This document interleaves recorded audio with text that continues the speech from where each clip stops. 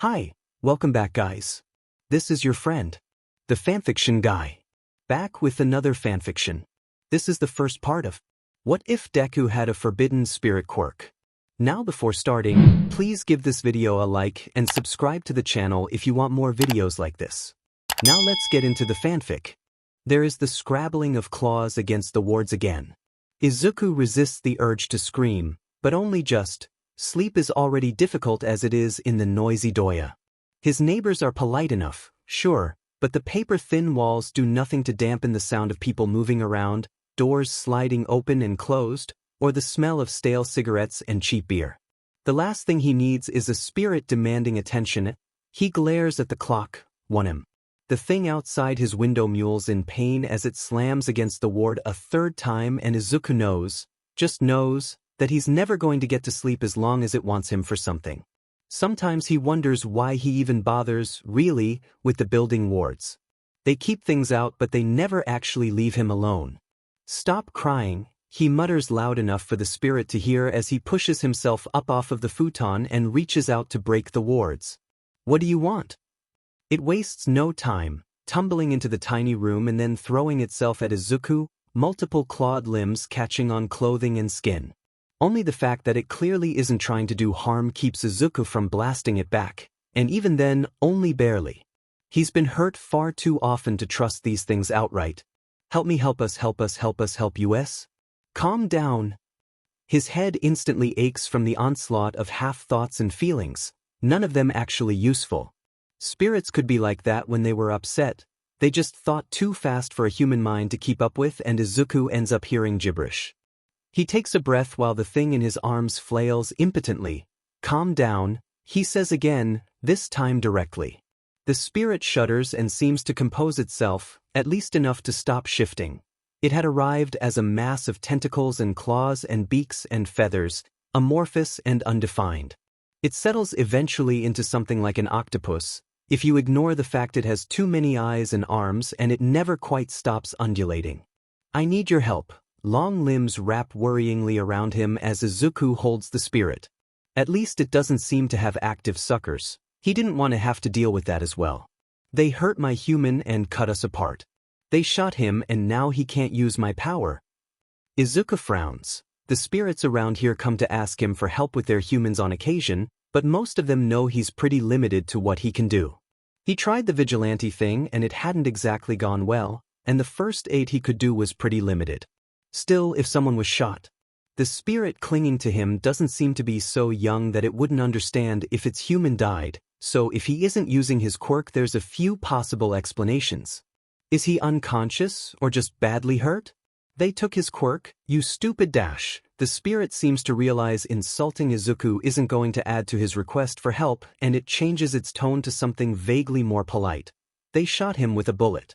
The other humans said it erased his quirk, even after they healed him.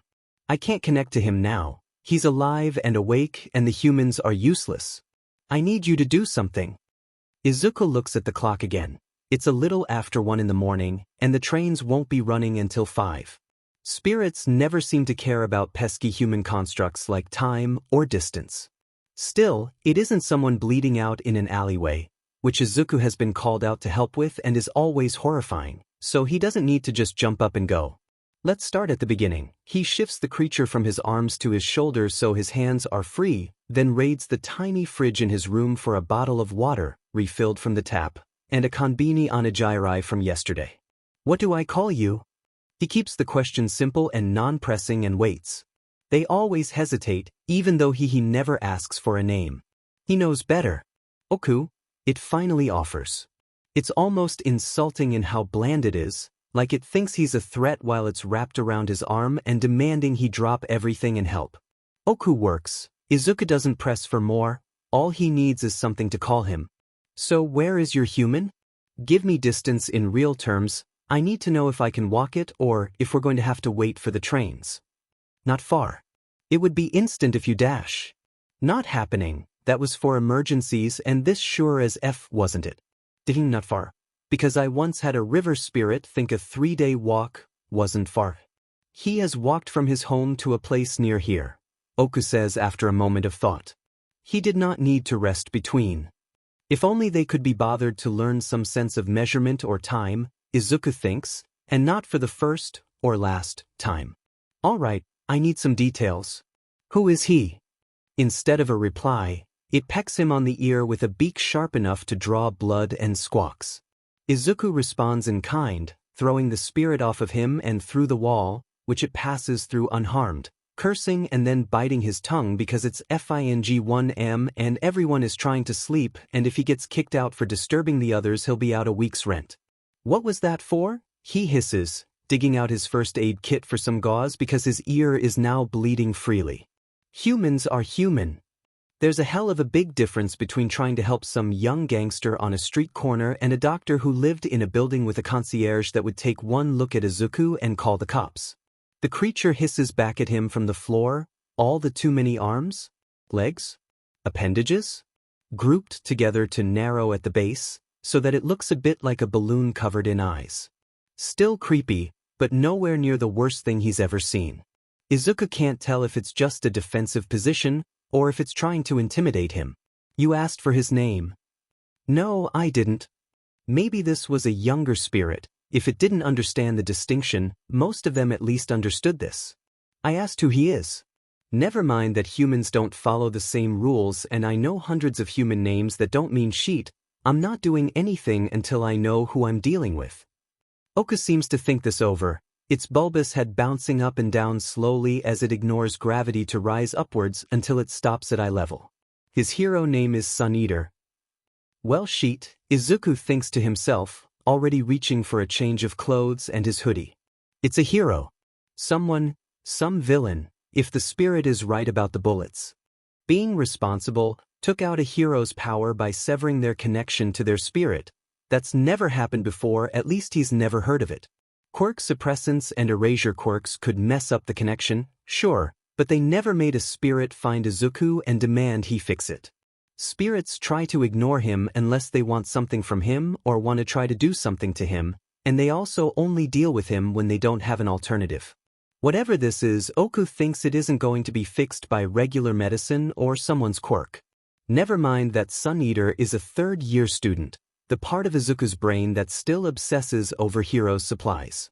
Everyone is doing internships right now. He's seen heroes and students patrolling together in various areas over the week, and oh god, the rest of his brain catches up and slams into the bit of him that still has too much sympathy. He might think he's quirkless. That twists in his gut, gnawing at the lone rice ball and threatening panic if he doesn't breathe. Are you sure I can fix this? He asks, even as he picks up his shoes from the corner. He can't afford to leave them at the door, his last pair were stolen, and slides his backpack over one shoulder. You're the bridge. The spirit offers, almost grudging in the title. I'll take that as a yes. Izuku quips dryly as he locks the sliding door and heads quietly down the narrow hall. You lot only ever call me that when you really need a favor. And what will this cost me? Oku's voice has echoes to it, Izuku thinks as he changes out of slippers into his red trainers. There are levels, worry mixed with a begrudging respect, impatience, and the quiet through line of fear. Izuku doesn't call him on it. He considers what he knows of Sun Eater from the UA Sports Festival while Oku floats beside him as he walks down the alley to the main street. For payment, you'll owe me a favor. Your power lets Sun Eater manifest various animal body parts, right? What are the limitations of that? Why do you need to know? More suspicion, once again. Because what I usually trade in is power. I do this for you and I can call on you to help me, usually by you channeling power through me for a specific job I need to do. So I need to know what sort of quirk that ends up being. They're both quiet as they continue, Izuku letting Oku lead as they make their way out Kotabukiko and heading northwest. The gambling dens are still busy here, and Izuku doesn't meet anyone's eye as they pass track-suited yakuza and the various old men who spent their nightly rate on alcohol instead of a roof over their head. The area's sheet and Izuku does what he can, but he's never much better. All of them are a bad day or week from being homeless. No one bothers him here.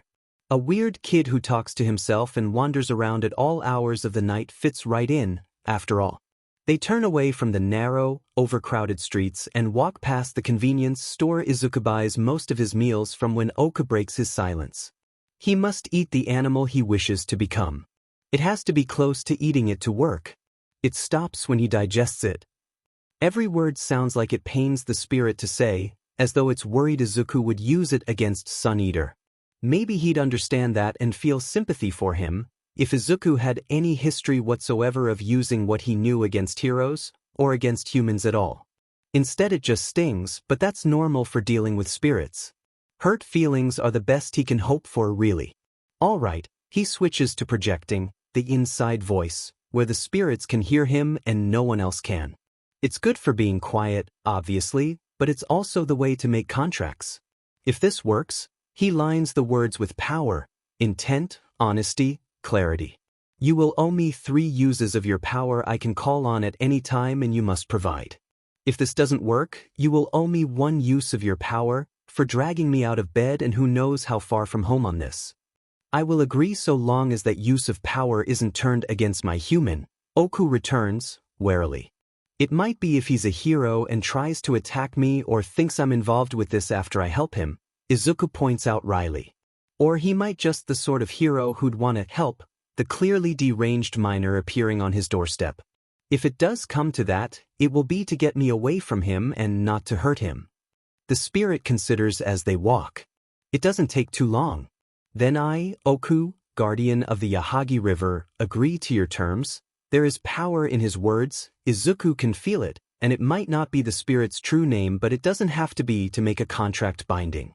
And I, Deku, will adhere to our agreement to assist you and your human to the best of my ability. Izuku returns, knowing the spirit can feel the power in his words as the contract tightens around them both, 1 more leash, 1 more tether, to join the multitude Izuku carries. He's Deku in contracts. He's Deku everywhere now, except in his own head. He has to be. He hasn't had a name in years. The apartment complex is a mid-rise and nothing special after walking for just over an hour to get there. It feels weird to know a hero in training lives here, but maybe that's what makes it a good place to live. Some heroes don't really separate their private and personal lives, while others strive to do so. It's never meant anything much to Izuku, of course. Spirits tend to stay around their chosen human, and Izuku can always recognize ones he's seen before. Which apartment is his? Izuku asks as they approach the building. Oku floats up ahead and then continues to rise, before disappearing into a unit on the 3rd floor. You're doing that on purpose and it isn't funny, Izuku tells him, but the spirit ignores him and leaves him to figure out his options. The building is tucked between 2 others, one looking like an office space, the other probably also residential. No balconies, just row after row of windows, many with AC units hanging out of one side. The front door requires a key or a buzzer code, neither of which Izuku has. Buzzing up isn't going to work if he doesn't know what the unit is. Never mind. Hi, I'm here to restore your quirk. Your octopus spirit asked me to, isn't likely get him access. He circles the building, annoyed at Oku for abandoning him, probably as some sort of test? Hazing? Regretting his agreement even though it had come to him? But the back door is, at least, more useful. It's got an old-style lock, and while he's sure there's cameras around, Izuku keeps his hoodie pulled up and the back door isn't nearly as well lit as the main entrance. His lockpicks come out from his backpack and it takes a little more than a minute to ease the door open from there. He takes the stairs up to the 3rd floor and then just searches for Oku. He can feel the starbursts of power of other spirits. There are more than 30 in the building at first look, but Oku is distinct, now that they have a contract, and waiting in an apartment without any other. Which doesn't mean Sun Eater is alone. There could be someone quirkless in there, but it's not likely. God, does Izuku know how unlikely it is. The light had been on when Oku had floated into the window. He hopes Sun Eater is awake, though he doesn't know if anyone would be able to sleep at all if they thought their quirk was gone. He knocks and waits, shifting from foot to foot. There's the sound of movement in the apartment and then a hesitation he can almost feel as he's examined through the peephole. The door opens an inch. The face that peers out at him looks bruised and pale, eyes dark behind messy black hair, and Sunny Eater's voice is so quiet it's nearly a whisper. I think you have the wrong apartment. Izuku shakes his head, trying to sound as confident as he can. He only has one real shot at this. I know this is going to sound weird, But I'm here because your quirk got messed up. Someone asked me to come by and fix it for you. No one told me anything. Sun Eater looks at him with narrowed eyes. Who are you? You can call me Deku, Izuku offers, struggling not to stutter. It's somehow easier talking to spirits compared to humans. I'm sorry for coming by so late, but I was only just asked by a friend of yours and it felt kind of urgent. I'm alone and I'm not here to hurt you, I just want to help you get your quirk back. Who sent you? Sun Eater asks, still suspicious. I don't think you know him, but he knows you. His name is Oku. It's the truth after all. Not that he expects the name to mean anything to Sun Eater, but at least it isn't the sort of truth that gets him called crazy.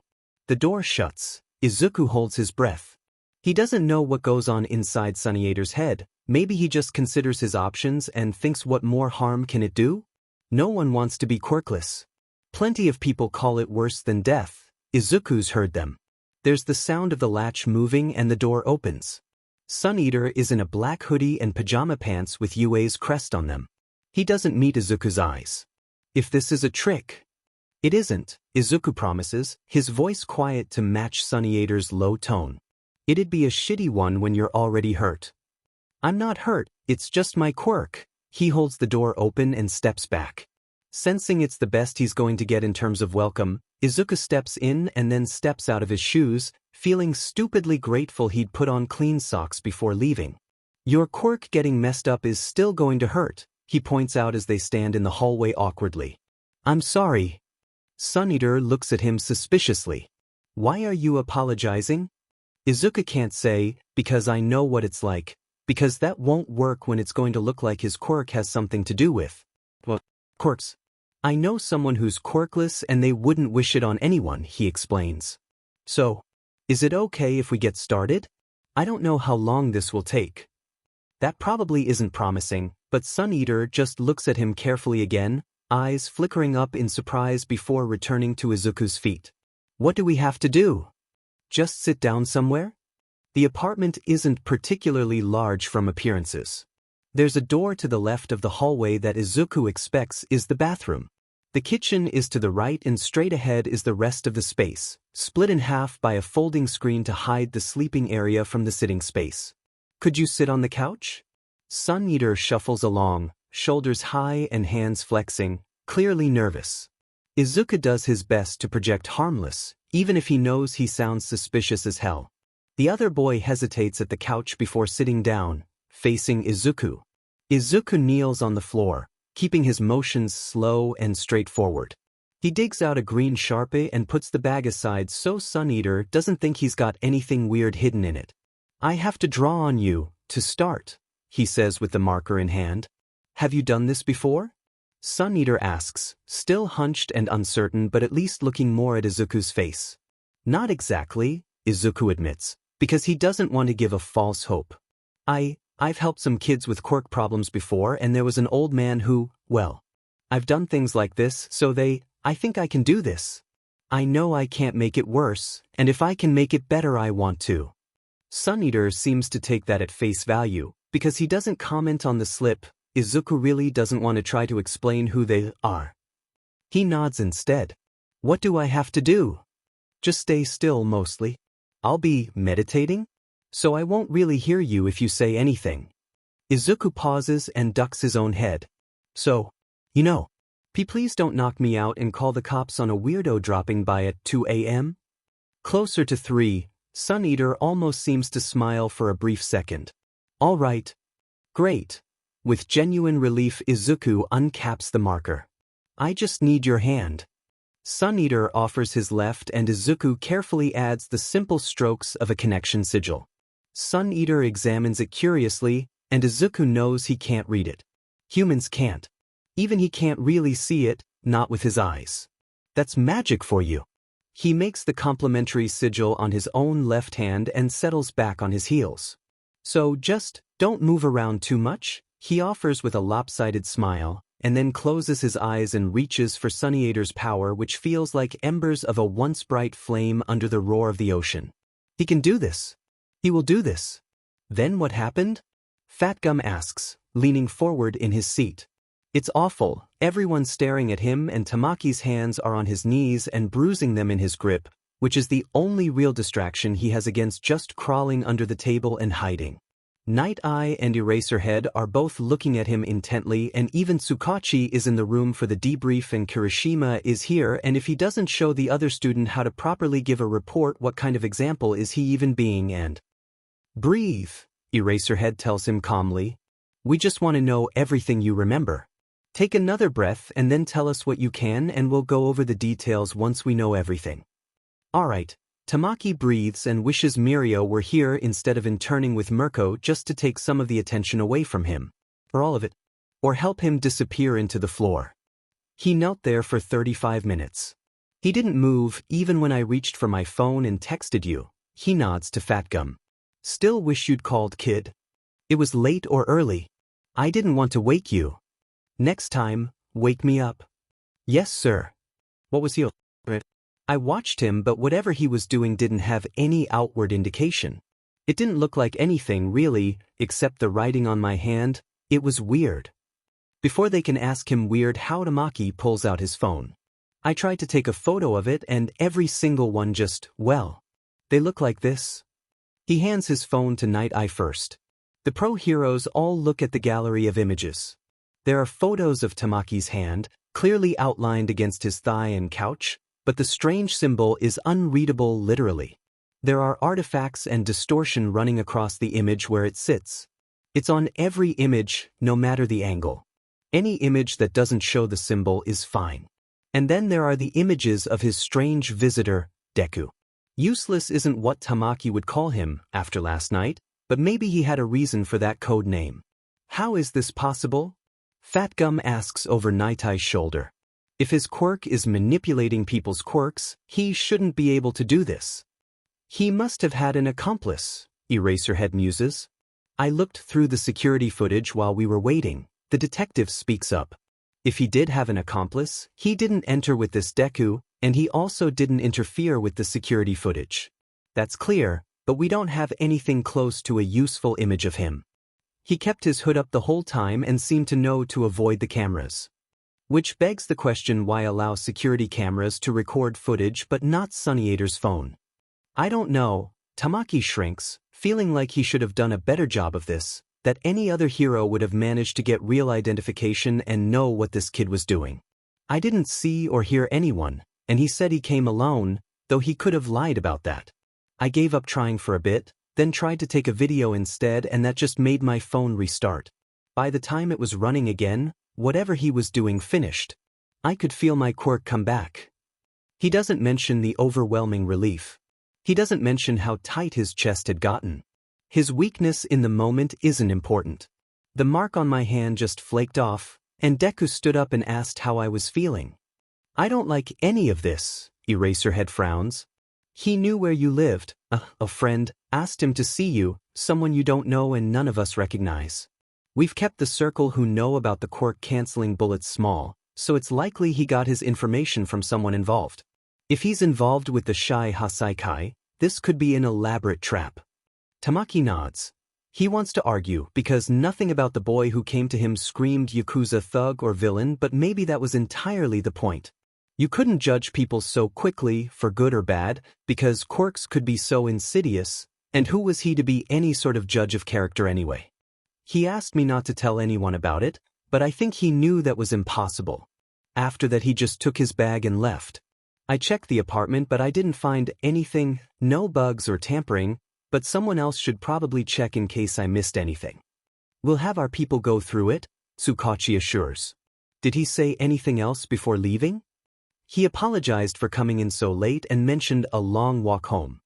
That could have been earnest, or maybe it was meant to deflect attention. And he seemed calmer, less uncertain after he did whatever it was that he did. You're very lucky, Nighteye says, gaze nailing Tamaki to the spot. That could have gone very poorly. Why did you let him in?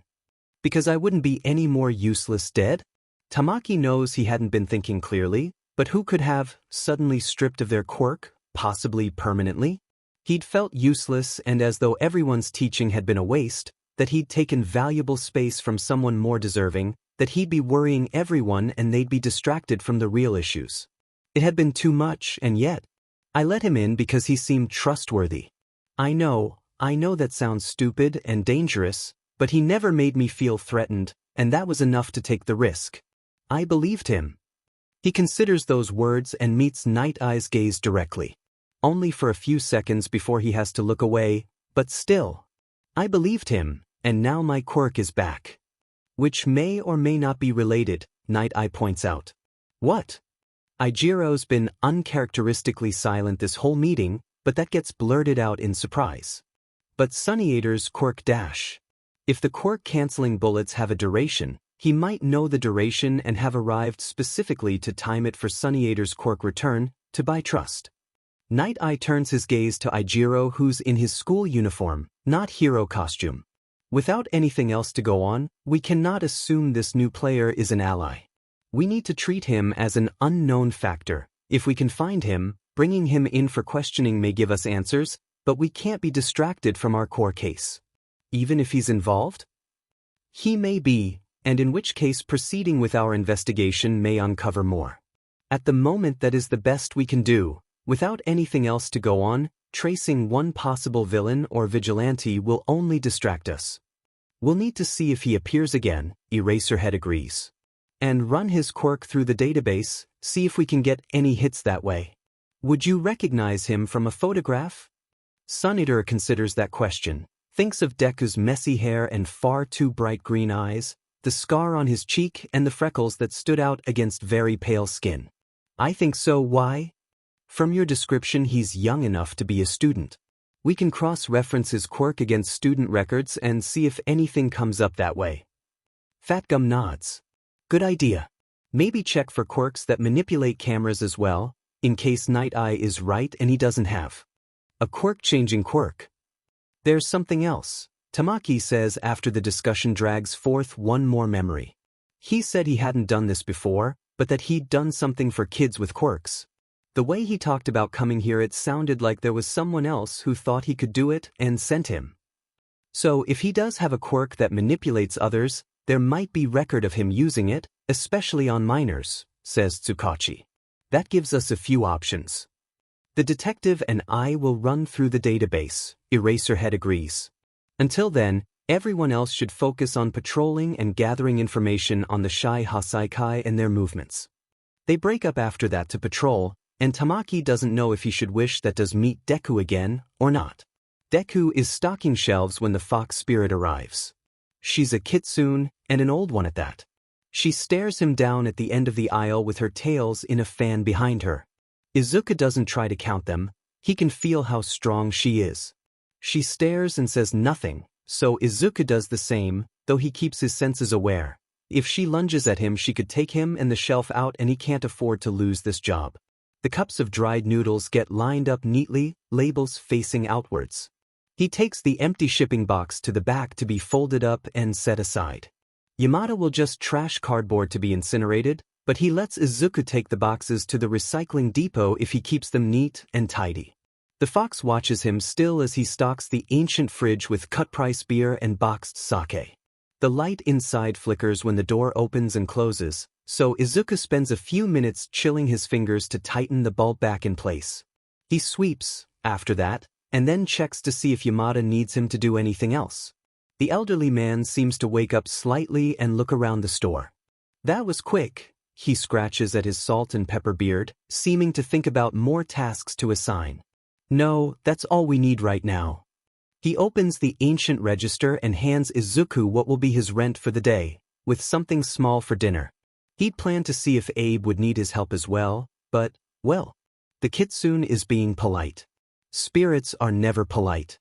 Yamada's little store isn't much more than a shipping container retrofit into a place the locals buy groceries, cigarettes and alcohol from, but the old man had once done a favor for the local mob, or so he told Izuku, and so they let him have his tiny business selling staples to the rest of Kotabukiko's poor and unwanted. The whole area had been dedicated to day workers, once, men from all over Japan, mostly the rural areas, working construction jobs and helping to build the brighter Tokyo everyone wanted to believe in. They'd needed a place to stay, and so the cheap, tiny flophouses doyagai, gave them a place to rest their head and wash the sweat off their backs before starting work the next day. That had been years ago, and the decrepit buildings remained, servicing the elderly, the poor, and most of all, the quirkless. Izuku ducks down an alley, the fox following at his heels, until they both stop at a dead end. Tucked against one wall is a man fast asleep on a bed of cardboard, a box over his head to block out the light, but they're otherwise alone. It's as close to privacy as Izuku can get these days. He turns to the spirit properly, and since she's not threatened, cursed, or attacked him, he bows a little. "Hello," he says curiously. "What do you need from me?" "Why do you live here?" she asks, blunt but not, Izuku thinks, antagonistic. There's a sense of stability from her, some distaste, perhaps, but no genuine dislike. It's one of the nicest receptions he's ever felt. Because it's what I can afford? Spirits don't ask about living spaces or human things much at all. They usually don't understand it. Why?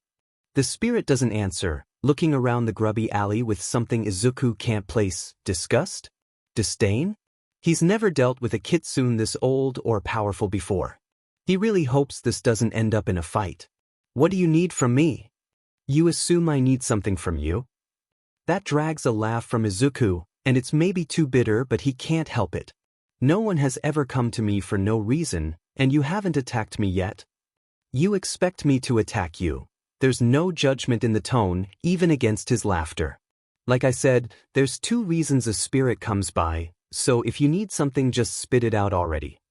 It feels too personal to project, right now, like the kitsune can read him when he's usually good at deflecting. "Is there something wrong with your human?" he finally offers. That happens. If they're young and you gave them too much power, or forgot to give them an off switch. Which happened more than he'd like.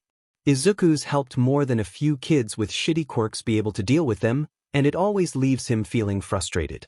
If the spirit was new and young, he could understand it a bit. Sometimes they really just didn't know better. Powerful spirits like this one are usually just selfish, though, and don't think about what their power would do to a person. They only care about the returns. The kitsune's tails sway in a wind Izuku can't feel. Eventually she ducks her head slightly. "You have helped the humans shot with the bullets that disconnect us." Izuku really hates those bullets and whoever makes them. There have been 2 others so far, and while it was getting easier to reconnect spirits to where they belonged, the heroes were catching on. The last one had been a first-year student named Uravity. She had tried to hold him after he'd fixed her quirk. He didn't want this sort of attention. The last thing he wanted was to be helped by someone who didn't understand. Yet another person would be another risk, since they'd probably be a hero, or worse, maybe a villain. Yet not doing something felt wrong.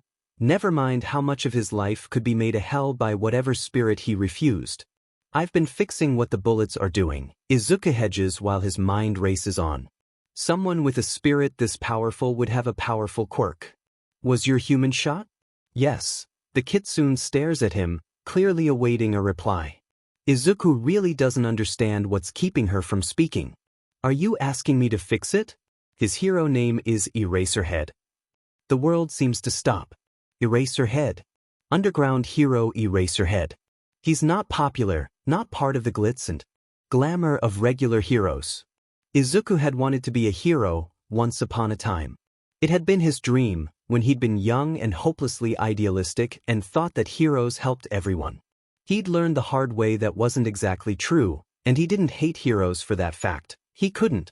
They were a product of the world, the same way that the doyagai he lived in were, the way the lean-tos and tents set up under the Shinko overpass were, the way doctors had looked at him and shaken their heads at his mother and insisted that he was hallucinating, that what he saw was a lie because he was quirkless.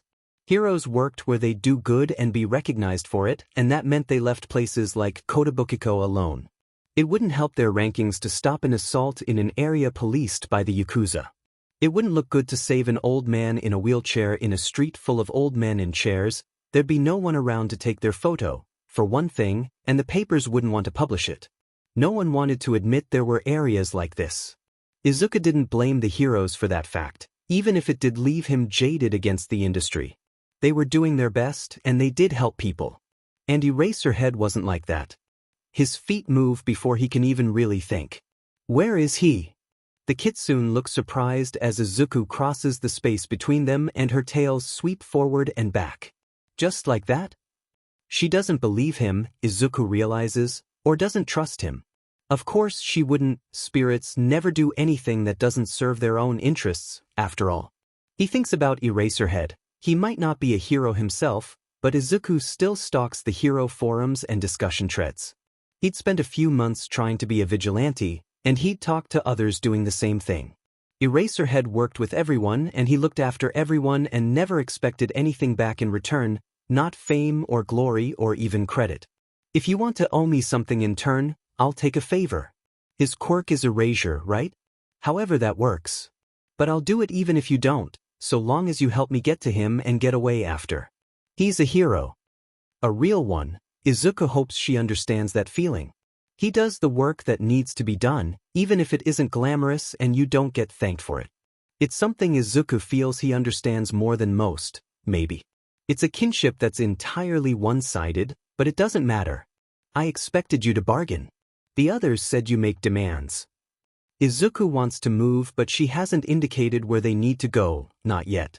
They expect me to make demands and get nervous when they don't know what I'll ask of them. They think I'll try to claim them and enslave them, or erase them. It's easier when there are rules. He hopes she'll understand that, as old as she must be. So if you need assurances, I, Deku, will assist your human in exchange for a use of your power to be called on at any time, and for your assistance in helping him and helping me get away after. He waits. She stares at him, her tails moving faster now, almost agitated. He stares back and very suddenly she looks away. If Izuku didn't know better, he'd think she was embarrassed. It strikes him, very suddenly. This is a trap, he breathes out, the reality a dawning horror. Me, did they let him get shot just to get to me? But why would they risk that? Why would one of the best underground heroes risk that when they don't know him? He volunteered, his spirit says, her voice deeply conflicted. They recovered a weapon after a fight and he volunteered to be shot so that you would come. They are afraid and desperate and they want answers. Answers to what? You can't want me telling them about you, not that they'd believe me, no one ever does. And he was not going to dwell on that, because that was a one-way ticket to a very bad day and getting nothing useful done at all. The ones who make the bullets. They have a child. They are working with others. It is getting more and more dangerous. My human is worried that his children will be at risk, one was hurt already. Sheet, if Eraserhead has kids involved, maybe that would be reason enough for this crazy scheme, but still, I don't know anything about that. They don't know that, she points out patiently. They only know that you know who has been hurt, every time, and that you undo what was done. They have no other leads. Why is this my life? Izuku asks, though he didn't expect an answer. The best the spirits ever give him is that it's his own fault. He's a monster, a horror, defiler of their magic and whatever else they want to label him as. He isn't supposed to exist, as far as they're concerned, and they never hesitate to remind him of that. His life has never been entirely his own, and most of the time he's come to terms with it. Today is going to SCK. All right, well, Izuku takes a breath and sighs. Where is he? You will do this. No, I plan to find him and then point and laugh. Izuku grits his teeth. I'll figure something out. I'll need a plan, but for that I need to know where he is. The kitsune's head quirks to the side, thinking, before she shakes her head and shifts onto all four legs. He is in Chiba. There is an apartment with other heroes and surveillance. He can't walk to Chiba, Izuku knows. It would take most of a day to get there if he tried. The trains are running, but a round-trip ticket would run him a day's pay. At least it isn't worse. If they'd been trying to test his range and gone further out, he might be choosing between a ticket and next week's rent. He's slept rough before, but he'd really like to avoid it. Izuku needs a plan, and a good one, but at least he's dealing with a spirit who seems to understand human things more than most, like cities and apartments and surveillance. What do I call you to start with? She doesn't hesitate. Tamamonome. The name comes almost as a shock because while it isn't her name, not her true one, it's still a name with power attached. It's old, and means something to her and she offers it to Izuku without hesitation. He swallows around the lump in his throat. I'll head to Chiba, but I'll need to get some things first. Can you check on Eraserhead and see if you can get his phone number, or one from any of the heroes watching him? If the spirit could manage locations, it can hopefully manage numbers. I can try. How will you find him if I leave? I can call you, he assures her. But have a name, any name, that's enough to send you a sort of mental tug. Once I get to Chiba, I'll let you know, and we can make plans from there. She walks around him once, tails passing so close he could touch them if he wanted to, and then she nods and bounds off without a word. Eraserhead, Izuku thinks as he heads back to his rented room to get some things, a plan already formulating in his head. If he's going to risk his neck for a hero, at least it's someone he genuinely likes. Shota's eyes hurt from staring at paperwork and screens for too long, but he ignores it with practice born of years of ignoring discomfort. It isn't like he has much else to do at the moment. He has the case files for the Shie Hassaikai memorized at this point, and it still doesn't make their options any easier. The League of Villains are clearly involved now, but cooperatively or absorbed into the larger group. Is Shigaraki playing a long game, and if he is, do they have time to stop it? Has the little sheet learned patience, or is someone else guiding him along? All for One had mentioned making sure Shigaraki was looked after, but he'd been intentionally vague on what that meant, only that he expected great things from his disciple, and great things when AFO was involved always meant great chaos for heroes. He looks up at the monitors in front of him. One has additional files, the other shows the security monitors for the building, which remains unchanged. Deku's current MO suggests he'll arrive in the next 3 hours, and they'll be ready for him. It's a risk. No one had liked it, and Hisashi still isn't speaking to him, but Shota knows it's a necessary tactic, and one he's uniquely capable of taking. Out of everyone involved in the case, of everyone who knows about this kid, Shota's the one with the most expendable power. His quirk hasn't even worked all that well since the USJ incident, and he's still more than capable of holding his own without it. If it means this kid will show up, that they can find out what the hell he's doing, who he's been caught up with, what they're making him do. He tries to shake the train of thought away, but it's difficult. Out of the reports they have, from Amajiki, Takagi, and Uraraka, all hit with the erasure bullets, they've painted an uncomfortable picture. Deku's a child, 12 or 13 at best guess, and looked after. He's had some combat training. Uraraka had described how he'd avoided her attempts to secure him, which included jumping off of the balcony of the dorms she and Azui were sharing for their internship. It had been a 3-story fall, and he'd taken it without any apparent injury, which was suspicious in itself, as was however he'd managed to enter the building in the first place. It looked like he'd scaled the apartment, which wouldn't be easy for someone of his apparent height and build. He hadn't planted any bugs, or even asked anything of Uraraka save that she let him go for helping, which implied he was genuinely trying to help, but he clearly knew who was shot and when, which implied that he was involved with the bullets. Everything about him didn't quite add up. His phone rings and he picks it up instantly, the number Nighteye's private line. What? We may have a bigger leak than we thought. Nighteye doesn't waste time. He knows this is a trap. Shota winces. They'd assumed someone was leaking information about who was hit, likely through the police, but the specifics of this plan are supposed to be secret. What makes you say that? Has there been movement? Nighteye's voice is tense on the line, annoyance and frustration slipping through when he rarely allows it to show. No. He called my office from a payphone inside an internet cafe. They don't have cameras for us to pull from, apparently. He spoke with Bubble Girl first before she put him through to me. His message was, I'm not walking into a trap, but it's stupid that Eraserhead took out his own quirk. What are you even thinking? If you want him to get it back, he can meet me alone at Matsugauka Park. He gave details for a specific bench along the northern edge of the park. Shota says with feeling. This was supposed to be closed circle.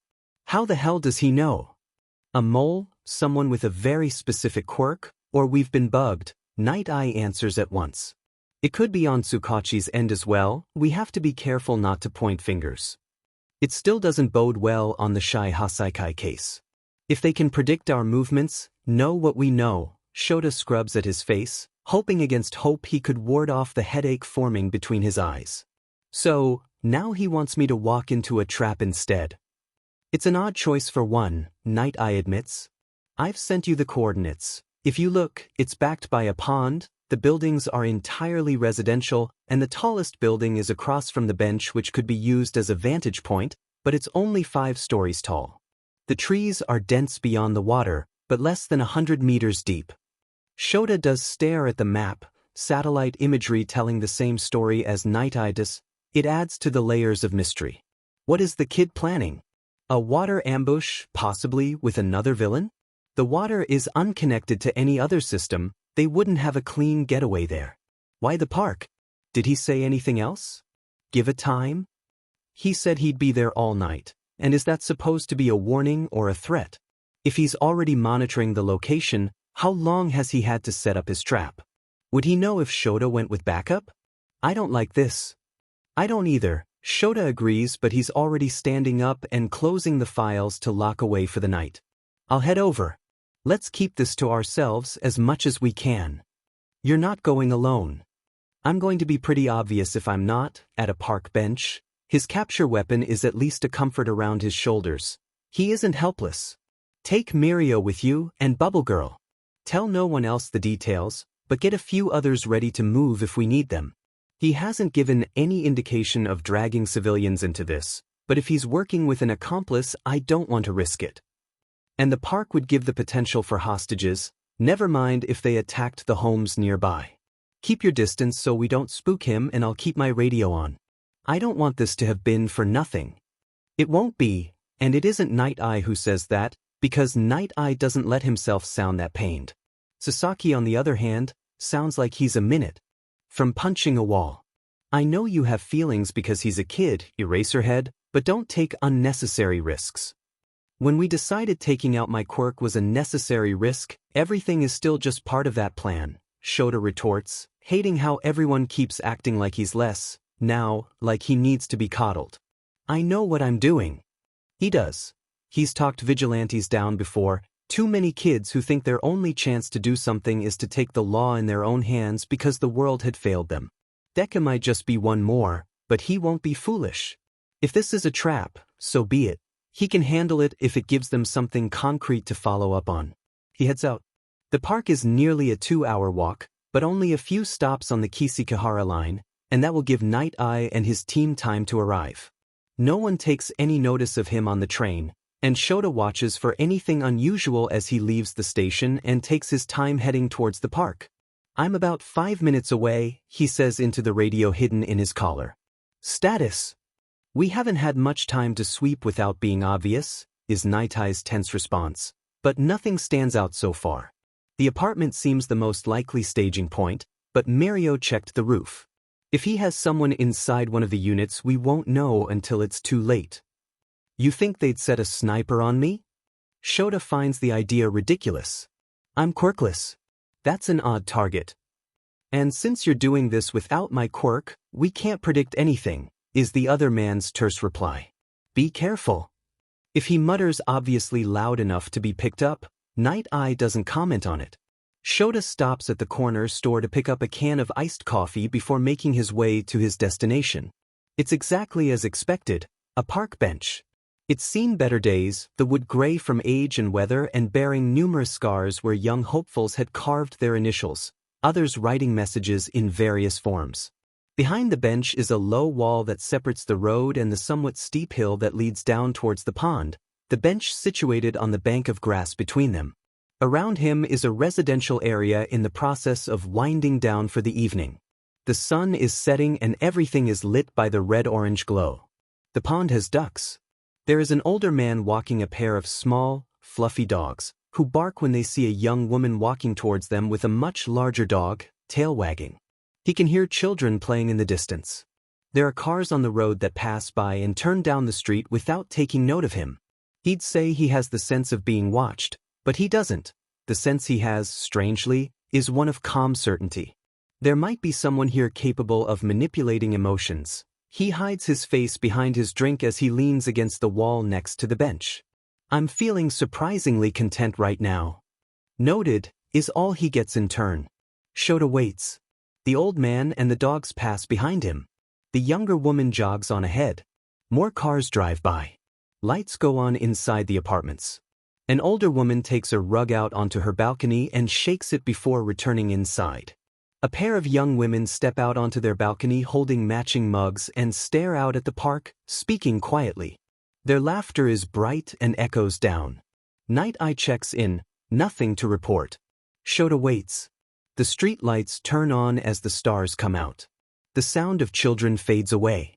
His drink is empty and the caffeine doesn't seem to help, but when does it ever? Traffic begins to fade. An elderly man on a bicycle smiles at him as he rides by. The minutes tick on and become hours. He tells Nighteye to pull further back. Maybe they're being watched.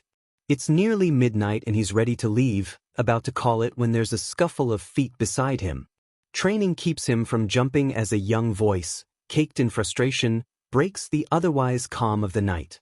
You were supposed to sit on the med bench. Shota gets a good look at Deku and sees the reports are accurate. He's short, young, and looks underweight despite his oversized hoodie.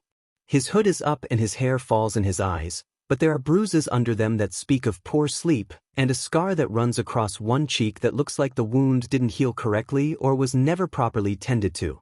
His clothing is clean, but well-worn, either owned forever or purchased secondhand.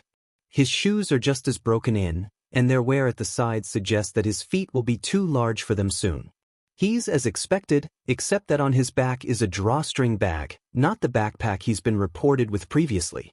And while his voice is angry, his shoulders are high, his body is tense, ready to flee, his hands are flexing at his side, and his eyes roam everywhere but constantly come to rest not on Shota, but to a point a foot or so to his right, almost behind him. All of that registers in an instant. He doesn't take his eyes off of the child. I'm sorry. He isn't at all. He'd checked the bench just in case, and while nothing looked suspicious, he didn't want to risk it. I was worried I'd fall asleep if I sat down. That seems to throw the kid good. It's not what he expected, and Shota can see his brows furrow and his lips move silently before he speaks again, seeming to choose his words more carefully. The whole point was that you'd sit and I'd fix your quirk at a distance. I shouldn't even be here. But you are. Shota keeps his hands loose and easy at his sides, his body language open, knows that Nighteye and his team can hear every word of this. You came to help.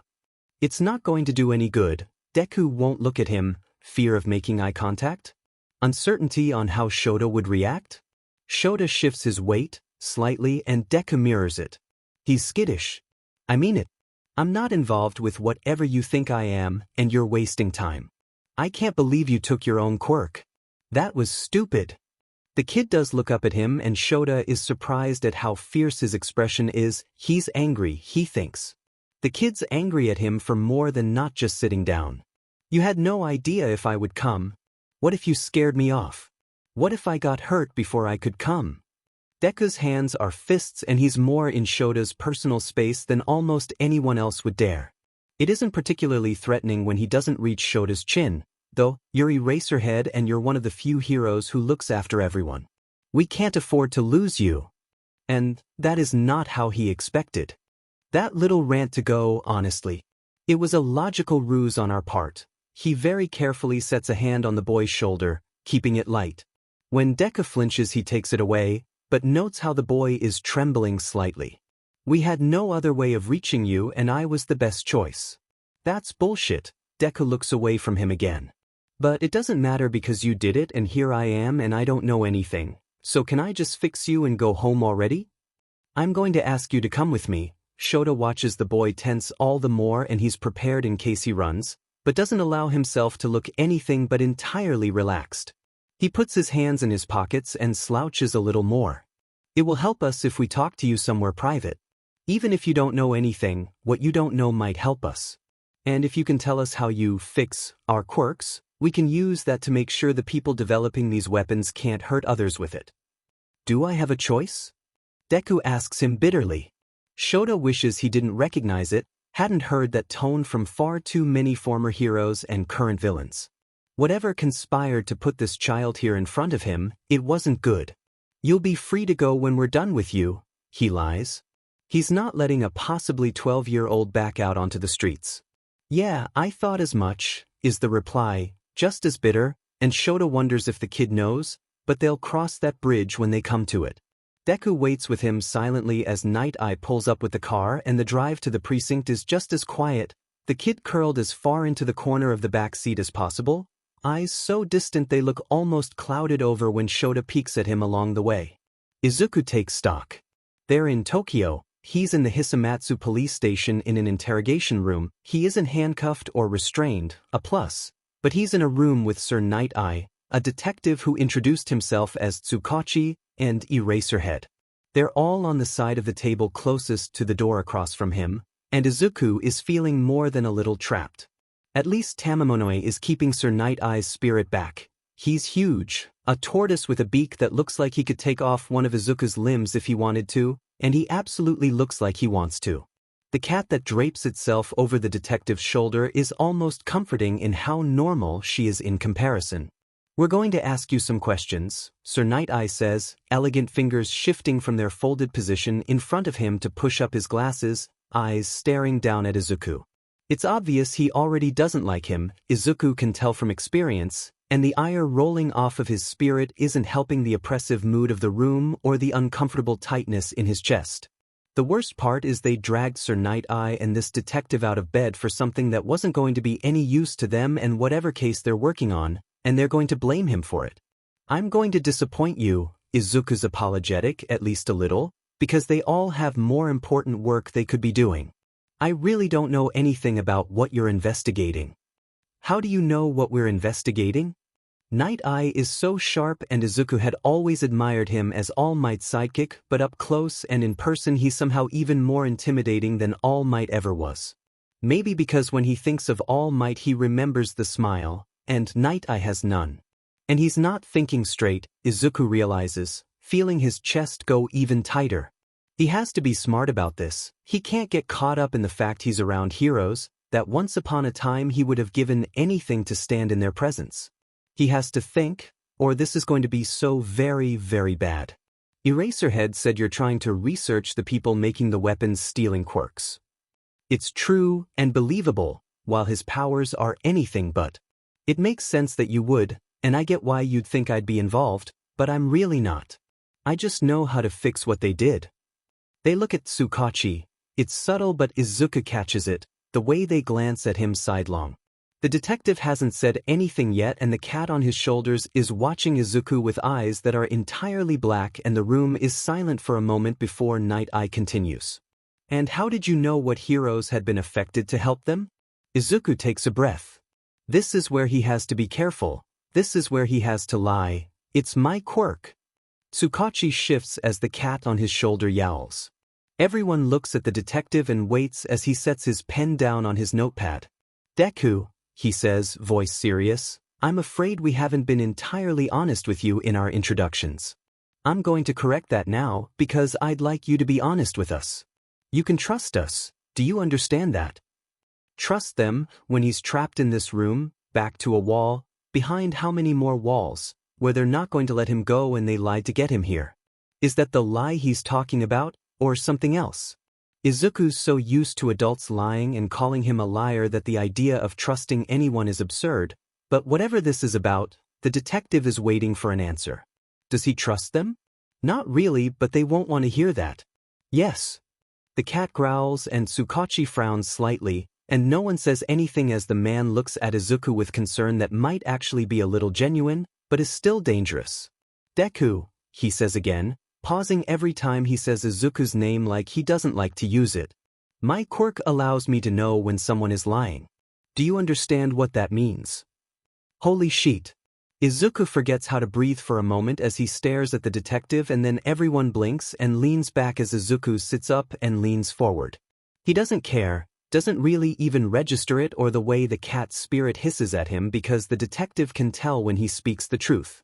"How does that work?" he asks, mind already thinking about applications and maybe, finally, help. Does it understand partial truths?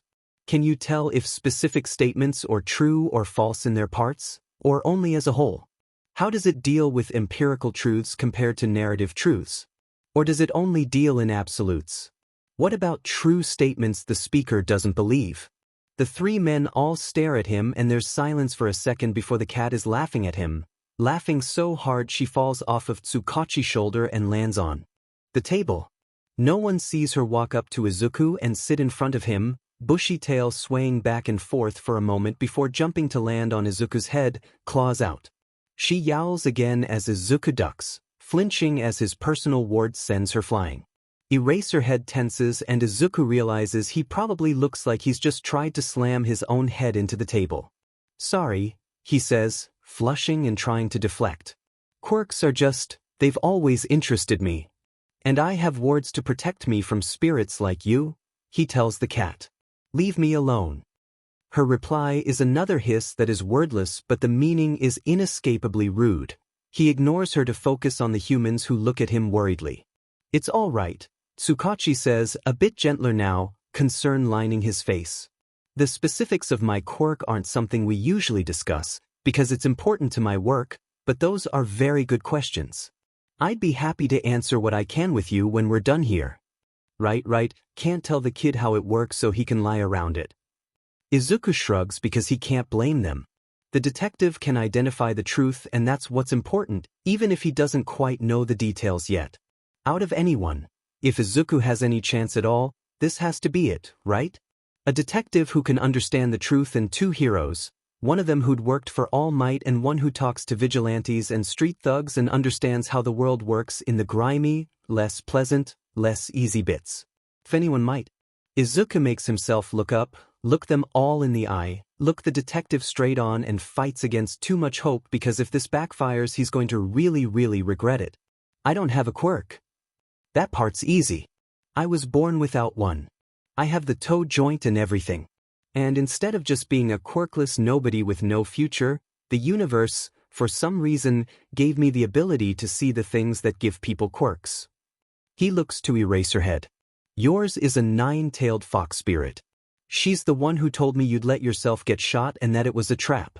That's why I knew you'd done it, and why you'd done it, and where you were, and how I got Sir Nightaye's number. His hero agency information is on the front of the folders you were reading. There is a very long pause. Izuku is pretty sure he could hear a pin drop. He can absolutely hear the racing of his heart in his ears. The spirits in the room are laser-focused on him. Bold, says the cat, finally actually speaking to him directly as she climbs the detective's back to settle on his shoulder once more. It won't work. Spirits. Nighteye finally breaks the silence and he doesn't make it a question, but a statement. Izuku's used to the disbelief, is all too familiar with it and with the cold stare that accompanies it, but it never stops hurting. Yours is a tortoise, he presses on, feeling more desperate. Tsukachi's is a cat, a long-haired orange one. Everyone with a quirk has one. There's another silence, this time the detective breaks it. I see. His voice is carefully modulated, carefully easy, like Izuku is a wild animal or a violent drunk. And you're the only one who can see them, Deku? Do they speak to you? Do they tell you to do things? Izuku's heart sinks to his feet and then through the floor and ice fills the hollow in his chest. They don't believe him. Even knowing he's telling the truth, even the detective doesn't believe him. No one ever believes him, except his mother, and she's gone and this happens every time and he's so very tired of trying and failing and paying for that failure. He pinches the bridge of his nose to prevent tears. He needs to do damage control. Maybe he could clear the ward he's wearing and ask the cat to attack him again, but knowing her she'd ignore him, and asking the tortoise would probably actually result in losing a limb which might prove something but would probably just prove how desperate he feels. It's fine. He's dealt with this his whole life. What's 3 more people, heroes, who think he's crazy? It's better than the alternative, better than slipping and hurting someone. Look, he begins again, feeling like it's a lost cause but trapped now. It's the truth, but you don't have to believe it, it doesn't change . Will they believe him if he can prove something? Is it worth pressing on? He has Eraserhead's quirk to fix, after all. I mean, quirk suppressants don't work on me, you can check my foot, and, well, I don't know what your quirk would do, he tells Eraserhead, but I doubt it'll do anything. I'm happy to try once we fix it. Let's talk about how you fix it. Eraserhead seems eager to move on, but Izuku can't tell if it's because he's uncomfortable, annoyed, or just tired. You wanted me to sit on the bench. Why? It's not going to make a lot of sense, Izuku warns, because usually he'd lie, but if he can't, they're really not going to get it when they won't believe the basics. Can I borrow your pen and some paper? He asks the detective. You took my backpack. Which he'd planned for, thankfully, and they won't find anything useful in it, but he's out of tools unless he cuts himself. When he has the pen and a scrap of paper from the detective's notebook, it's easy to write a sigil. You can see that, but none of you could copy it if you tried, right? They all examine it like it's a bomb, which would be hilarious if he wasn't, in police custody. Nighteye even takes out his phone to take a photo and frowns at the result. Honestly, the easiest answer you're not going to like is magic. Sorry, but it's magic. It doesn't exactly work with technology, and you have to have a certain something to read or write it. Don't ask me what the certain something is, because I haven't met anyone human who can, but I have found old books and things written in it, so people must have been able to years ago. Probably back when it was easier to believe in. Anyway, he's rambling again, but they're listening, and Izuku doesn't even realize he's leaning forward over the table or how much more engaged he sounds. Different sigils work for different things, though I can't use most of them. I can use that one. Izuku taps the paper. He's simplifying, but he has to. It lets me connect? Let's go with connect. If I have a sigil and you have a sigil, I can connect to you and look closely at how your spirit is connected to you. They're like lines? Magic lines? Like a leash between you? Spirits are basically parasites, though lot have learned to be beneficial over the years, but anyway, He gestures with his hands to try to describe something that he really does not have the right words for. Once I'm in there, I can look at how things are supposed to be connected and reconnect them. It was tricky the first time, but it's gotten easier now that I have practice. And he's rambling, Izuku realizes, despite his best efforts, and they absolutely must think he's insane now, but it's a bit too late to swallow his words, even if he wants to swallow his tongue. I was pretty sure I could channel into you if I carved my sigil into the bench and you sat on it long enough, so I was waiting a few streets away, but you never Saturday. He'd set up a circle to amplify everything and protect him, but without Eraserhead sitting down it didn't matter. The room goes back to being silent. Has anyone told you that you talk too much? Asks the cat spirit, yawning. You're not helping, says the kitsune. Who said anything about wanting to help? The cat retorts with something suspiciously like a snicker. This is the most entertainment I've had in months. Izuku has to ignore them and focus on the task at hand. Luckily no one's noticed him being distracted. All right, Nighteye finally says. So you can repair quirks? How did you learn how to do this? At the same time Eraserhead asks, can you do it now? Izuku shrugs. I can if you want to watch. And I just learned, when Sunny Eaters came to me, I was figuring it out then. You told him you'd helped others, however. Crap, he had said that, and Sun Eater had told them. Some people's quirks give them trouble, so I've helped them, but not like this. And only when they've asked. It's usually when they can't turn things off. You can turn off quirks? Eraserhead's eyebrows are in his hairline, and that's the biggest reaction he's seen from the hero yet. Not exactly? And isn't that a terrible question he will not answer? I can teach them how to turn their own quirk off though. Nighteye sighs and rubs at the bridge of his own nose, under his glasses. Why don't you show us how you can fix Eraserhead's quirk for now? Well, that is why I'm here, Izuku agrees. They probably want to stop this and go home and rest. It's late and he's been wasting their time. Can I have your hand? Eraserhead holds his hand out across the table. Everyone watches Izuku intently, like he's going to stab the hero with a ballpoint and make his daring escape past All Might's former sidekick, a police detective, a steel door, and an entire police station's night shift. Izuku tries not to feel hurt about that fact. He'd gone to them when he knew what it would mean.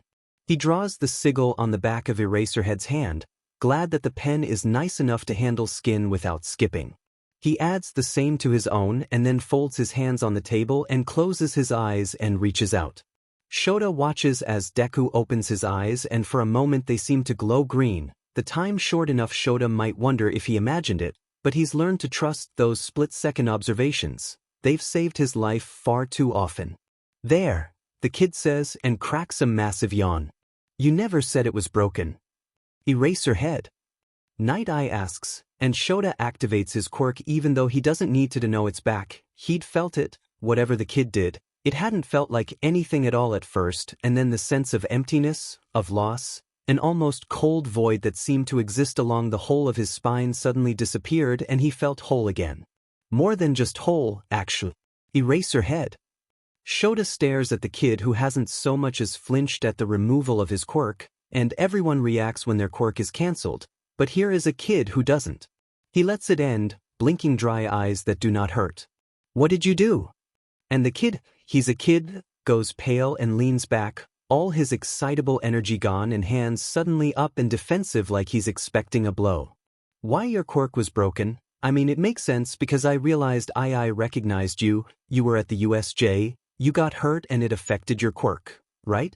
Since I was putting it back, I fixed it. Shota's eyes narrow. At the USJ? Was this kid there? Do you want me to undo it? He takes a steadying breath. Whoever this kid is, whatever he is, he's scared, or good at acting, and there's no decent way to treat him as anything but a scared kid for now. He relaxes with effort and shakes his head, looking to Tsukachi and Nighteye and nodding to them. No, it's fine, you just surprised me. How old are you, Deku? And that's Tsukachi, focusing on the important details. The kid looks at the detective with a frown, like he knows he can't lie. 16. What? Shota realizes he said that out loud. You don't look 16. The eyes Deku turns on him are baleful. Wow, haven't heard that one before. You sure are an observant hero, Eraserhead. Shota figures he probably deserves that, but doesn't miss how the kid blushes and ducks his head in embarrassment right after, like he only realized what he'd said after the fact. He's a conundrum. All right, well, can you tell us your actual name? Tsukachi continues after clearing his throat. Your parents must be worried about you. That I can't do. Deku's fists clench on the table. I don't have a name, not anymore. My mother, she's dead. No one knows where my father is. There's a pause as the kid takes a steadying breath, and he speaks into the tabletop. I guess asking you to just let me go now that we're done is pointless? Tsukachi shakes his head and Shota watches as the kid sags but doesn't show any anger. I'm sorry, Dad. We'll hold you here for tonight and make sure we don't have any other questions, and then we'll contact the services for minors, if you don't have any current legal guardians. It wouldn't be ethical to just let you go, young man, you must understand that. Deku breathes out and stares at Shota with a gaze too dark for comfort. So that was another logical ruse? Shota thinks. He deserves that too. It was necessary. Deku's expression doesn't change and Shota feels like he's being judged, and harshly, but Deku's voice is steady as he speaks, the words cutting. Is it easier to call it that instead of admitting you lie? I'm just asking for a friend. Shota doesn't get to reply. Nighteye stands up, motions sharp and agitated. We're done here, he declares and marches out without even a farewell. Shota hasn't seen him this agitated in a long while. The case must be getting to him. They lead Deku to a holding cell. He asks for his backpack, which proves to hold a beat-up novel, a bottle of water, a granola bar, an emergency blanket that's clearly seen use, and a thin green woven blanket that's somehow even more well-worn. There's debate before they give him the items, but not the backpack itself. Whatever Deku thinks of that he doesn't say, just rolls his eyes and settles onto the futon with his blanket wrapped around his shoulders despite the heat. They find Nighteye pacing by Tsukachi's office, moving like a tiger with pent-up energy despite the late hour. Shota just wants to sleep. The kid missed his mark by suggesting Nighteye would ever be connected to a tortoise. What set you off? Beyond the obvious? Nighteye hesitates as Tsukachi opens his office door and invites them in to debrief. How much of that did he think was the truth? The detective sighs, shoulders slumping. Essentially, all of it. He believes every word. He moves to his chair behind his desk and sinks into it. Nighteye sits in the second chair, Eraserhead leans against the wall. Spirits, age, everything. His quirk is something else, Shota points out. If anyone finds out about it, they'd take advantage of him. You're suggesting they haven't already. Nighteye steeples his fingers as he leans on his knees. He was speaking to someone while talking to us. I recognize telepathy when it's in use, and he was communicating with someone. Couple that with his ability to seek you out and knowledge of your position and the trap, and his ability to find our interns and Fatcom's assistant, I think it's safe to assume someone is using him. Perhaps without his understanding of it. You think he's being conditioned? I think you've forgotten how All for One works. Nighteye's voice is harsh. He can give quirks to anyone, including the quirkless. A young boy without parental figures? He already made Shigaraki. What if he was making another? This child appears right when we need someone to assist us with quirk-destroying bullets that were created by an enemy of the League of Villains? It's like his quirk was made for this, and this sort of long game is exactly what All for One does. The Yusei, Shota feels sick. He said he recognized me. Exactly, Nighteye nods. He may have been involved even then. He might just be a very ill young boy, Tsukachi interjects, the voice of reason. I don't think we should label him without evidence. They all consider that Shota wants to believe the kid is as he looks, young and unsure and afraid, but there's something to his eyes that suggests something darker. I used my quirk a few hours ago. Nighteye pushes himself up and sways slightly, but for Nighteye it reads like he's standing in a gale. Shota moves to his side instantly. I'll check him tomorrow in the evening. If he's connected to the League or the Shie Hassaikai, that will tell us. In the meantime, Sasaki, Shota sets an arm on the man's shoulder to steady him. You're going home to sleep. You're one to talk, Aizawa. That's why I'm saying it. If I can tell you're sleep-deprived, you have a problem. Go home. We all need some sleep. The police can watch the kid for the night, and I'll sleep at the station just in case he does try something, all right?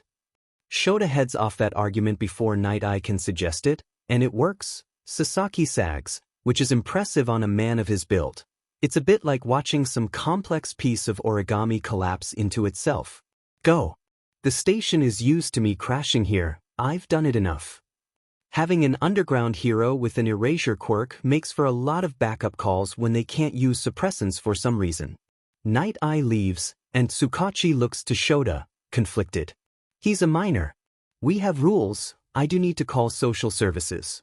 It's going to be difficult to trace him without a name, Shota points out, but there might be an alternative to that, if he makes a call. But when you do, we should see if he's been in the system, if he's had abusive foster parents, or if they've sold him out. It might give us a lead there. And it wouldn't be the first time, especially if the kid started quirkless the way he said. For now, check the system for quirkless kids in care. I know that's a high percentage of them, but we might lucky. Assuming that part was the truth and not brainwashing, it might make him easier to find. We can hold him for 36 hours while we run things. Tsukachi is already reaching into a drawer for paperwork.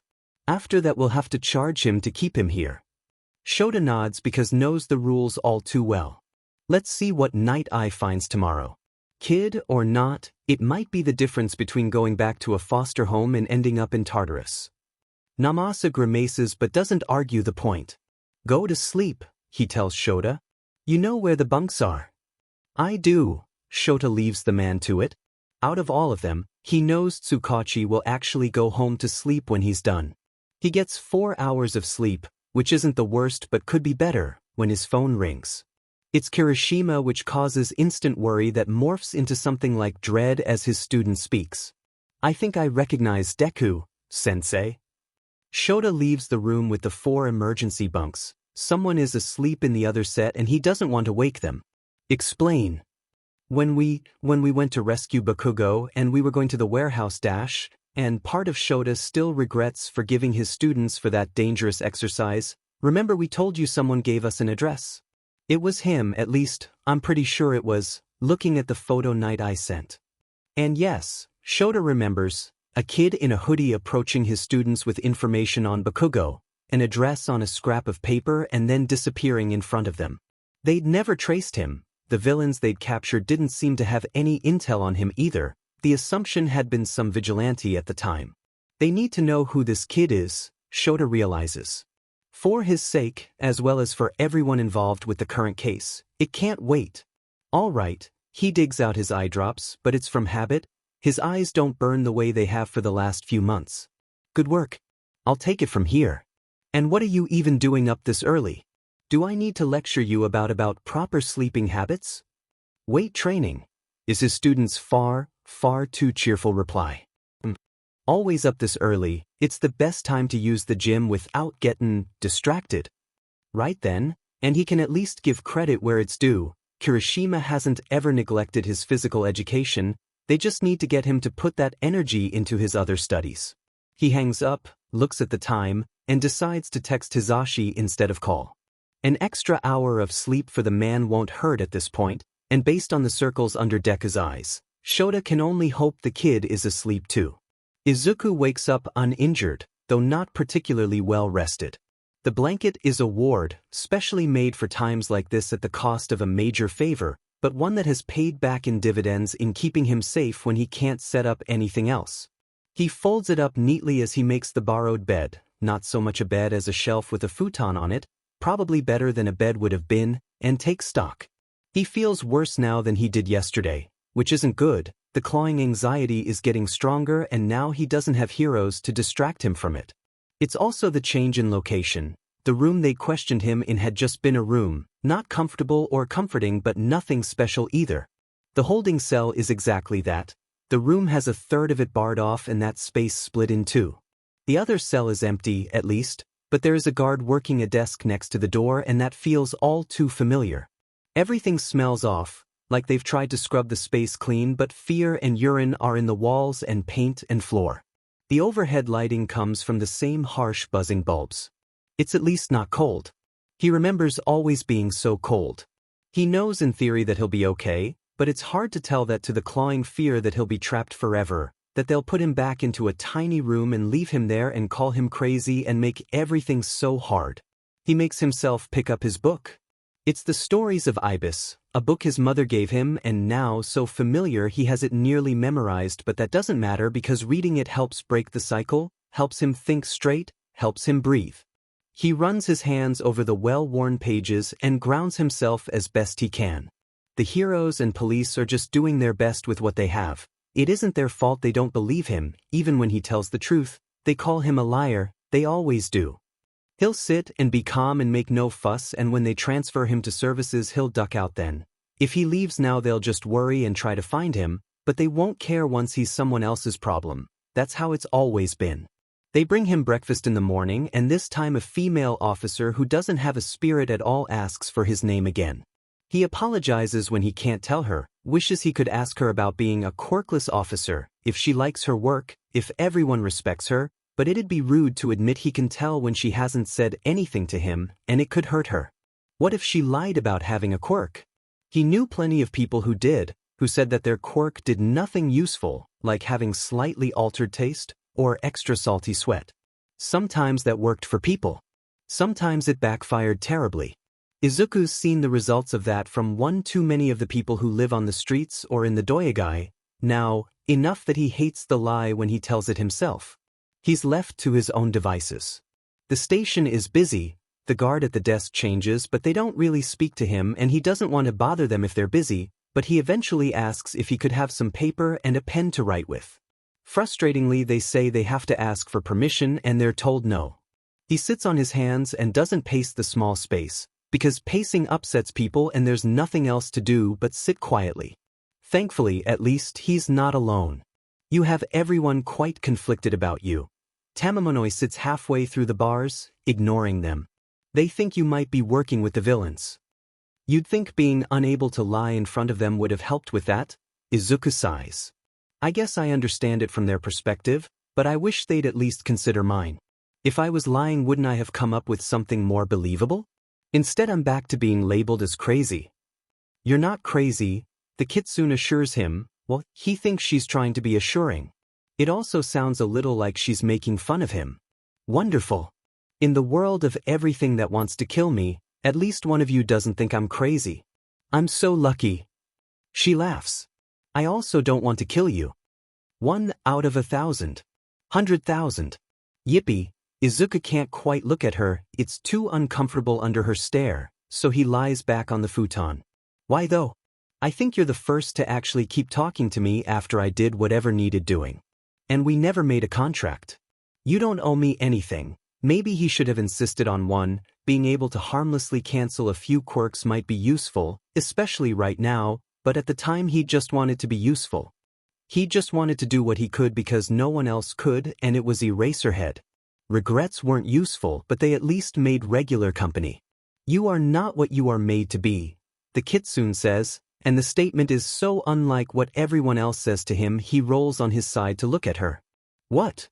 You are not what you are made to be. You are not what you are made out to be.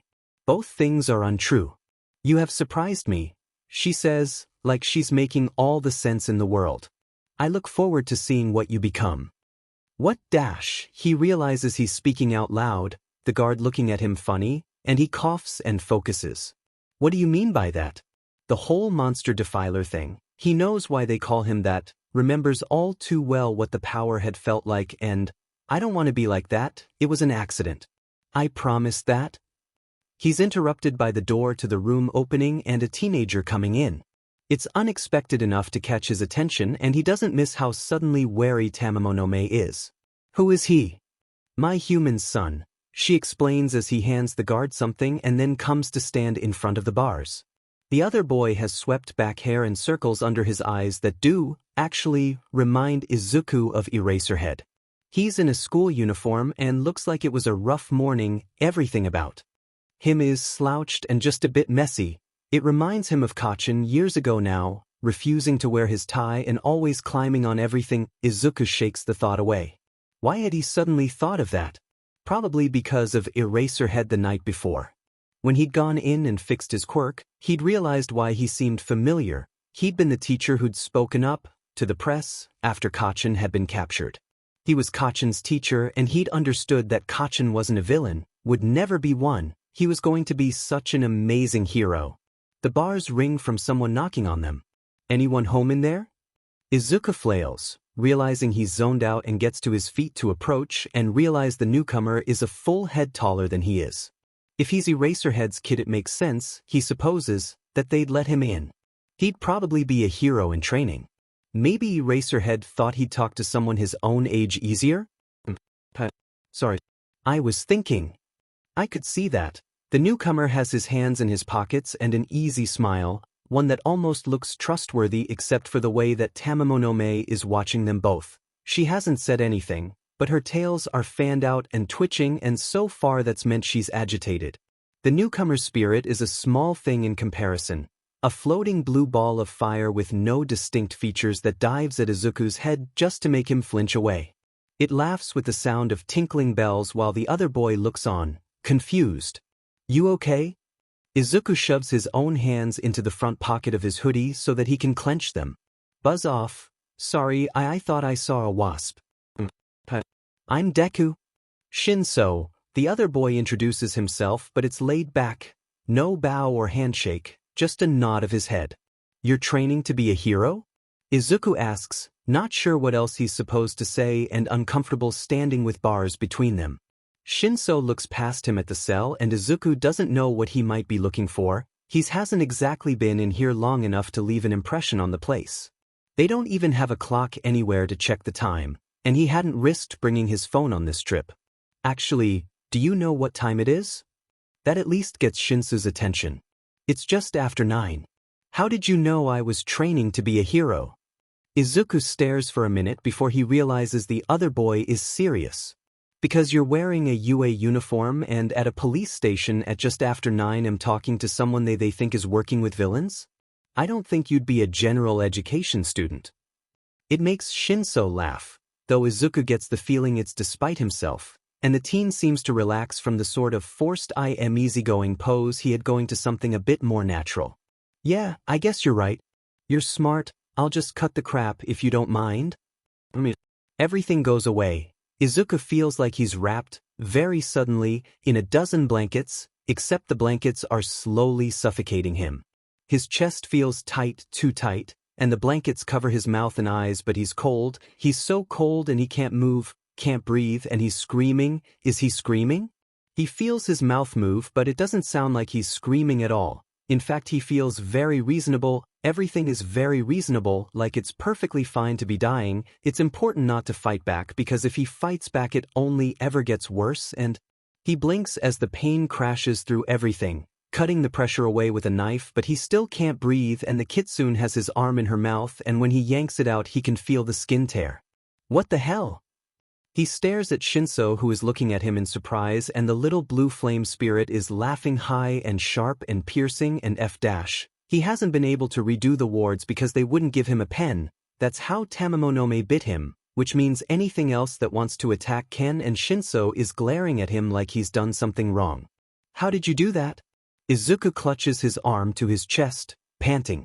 What happened? He demands, and there's power he's reaching for he never uses, he doesn't even realize he's using because he feels trapped all over again and the guard moved. When did the guard move? He didn't see her move one moment they've been talking and the next she's by the door and the bars of the cell are warped. Oh god, how long was it? What did I do? What did he do to me?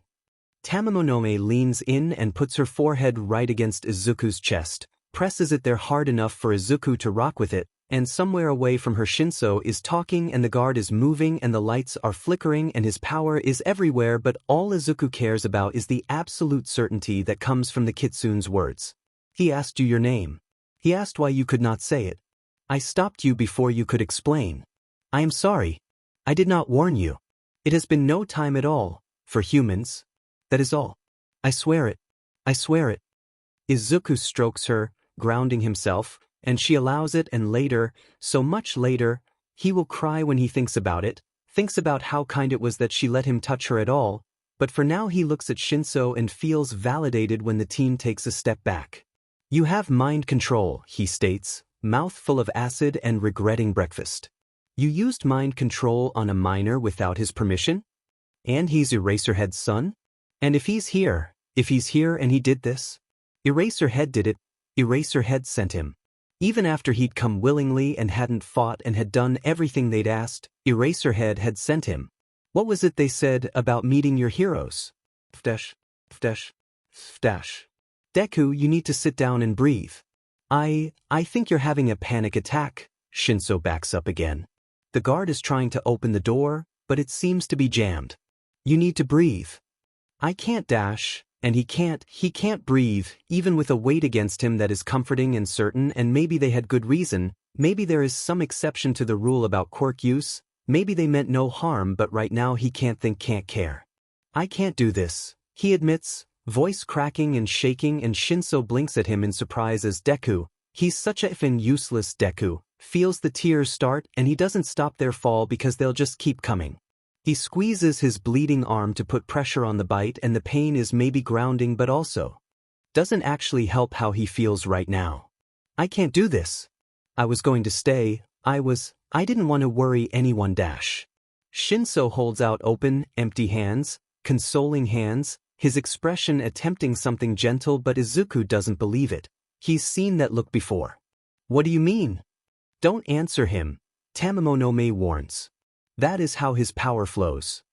Furious, Izuku reaches with a bloody hand and Shinsou flinches but they're feet apart he's behind bars and he isn't reaching for the human at all.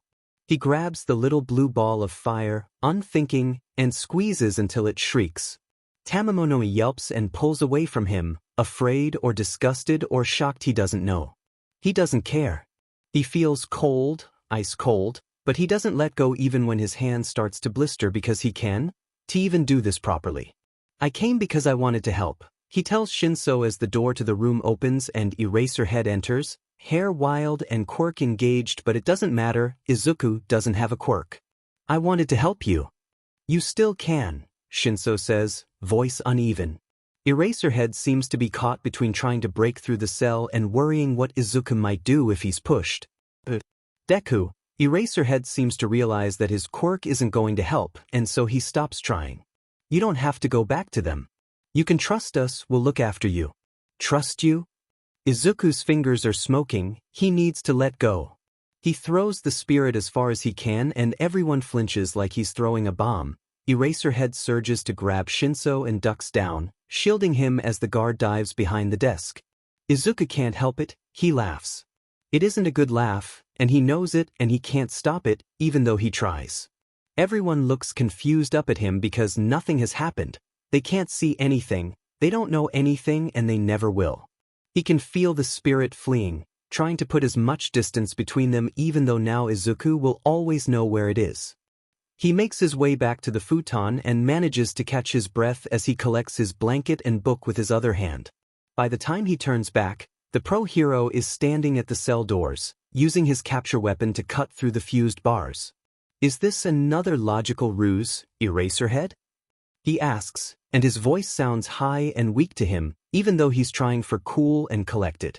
You want me to trust you when you send your kid in to brainwash me? We needed to know your name, is the hero's tense reply as he stands in the cell, capture weapon loose in his hands and clearly ready to act. Just your name. We're trying to help you. You're not, Izuku thinks, maybe says, but only the spirits can hear, it doesn't matter. He looks at Shinsou, who is still staring at him. You're lucky I'm a better person than you or your dad, he tells him, still burning, still furious, still seeing darkness swim at the corner of his eyes, breath still too short and sharp and high, and everything hurts, and he's so angry every word feels like it burns as he speaks it, like his mouth is dripping poison, and all he wants to do is reach out and no. He won't be that thing even when it's so easy, when it's almost easier to do it than it is to hold himself back. You want to be a hero, and he's not jealous, or maybe he is, as he stares past Eraserhead entirely to meet Shinsou's gaze unflinching, and he wonders what it's like to have such a great quirk and a hero like Eraserhead for a father. I hope you turn out to be good one. I really do. But if you ever do that to me again, you won't get to. He can let it go this time. He doesn't think he'll be able to if it happens again. He's just not strong enough. Don't expect help again, he tells Eraserhead, because he's also not strong enough to do this again either. He's a weak, useless Deku. I won't come. Maybe Eraserhead knows he's moving. Maybe he can tell from his words. Izuku doesn't know and doesn't care. The fabric of his capture weapon shoots forward to wrap around him, but Izuku opens his mouth and disappears.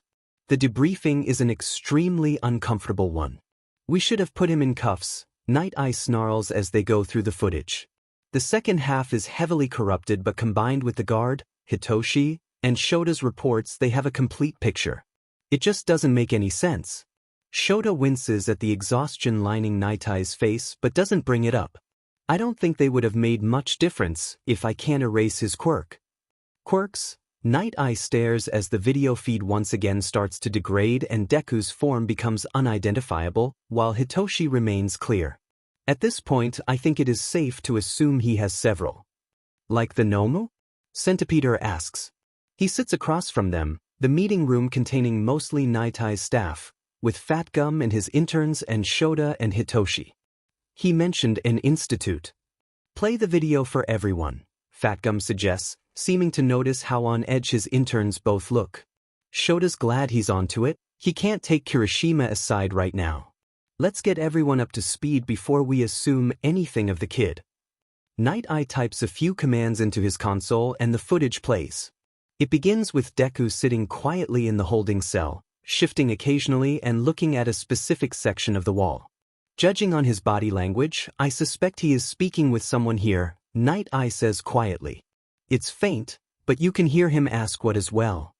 Shota agrees. Deku's clearly focused on something, though whether it's a hallucination of the boy's making or a telepathic projection, it's hard to say.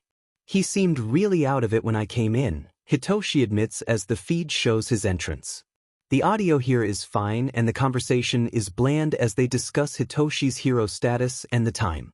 Then he activates his quirk. Tell me your name. Deku. Tell me your real name. I don't have one anymore. What do you mean, you don't have one? I traded it to the crows to escape the institute. What the hell? The video footage and audio quality, originally clear, start to degrade, specifically around Deku. On the recording, Hitoshi asks, "How did you do that?" but Deku doesn't answer him. Deku clutches at his arm and looks to the space beside Hitoshi and asks, "Oh God, how long was it? What did I do? What did he do to me?" He wasn't looking at me at all, Hitoshi says, though it's obvious from the way Deku is standing, from the set in his shoulders, even. If the footage looks like it's from a 300-year-old VHS tape. I've never had someone break through my quirk without help, either. What does he grab there? Sun Eater asks as the footage continues to play. I didn't see anything. None of yous did. Hitoshi's hands fist on the table. There was nothing there. His hand was suddenly bloody and he grabbed a fistful of empty air and then my quirk was gone. The room takes on a whole new level of tension as Shota watches himself arrive in the holding area. The bars on the cell had warped, somehow, along with the lock. The officer was struggling to open everything and he remembers thinking suddenly that just because Deku had given them no reason to suspect him of violence didn't mean he was incapable of it. He remembers running in and finding Deku with blood on his hands but no sign of injury and he'd worried for one split second that he'd hurt Hitoshi somehow. Everyone holds their breath as Deku throws, nothing. Shota remembers that moment of terror. He'd stopped breathing, had thought of nothing but getting Hitoshi out of there. Wait, but he wasn't holding anything? You can't see it in the video, but his hand was smoking like something was burning in his grip. At the time we reacted like it was a threat. It had been automatic, an assumption of another quirk, and the throw had seemed aggressive. But nothing happened? Fat Gum is watching the footage, perplexed. Just that my quirk came back, Hitoshi admits, and none of them know what to make of that even now. I could feel the difference. And then dash. Then there's the threat and the promise, and they all watch as Shota's capture weapon begins to circle around the kid and then closes on empty air, the audio turning so garbled it sounds a bit like a group of crows have nested next to the microphone for a second and a half, before silence returns. Nighteye ends the playback. Any questions? Centipeder is the one to break the silence. What do you think we're dealing with here? Based on this and the information we received this morning from Red Riot, I have a working theory, Nighteye tells the room at large. Much of this is intel that will not leave this room. It is not connected to the Shie Hassaikai case directly, and only your current involvement is granting you access. The gaze he levels at Kirishima and Sun Eater is probably for insurance and they nod to show they understand. What we know of the Nomu is this. They are made from the deceased, and a process is used to splice several quirks onto them until the multiplied quirk factor causes extensive mutations. The villains we captured when we rescued Bakugo do not have detailed information, but we have gleaned that much of their own understanding. It had apparently been a threat carried out against several members. Failure could lead to becoming part of all for one's experiments. Nighteye waits to make sure everyone understands and then continues. What we also know is that there were experiments done on the living. He does not flinch, but several in the room do. The result of multiple quirks would leave those who survive the process unstable. Fat Gum is frowning, hands nervously flexing against the table. And so young Deku? He knew Bakugo's location, Nighteye continues. He gave that information to Red Riot before the raid. That was what allowed them to find the correct warehouse to mount their attempted rescue. He disappeared on them at that time, after convincing them of the accuracy of his information. He was able to manipulate and restore the quirks of multiple heroes, and also was able to dampen or restrict mind blanks when he was agitated. In addition, I think it is clear that he has secondary effects when upset, the bars warping, the power fluctuations, and the manipulation of recorded data. Shota hates this, but it's the best theory they have.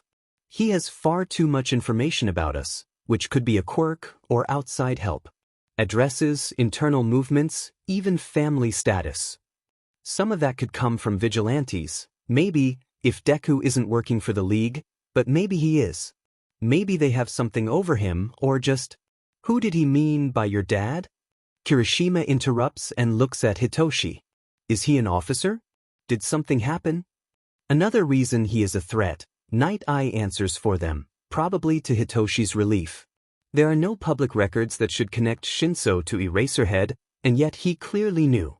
Aizawa-sensei is your dad? You're lucky this room is soundproof, Hitoshi says flatly. I'm adopted. Can we maybe talk about that later? Kirishima seems to realize the situation and quiets down. Right? Sorry. So he knew something no one knows. It's a very well-guarded secret, Nighteye continues, and Dmed right it's well-guarded, They'd taken Hitoshi on 3 years ago and it had been worth every minute of stress and sleepless nights. There was no way in hell was he letting his and Hisashi's work put his kid at risk. I think the major clue, however, is his reaction to Mindblank's quirk. Centipeder is the one to nod and lean forward. His expression isn't exactly readable with mandibles, but his voice is grave. He asked, "What did he make me do?" That isn't what a normal person would say after that experience. He's been mind-controlled before? There's something in Hitoshi's voice that worries Shota, a conversation they need to have later. It isn't Hitoshi's fault. He was the one who made the call and brought him in.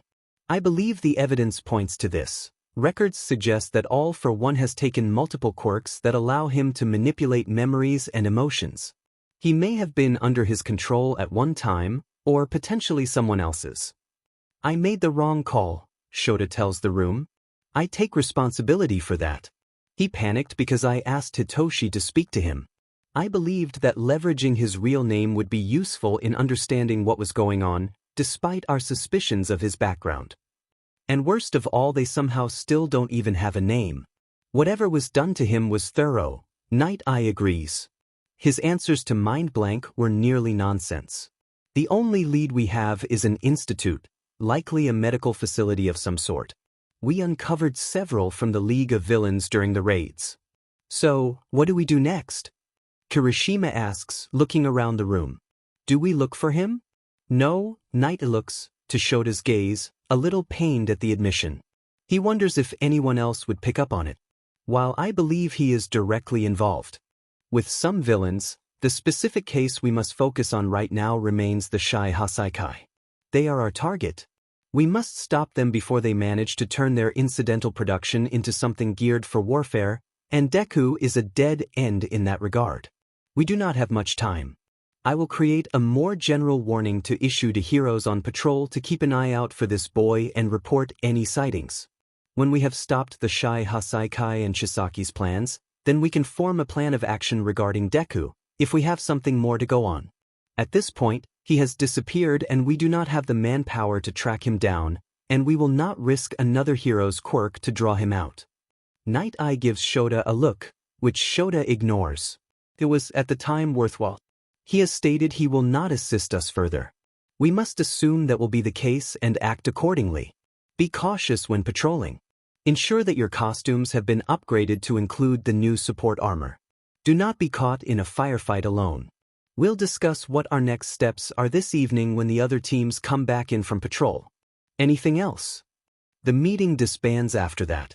Hitoshi has a quiet conversation with Kirishima and Sun Eater that Shota does not listen in on, just waits, and soon enough his son then makes his way back to Shota's side as the room empties out. Sorry. What are you apologizing for? Hitoshi has grown so much in the last year alone, but that doesn't mean he doesn't suffer when he thinks he's somehow failed. Not stopping him? Letting him break out of my quirk. Hitoshi seems to hear his own words and scratches the back of his neck. Okay, maybe I'm just feeling sorry for myself. You are, Shota retorts, but he sets a hand on his son's shoulder. You're allowed to, just don't mope about it. He got away from all of us, and there's too much we didn't know and couldn't predict about him. You did everything right. Did I? He asks, looking up at Shota, gaze hard.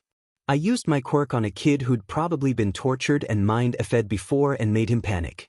I'm the reason he ran away. I'm the one who asked you to, Shota says back, and the two of them end up in a bit of a staring match. Shota blinks first. It was a bad call. I don't want to use my power to abuse people. Hitoshi looks away. This felt like abuse. I know, and I'm sorry. Deku's words echo in Shota's head. I won't ask you to do that again. I mean, you're going to have to? Hitoshi's laugh is almost painful to hear, making him younger and reminding Shota of the boy they'd found muzzled and hurt years ago. That's the point, isn't it? That I'll be a hero who can make the villains talk? Hitoshi shakes his head and straightens his spine, seeming to find himself once more. I think we need to make sure they are villains before I do that. When there is a next time. Because at the end of the day, they both know. Deku hadn't done anything explicitly wrong, and maybe he'd needed help, and they just made it a lot harder for him to ask for help or trust when it was offered. The meeting room is empty, so Shota doesn't mind wrapping Hitoshi in a hug. For one thing, Hitoshi won't pull away if there's no one to see him do so. "We'll figure this out," Shota promises, so dead proud. "I know," Hitoshi says into his chest. But, did you ever? I mean, has anyone considered he might be telling the truth?" Hitoshi asks, looking up at Shota in the circle of his arms. "That quirks are actually magical spirits that only he can see and talk to? Right?" Hitoshi buries his face against Shota's chest. "Never mind. They have to leave it at that. The Shie Hassaikai case is too important to be distracted by one lone kid," Shota knows. It eats at him, but he has to focus. You get distracted in this line of work and you get hurt, or worse, someone gets hurt because of you. You have to do the job in front of you, and then you worry about the next one. You have to be able to compartmentalize, especially as an underground hero. So, he focuses. But Hisashi finds him, night after night, staring at the footage of Deku in that holding cell, watching him hold something invisible, watching him rock back from being struck by a weight, watching him flinch back from whatever had broken him from Hitoshi's quirk, and he has to wonder, was there someone else in the cell the whole time? What are they missing? Izuku finds himself on the bank of the Takwa, one of the many rivers that ebb and flow in the other place, and for a moment he wonders what would happen if he just threw himself in and let it carry him away. He could drown here, he knows that, but if he floated along, where would he arrive? America? England? Somewhere else entirely? Maybe he should try to work on his English. Maybe he needed to leave Japan entirely. The tears come back, hot and heavy, and gods, he's a monster. Izuku can't even deny it when he stares at his hand. He'd reached and he'd taken and he'd forced and he'd been so angry and so scared, and he'd done to Shinsou's spirit what had been done to himself. He was just as bad. He was a villain, a monster, everything they always knew he'd be. It's a struggle to get out of his hoodie. His right arm is still bleeding sluggishly from the kitsune's teeth, and his left hand is a burned wreck from the fire of the blue flame. Zerkniguin, his mind helpfully supplies. He'd not taken the spirit's whole name, but it had been a near thing. He crouches on the stony bank and submerges both wounds, and it burns all the more, but he deserves that, deserves the pain, deserves everything they say about him because he'd broken his own promise. He very nearly does fall in after. He isn't sure if he just wasn't paying attention or if it was a subconscious attempt to give up, but teeth grab the back of his shirt and drag him up to the pastel blue-green grass and dump him on his but to stare up at the unnatural sky and oversized trees and Tamamonome staring down at him. "I cannot swim," she informs him flatly. "Do not attempt that again." "You shouldn't be here," he tells her, feeling stupid and dazed, hiccuping from his tears. "You shouldn't be near me. This is my home," she tells him, seemingly unbothered by his outburst and how he'd attacked Zer. "If anyone should not be here, it is you." And doesn't he know that all too well? Izuku stares at his hand, now shiny with scars pulled tight, at the terrible sky beyond it, and knows that he isn't supposed to be anywhere, that he doesn't belong and never will, and one day someone will catch him off guard, and the tears stop eventually, the way they always do. He scrubs at his face and sniffles and shifts only to realize there's a warmth at his back. "Do you feel better?" she asks, as Izuku sits up and registers that Tamamonome had curled up alongside him. Yes, he has to admit, has to speak his truths now. "Thank you. You are not what you think you are," she tells him, just as she did before, and here she seems so much larger. He's seated and so is she, and she towers over him, each of her tails the size of his whole body. "You are a kit. I think too many forget what they are like." "I'm a kit." He's unfamiliar with the term. No one has used that against him yet, at least. "The pup. A young one. A child," she explains with seemingly infinite patience. "You have not been taught anything." Izuku laughs so hard that he ends up leaning against her, and somehow she allows it. "Oh, I've had plenty of spirits teach me," he assures her, so bitterly that the grass around them wilts at his words. "Every single one of them had me pay them for it too. They taught you what they wanted you to know. Not what you needed to know." She nudges him with her nose. "You are not a monster." He wants to believe her, but he can't, not after today. He pulls away from her warmth, afraid of the false kindness and what it will end up costing him this time. How the hell can you say that? She'd been there, she'd seen what he did, felt what he did, and she must know what he'd done and knew what he could do. You were scared, she says simply. Instinct is something we all must learn to control. It's not an excuse. Izuku makes himself get up, get away from the comfort she represents because she's Eraserhead spirit and she'd never made an agreement, there was no contract, and he can't afford to lose anything else. It's never an excuse to hurt someone. He collects his dirty hoodie, his blanket and his book and clutches them to his chest. Thank you for staying with me, he finally settles on, because he has no reason to be rude. I'm going now. I could teach you. No, not now at least, and probably not ever. All he wants is to go home and put up his wards and ignore every spirit who bothers him for the next week at a minimum. Go back to your human. He has a case to solve. She slowly moves to stand and he is faced with her true size, her true power as she looms over him. Yes, she says as if unaware of how intimidating she might be. He has his case and a child to save, along with many others. Izuku doesn't rise to the bait. They don't need him. They wouldn't even believe him if he tried to help again. They'd lock him up and he'd lose himself all over again and he's done. Heroes can be heroes. He'll focus on helping the people they can't save. He turns and walks away. He doesn't have the energy to push his way back through to humanity right now. He'll have to find a connection to a shrine and then head home from there. Hopefully he won't end up in Aomori again. He doesn't have any money for a ticket home. Shota hates hospitals. Their victory comes at a cost, as so many victories do. He watches from the doorway as Yagi and Mirio say their strangled goodbyes to Sasaki, and it never gets easier, it never does. Every time they lose a hero to madmen like Chisaki, to the people who see the flaws in the world and think the solution is to remake it in their own image, it burns. Nighteye was a demed good hero and the world is going to hurt for the loss and no amount of platitudes will make it better, even as said hero's last words ask them all to strive for more. He checks in on the rest of his people, his students and the other pro-heroes. He'd helped lead this charge and he takes responsibility for where things went wrong, listens to what went right. Later they'll properly debrief, but some things are important to get now, while the memories are fresh and unclouded with time. Some horrors you have to bleed out, little by little, before they poison everything. He makes the rounds, doubling back to meet with those who were asleep the first time. At some point someone sits him down to have some food, but Shota doesn't remember eating it, just throwing the empty wrapper away. A coffee is likewise offered and disappears without memory, but he carries the empty cup around for more than half an hour. The hospital goes dark as the evening draws in, but no one suggests that he go home. He settles in a corner of Eri's room, the pale young girl still unconscious, and makes sure the nurses know where he is in case he's needed. Hizashi assures him that he understands and promises to keep an eye on Hitoshi and the cats, and Shota closes his eyes and does not expect that he will actually manage to sleep. It is very early in the morning when he wakes to the sound of someone moving in the room. He thinks it must be a nurse at first, but his eyes focus to see Mirio standing at the foot of Eri's bed, bandaged and bruised and looking defeated in the quiet hours.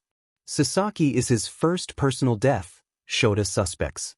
It won't be Mirio's last, but the first one, Shota knows, that leaves its own kind of mark. This is the sort of thing he'd usually leave to Inui, but the man's not here and Shota has a duty to his students, even the third years. So he shifts, making sure the uncomfortable plastic chair he's curled in creaks, so that Mirio doesn't startle and irritate his injuries. You're supposed to be in your room. He might be a teacher, but he doesn't coddle his students. Mirio wouldn't want to be coddled. Besides, Mirio has a complex about appearing to be at his best no matter what state he's in, which Shota has opinions about. Sensei, Mirio smiles, the same way that Yagi does, brilliant and empty. I'm sorry, did I wake you? No, he gets to his feet and stretches, coming to stand at the foot of Eri's bed, not exactly beside Mirio but next to him nonetheless. Why are you up? I couldn't sleep, thought I'd take a bit of a walk and see how Eri's doing. Walking on your injuries, I recall you being expressly told not to aggravate? Shota sighs. She's going to be all right. Mirio nods and keeps staring at the slow rise and fall of her tiny chest. Her heart monitor and the oxygen are the only sounds in the room, though they simply combine with the entire makeup of the hospital at large. Shota waits. Sir was. Mirio stops, bites his lip. I keep seeing the fight over and over in my head. If I'd let go of her, I could have saved Sir.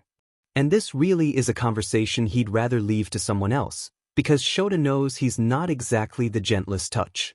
On the other hand, Mirio Togata is All Might's heir, and poorly kept secret as far as he was concerned, and harsh truths might be what he needs. You wish you'd saved him instead. No. Mirio's voice is rough, but the response is instant, and he seems to catch himself, hands slapped across his mouth, but Eri does not stir. No, he says again, quieter but stronger. I don't. But I do. I keep thinking I should have found some way to do both, or if I'd put her down, I could have come back. I could have saved him. I should have saved him. You should be dead. Shota watches Mirio turn to stare at him, eyes large in his pallid face, a look of confused betrayal, and yeah, this is why he isn't the one to give these speeches. Sensei? Shota shrugs. From Chisaki's point of view, we both should be dead. That's the problem with should, it doesn't do you any favors. Should doesn't mean anything unless you have something that you can actually do. Should is the excuse. Those are what are more important. Mirio stares at him still, and Shota meets his gaze evenly. The fight with Chisaki. Is there one thing you think you could have done better, now that you look back at it? Realistically? Mirio does him the service of actually thinking about it. I can't think of a way to save Sir without risking Eri. Shota hums. So are you saying you should have risked her? When she was specifically your mission? No, Mirio reaches and holds onto the railing at the foot of Eri's bed. He could dent the metal, Shota thinks, but the grip is careful. Mirio has always been so careful. Suggesting then that Nighteye should have backed off? Should have done anything but fight with everything he had. No. Should is for when you chose to do something selfish or stupid. You should have listened to your teachers, you should have woken up earlier, you should have remembered a Dmed umbrella. Should isn't for hero fights, unless you think you effed up. Shota doesn't temper his words. You did what you needed to do, what you were trained to do, what you had to do, and you saved a little girl from a SDST. Should is for guilt, and guilt isn't going to get you anywhere. Then why do I feel like this? Mirio bends over the railing and Shota can hear his voice crack. Why dash? Because you're human. Shota thinks about being Mirio's age, thinks about someone else's endless energy and optimism and how easily it had been taken from them. He remembers how that felt because sometimes he still feels it. You're human, and being a hero doesn't trump that. So you're happy Eri's safe and you're hurting that Sasaki's gone and you're angry at Chisaki and at Eri and at yourself because the situation exists, and you're angry at yourself for being angry at a little girl who isn't at all at fault. Mirio's shock is palpable. Shota doesn't stop. Despite what you've been told, heroes aren't flawless bastions of self-sacrifice. No one is expecting you to just get over this, except, perhaps, you. We have all lost someone or something precious, and if you look at the numbers, the chances of a hero dying to protect a civilian are high, because civilians are stupid and easily panicked, and when a 10-ton monster or a toxic gas cloud or a maniac with bombs for hair shows up intent on chaos, civilians don't think. It's not their fault, the average person isn't built to handle this. If they were, we wouldn't need heroes at all. Shota leans back on his heels, hands in his pockets and back cracking as he bends as far as it will go. I'm sure they gave you the line that a hero is someone who moves without even thinking. Someone who goes in and does the job when the rest of the world stays still. And that's all right for someone like All Might to say, but it's only half the truth. Mirio waits for him to straighten before he asks quietly, then what's the other half?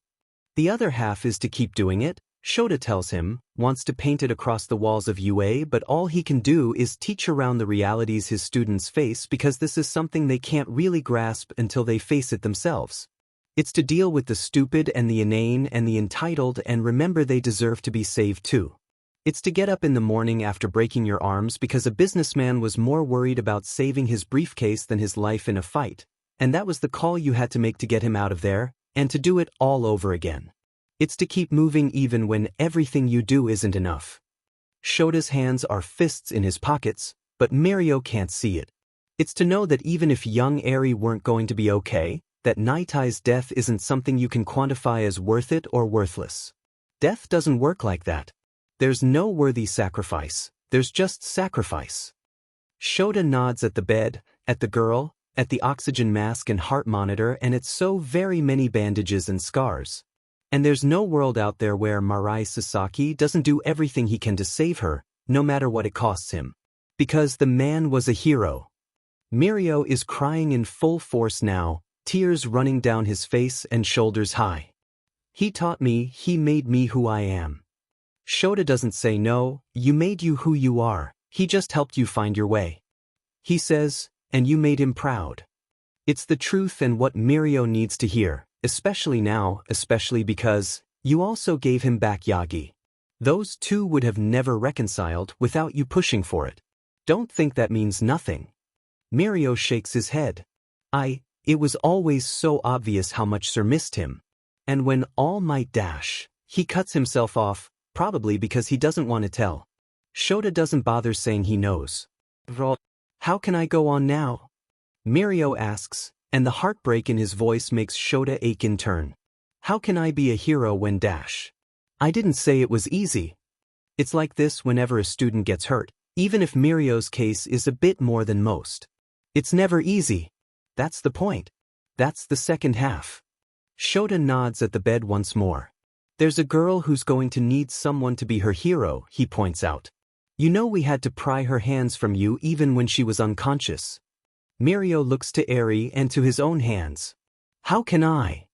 Because a little girl who's been badly abused really needs a kid who can punch things hard or lose his pants at inopportune times, Shota deadpants. It's worth it for the way that Mirio laughs, watery as it is. You know we'll be working on restoring your quirk. Eri here might have answers for us, and now that the Shie Hassaikai dealt with, we can spend some time trying to track down Deku. Shota doesn't know if he's glad or disappointed that they hadn't found the kid in the raid. The vigilante who helped Tamaki? Mirio shakes his head. But Overhaul, he said these ones were permanent. He said a lot of things. Shota shrugs again. The point is, the world isn't over, you're still here, and there's a little girl who's going to think that everything that's happened is her fault, because, unfortunately it is. Even though she's not to blame, she's the reason. Shota has also seen just what kind of damage that can do to a child, and God's only knows what she's experienced until now. We're going to have experts in to talk to her. I'm not laying this all on you, you're still a student. But I'm going to tell you, Mirio, she's going to need to see that people don't blame her for what Chisaki did to her, not just hear it. A familiar face will help with that. Mirio wipes at his face with his bandaged arm, and he looks better now, Shota thinks, more solid on his feet. Sir said that sometimes, saving someone doesn't stop when you pull them from the building. That's why I have to keep smiling. Save everyone with a smile, and that's All Might's thing, and Sir Nighteye's thing, and maybe it'll be Lemillion's thing, maybe. I think there's value in smiling for others who need it, he says, and knows that Mirio knows his thoughts about All Might's smile. I think they forgot to teach you something else, though. What's that? You're allowed to cry too. Don't be the hero who never gets hurt. Who never hurts. Who never feels anything and never shows it. At least, that's my opinion on things. He heads back to his chair and folds himself into the uncomfortable plastic. Not if you're going to be the next symbol for people, because what kind of symbol are you giving to the next set of kids like you? Shota leans back, looks into Mirio's expression, knows that he's given the kid emotional whiplash, but hopefully some of it sinks in. But most of all, I think you're going to be a hell of a hero, however you decide to do it. Even without my quirk? Remember who you're talking to. Mirio laughs, a little less watery this time. Does that mean you'll be giving me lessons on using a capture weapon? We'll wait for your injuries to heal, Shota nods, proud of this kid. Then we'll get you a training schedule. How long did it take Shinsou to learn? He'll tell you himself. Who do you think is going to be your sparring partner? Mirio's expression is finally bright again, the smile on his face earnest and honest, not hollow and empty. He gives Shota a little bow, suddenly formal. "Thank you, sensei." "Go to bed, Mirio." Shota never feels comfortable with thanks. He doesn't need thanks to do his job, that's why he's underground. That's why he's a teacher. Or have the nurse bring in a cot. "Sensei?" The big-eyed look somehow never ended up forced when it was on Mirio's face. "You'll make your injuries worse sleeping on one of these chairs," he tells him, already yawning and closing his eyes, even if it's mostly for show. "So if you're going to keep watch, at least do it properly." He pretends to sleep, which keeps Mirio from thanking him again, but he watches through his eyelashes as another bed is wheeled and, apparently Mirio rates something better than a cot, and he hears when Mirio settles under the covers, and when his breathing evens out into something deep and steady. Only then does Shota pull out his phone. It's late, or early, but that doesn't mean much to the underground and the vigilantes and the people who sometimes fall in between. Overhaul's dealt with, and while that'll create another power vacuum, they'll have some quiet for a while. He'd put the call out before and now is the time to really push for it. Someone must have laid eyes on Deku somewhere, and once Shota tracks him down he'll talk to him properly. Get him to come in, for his sake, and Mirio's.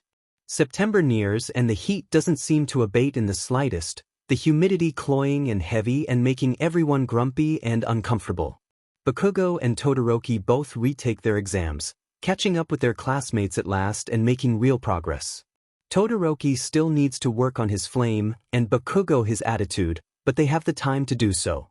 He's looking after one of the most promising classes he's had in years, Shota thinks, though he'd never tell them that. It's important to keep them on their toes, important for them to understand how fragile their positions are now, so they can understand how fragile the world is later. So much will hang on their shoulders and it's his duty to ensure they have the foundation to carry that weight and not crumble, or they'll die. This class has surprised him, time and again, reckless, self-sacrificing, far too smart for their own good. They're going to be the heroes this world needs, Shota knows, and he hates how much the world will need them. He dismisses them for the day, after warning that Kayama will be handling them for Friday and Saturday classes, and he tries to tune out their chatter as he heads to the gates of UA. "You ready?" Sugii asks as he approaches, offering him a quiet smile. It's rare to see the reserved man out of his hero costume, but they have to travel and Kesajiriman's fursuit is a bit much. Kurata arrived an hour ago, says she's scoping the area out. "So by the time we get there, we'll have a rating of every bar surrounding the place," Shota retorts. Kurata's a fine underground hero with an amazing grasp of her quirk, but he's not sure if her drinking habit really is necessary to her quirk, or just a crutch. She isn't the only underground hero with issues, he's no hypocrite, but recently her reports have gotten ever so slightly sloppy. He's worried. Hopefully this team-up will give him a read on her, and maybe remind her she isn't working alone. It's the curse of underground heroes all too often, one he's avoided ever since becoming a teacher at UA. It's hard to feel alone when dealing with the idiots he shares a staff room with. He'd really rather be alone sometimes. "You're not being fair to her," Sugii chides him with an even voice. "The point is for us to go in without causing suspicion. With half the ward burned out as it is, she's only going to manage a limited range." He gives another easy smile, steady and solid. "We'll probably just get a top 10 list for what's walking distance." Not sure if that's better, Shota points out in what he thinks is a reasonable voice. When he looks to Sugii there's worry lining the other hero's face too, so maybe he's not the only one concerned about their fellow hero.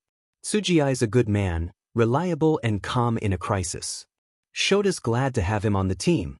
They don't talk about the case as they walk towards the station to catch the Shinkansen to Okayama, and they don't mention it as they settle in for the 4-hour ride. Sugii pulls out his phone, likely to read up on the files one more time.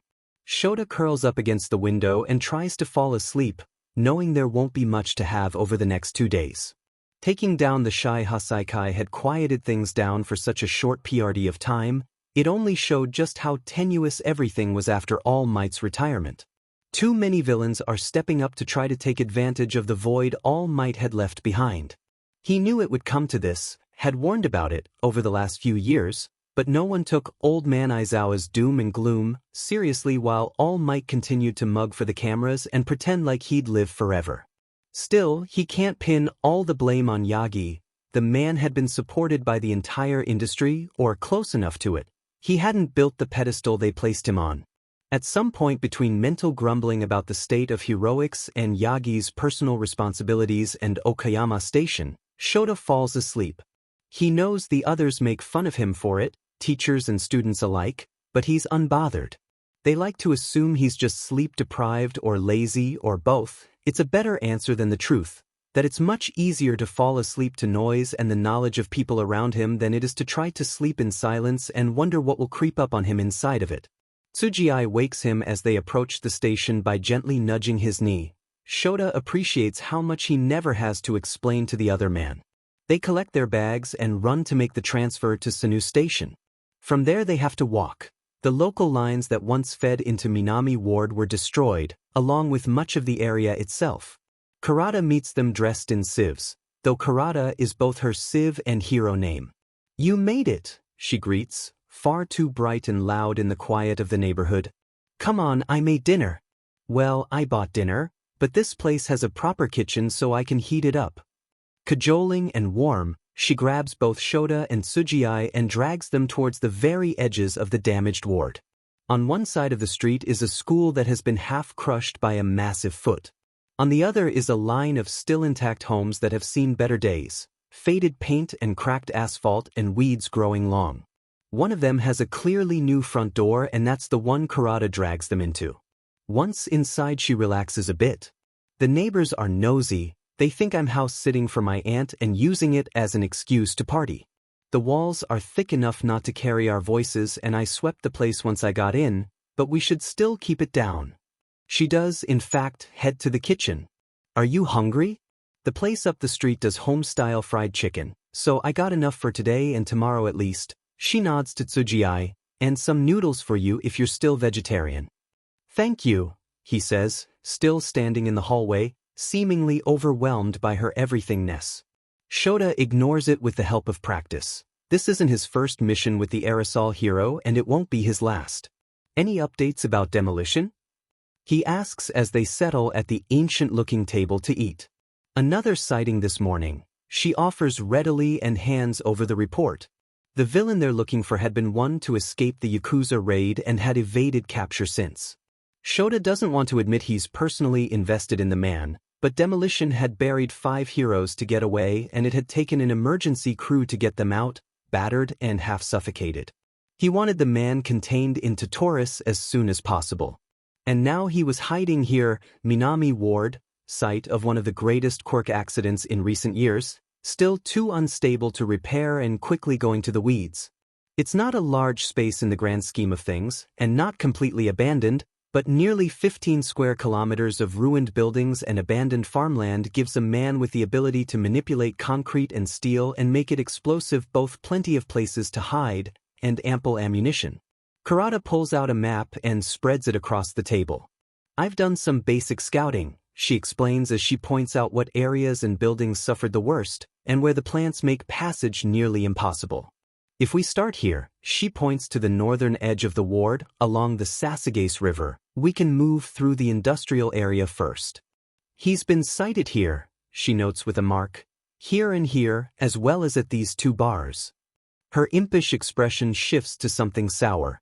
"I took a look at both, and there's no accounting for taste." Shota looks at the map and wonders at the timeline they have. He may need Kiyama to cover his class for another day or 2 if this is all they have to go on. "Let's start there," he agrees, trusting Kurata's judgment. "Suji can take buildings from the bottom up, and I'll work top down." They plan as best they can, because no plan ever really survives meeting the enemy, and then don their hero costumes and get to work. Shota doesn't let himself get distracted on the field, which means he isn't thinking about Deku at all, which means that when he stumbles on the boy, almost literally, asleep in a tidy corner of the otherwise dilapidated office building, he nearly doesn't believe it. Unfortunately, Deku seems to believe in him because he wakes with a jolt, then screams in abject horror, and a moment later Shota is too late to stop him from jumping out the window. There's no glass to stop him, but it's still a 2-story drop onto a metalworking plant that is nothing but rusted metal, and Deku had jumped.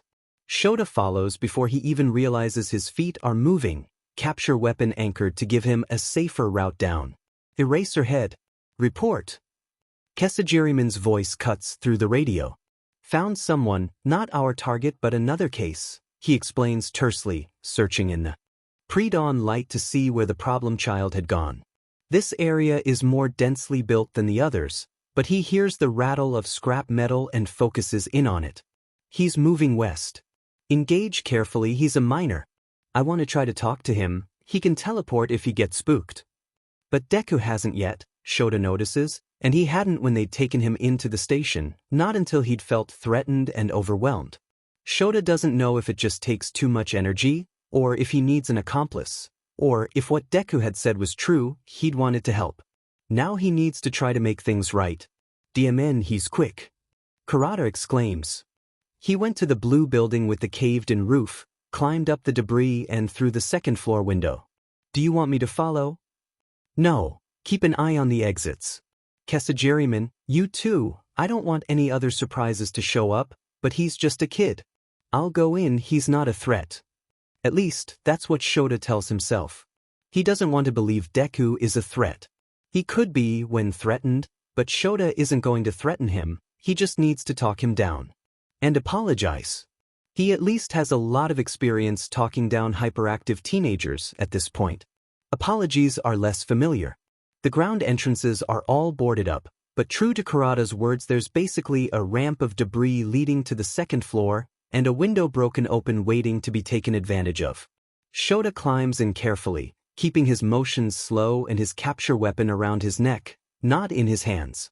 Deku, he calls once inside, and his eyes adjust to the very low light. He takes out a flashlight so he doesn't break his neck tripping over abandoned desks and toppled filing cabinets. I just want to talk. There's silence and Shota steps inside further, heading upstairs when the second floor proves empty. There's a gaping hole in the stairwell, but he can also see the dust has been disturbed across from it, and if he listens very carefully he thinks he can hear Deku's heavy breathing. He climbs across the missing stairs and examines the third floor, which looks much the same as the second, save for having a few less desks and holding one wide-eyed teenager who looks, Shota thinks in horror, even worse than he had when he'd met him. You have to be kidding me, Deku croaks, and his voice is rough. Dust? Disuse? Or the plant pollen in the area. It's dangerous. If exposed to it for too long, one of the reasons the area is still mostly uninhabited. How the hell did you find me? We're looking for someone else, a villain named Demolition. I'm just as surprised to see you here as you are me, I think. Honesty is probably the best he can do right now. Look, that. I owe you an apology. I'm sorry about before. If we'd known you'd be triggered, I wouldn't have had Mind Blank get involved like that. Mind Blank. Deku is a few feet from the wall of windows and these are mostly intact. Shota really hopes he doesn't try to make a break through them. Well, that's an appropriate name. I think so too, Shota replies, stalling for time. The longer he can keep the kid talking, the better. We still want to help you. You don't have to deal with this on your own.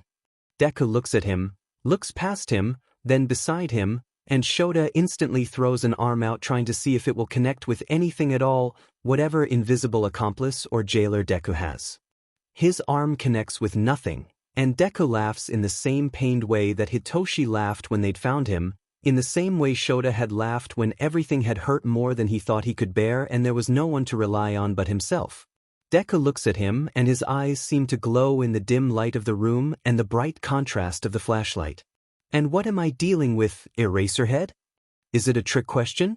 Shota shakes his head. I don't know. We have some guesses, but unless you tell us, that's all they are. I know you're hurting. That much is obvious. And I know you deserve better. And that's easy, because every teenager thinks they either are horribly underserved and deserve so much more, or that they are the worst examples of humankind and deserve nothing at all, and that statement covers both.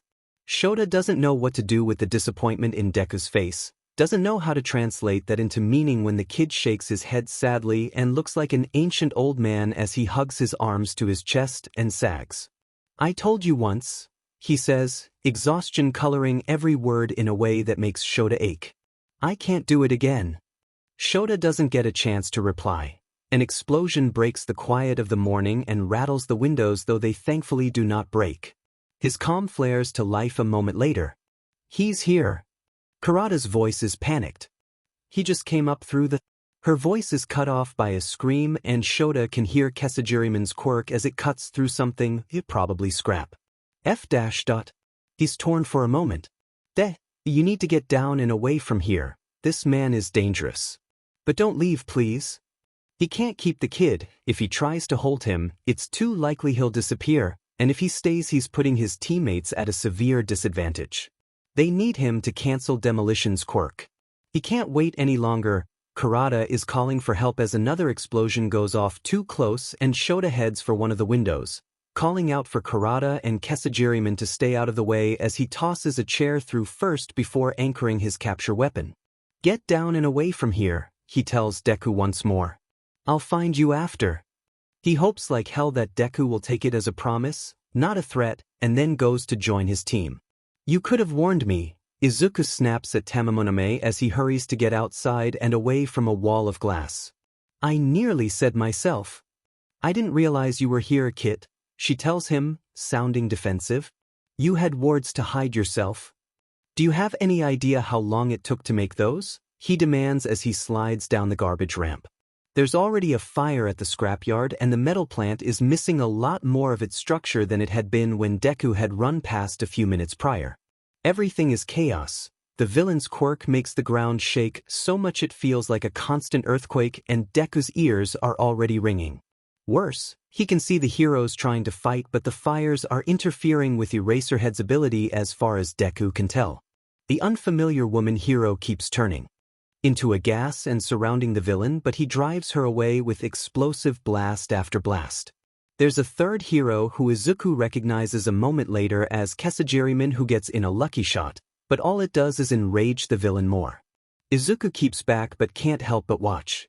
When he'd been a kid, he'd run towards hero fights, not away, and he knows now how stupid that had been, how dangerous, but he was obsessed at having the chance to see them at work, to see their spirits and how their powers translated into quirks, to understand what it meant to be a hero.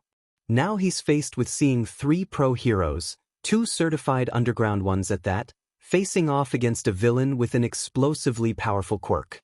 The villain's spirit is a mid-sized boar with overly large tusks and blood-red eyes, and Izuku can't quite connect the heroes and spirits moving around at first glance. Tamamonome is standing with him, not Eraserhead, and there's a small pixie creature flying around at high speeds his eyes can only barely register, and a very large stag hanging back and watching the proceedings with a calm gaze. Eraserhead uses his quirk to pause the villain's explosions, and Kesajiriman takes aim and moves so quickly there's a clap of thunder behind him, but somehow Demolition predicted it. He's out of range, and while he might not be able to cause explosions, he's still immensely strong. Izuku realizes. He picks up an entire car door and uses it as a shield as he charges at Eraserhead. Izuku doesn't get to see what transpires next, because 2 things happen. 1, he realizes they have an audience. More spirits from various people in Minami Ward have arrived, probably to see what all the commotion is about. The other is the boar is charging him. He might have wards set against direct harm, but a spirit can still send him flying into a wall if it has enough power in its push. Izuku hits the metal siding of a shed so hard that it dents under his frame. Deku! Eraserhead calls, and there's an explosion instantly after, and no, he can't do this. If he distracts the heroes, they'll get hurt and they need to focus on the villain. He has to get up and get away before they worry about him, get away before they try to help again. You must move, Tamamonome says with urgency as Izuku staggers upright. And you will leave the kid alone. He has to assume that's directed at the boar spirit. It screams in anger, and Izuku can hardly believe it because no spirit has ever fought for him willingly. He blinks his eyes to try to focus, and there's a hand helping him up. Easy there, Tiger, says the woman. She's tall and dark-skinned with her hair done up in a big ball on top of her head. My name's Kurata. We need to get you clear of here. He gets up with her help, his back aching and neck sore. I'm okay, he tries to assure her. You need to help them. What kind of hero would I be if I let a cute kid like you get hurt? She asks as she gets her arms under him and he's being carried, and she sounds so sure. It's such a heroic thing to say as there's explosions going on around them, and he should say no, he should help, but he'll only get in the way. So he wraps his arms around her so she can carry him easier, and they move to get out of range. They only get a few feet before Tamimoe shouts, "Look out!" and they both go down in a tumble of arms and legs, and there's fire all around them now. Izuku can't hear anything, his ears are ringing from the explosion that rocked the ground, and he can barely see or breathe, and if he can't, the heroes can't. He has to do something. Kurata is coughing beside him and tugging, but he plants his feet and does not move. It takes a second to reach in. He's been asked to do things for spirits for the last 6 years, more or less, and he learned to extract a price from them early on. He always keeps it short, limited, and controllable. He will never enslave a spirit against their will. "Wangi," he calls out. "I need your help." The spirit arrives a moment later, towering over Izuku and looking almost angry until it registers the fire around them. "Well, at least you're not wasting my time," he says, his green-blue scales glittering in the light. "Help me put this out and your debt is paid." Izuku doesn't waste any time, and neither does the spirit. He places 2 webbed hands on Izuku's shoulders, and the power that flows through him is just like water, like a cool river across tired, aching feet, like the pull of the tide, growing stronger and stronger until it's a waterfall. The fires smolder around them in quick order, and Kurata looks at him in appreciation. "That was some quick thinking, kid," she tells him as there's a lull in the battle. "But now we have to go dash." Demolition screams in rage, and the resulting explosion blows the building behind him up and back. "So much for taking him in quietly," Kurata mutters under her breath. "Kiddo, I need you to go." She points. "This guy's no player. Now scram." Izuku nods, but he's not looking at her. He's looking at Eraserhead fighting Demolition, moving so quick with his capture weapon wrapped around the villain's arm, but it doesn't seem to slow him, and he uses Eraserhead's momentum to fling him back and then charges after him, and Izuku sees the moment Eraserhead hits the wall of scrap metal. He sees the spray of blood as the rebar goes through his chest, above his heart and below his shoulder. He's already moving, his feet jumping into action before his head can even think, as the swordsman hero charges and knocks Demolition back.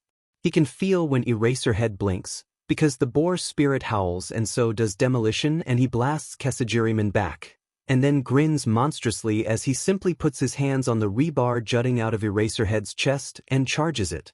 Izuku moves. He doesn't think, not really, though he'd have done it even if he had been thinking. He runs, and while he's running he pulls. There is the sound of crows. The sky, when Shota opens his eyes, is gray-pink. It is not pink, he thinks, detached. It isn't gray either. It isn't a grayish pink, and it isn't a pinkish gray. It is somehow both colors at once. Simultaneously. Not a pattern or a gradient. It's very unnerving. He thinks he is very likely concussed. He doesn't think he's dead, because he's pretty sure he doesn't believe in an afterlife, and if there was one he doesn't think it would involve gray-pink skies and also a distant agony that fills every single part of his body from head to toe. He's probably dying. Oh God, a voice breaks through his disconnected thoughts.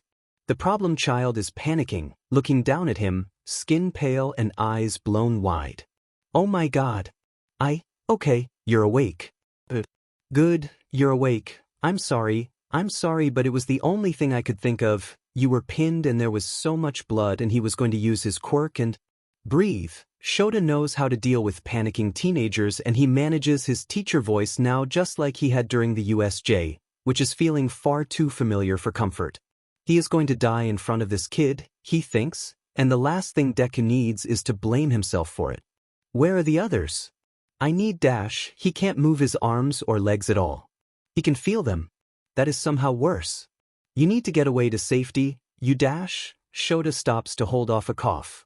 He thinks he might actually pass out if he coughs right now. His ribs are absolutely broken. Deku's breathing is high and thready, but he looks uninjured as he starts pawing through Shota's pouches. "I need a knife." "Which one has it?" "I know you carry one. You always do in case your weapon gets caught or you get Dash." "Kid Dash? Which pocket has a knife?" Deku's voice is high and desperate and Shota thinks he's on the very edge of a panic attack. Not good. Right side at my hip. He feels the kid get to the pouch and every touch is agony but he tries not to let it show. You need dash. Stop it, and Deku sounds intent, now a little more focused as he moves back into Shota's line of vision with a weapon in his hand. Shota wonders about that. Did they train him with knives? Is he used to being armed and disarmed himself around the heroes, so they wouldn't see him with a weapon? Okay, so the good news is that I managed to bring you here and you're not going to die from an explosion, he tells Shota, trying to sound comforting while moving to his shoulder and cutting away at his shirt where the rebar had gone through him. The, bad news is I think I broke every bone in your body to do it. Kid, what? Shota doesn't know what the hell is going on. It hurts to even turn his head to try to look at what Deku is doing. Somehow the rebar is gone, he realizes, because he's flat on his back now, not leaning against a pile of trash. Did Deku move him?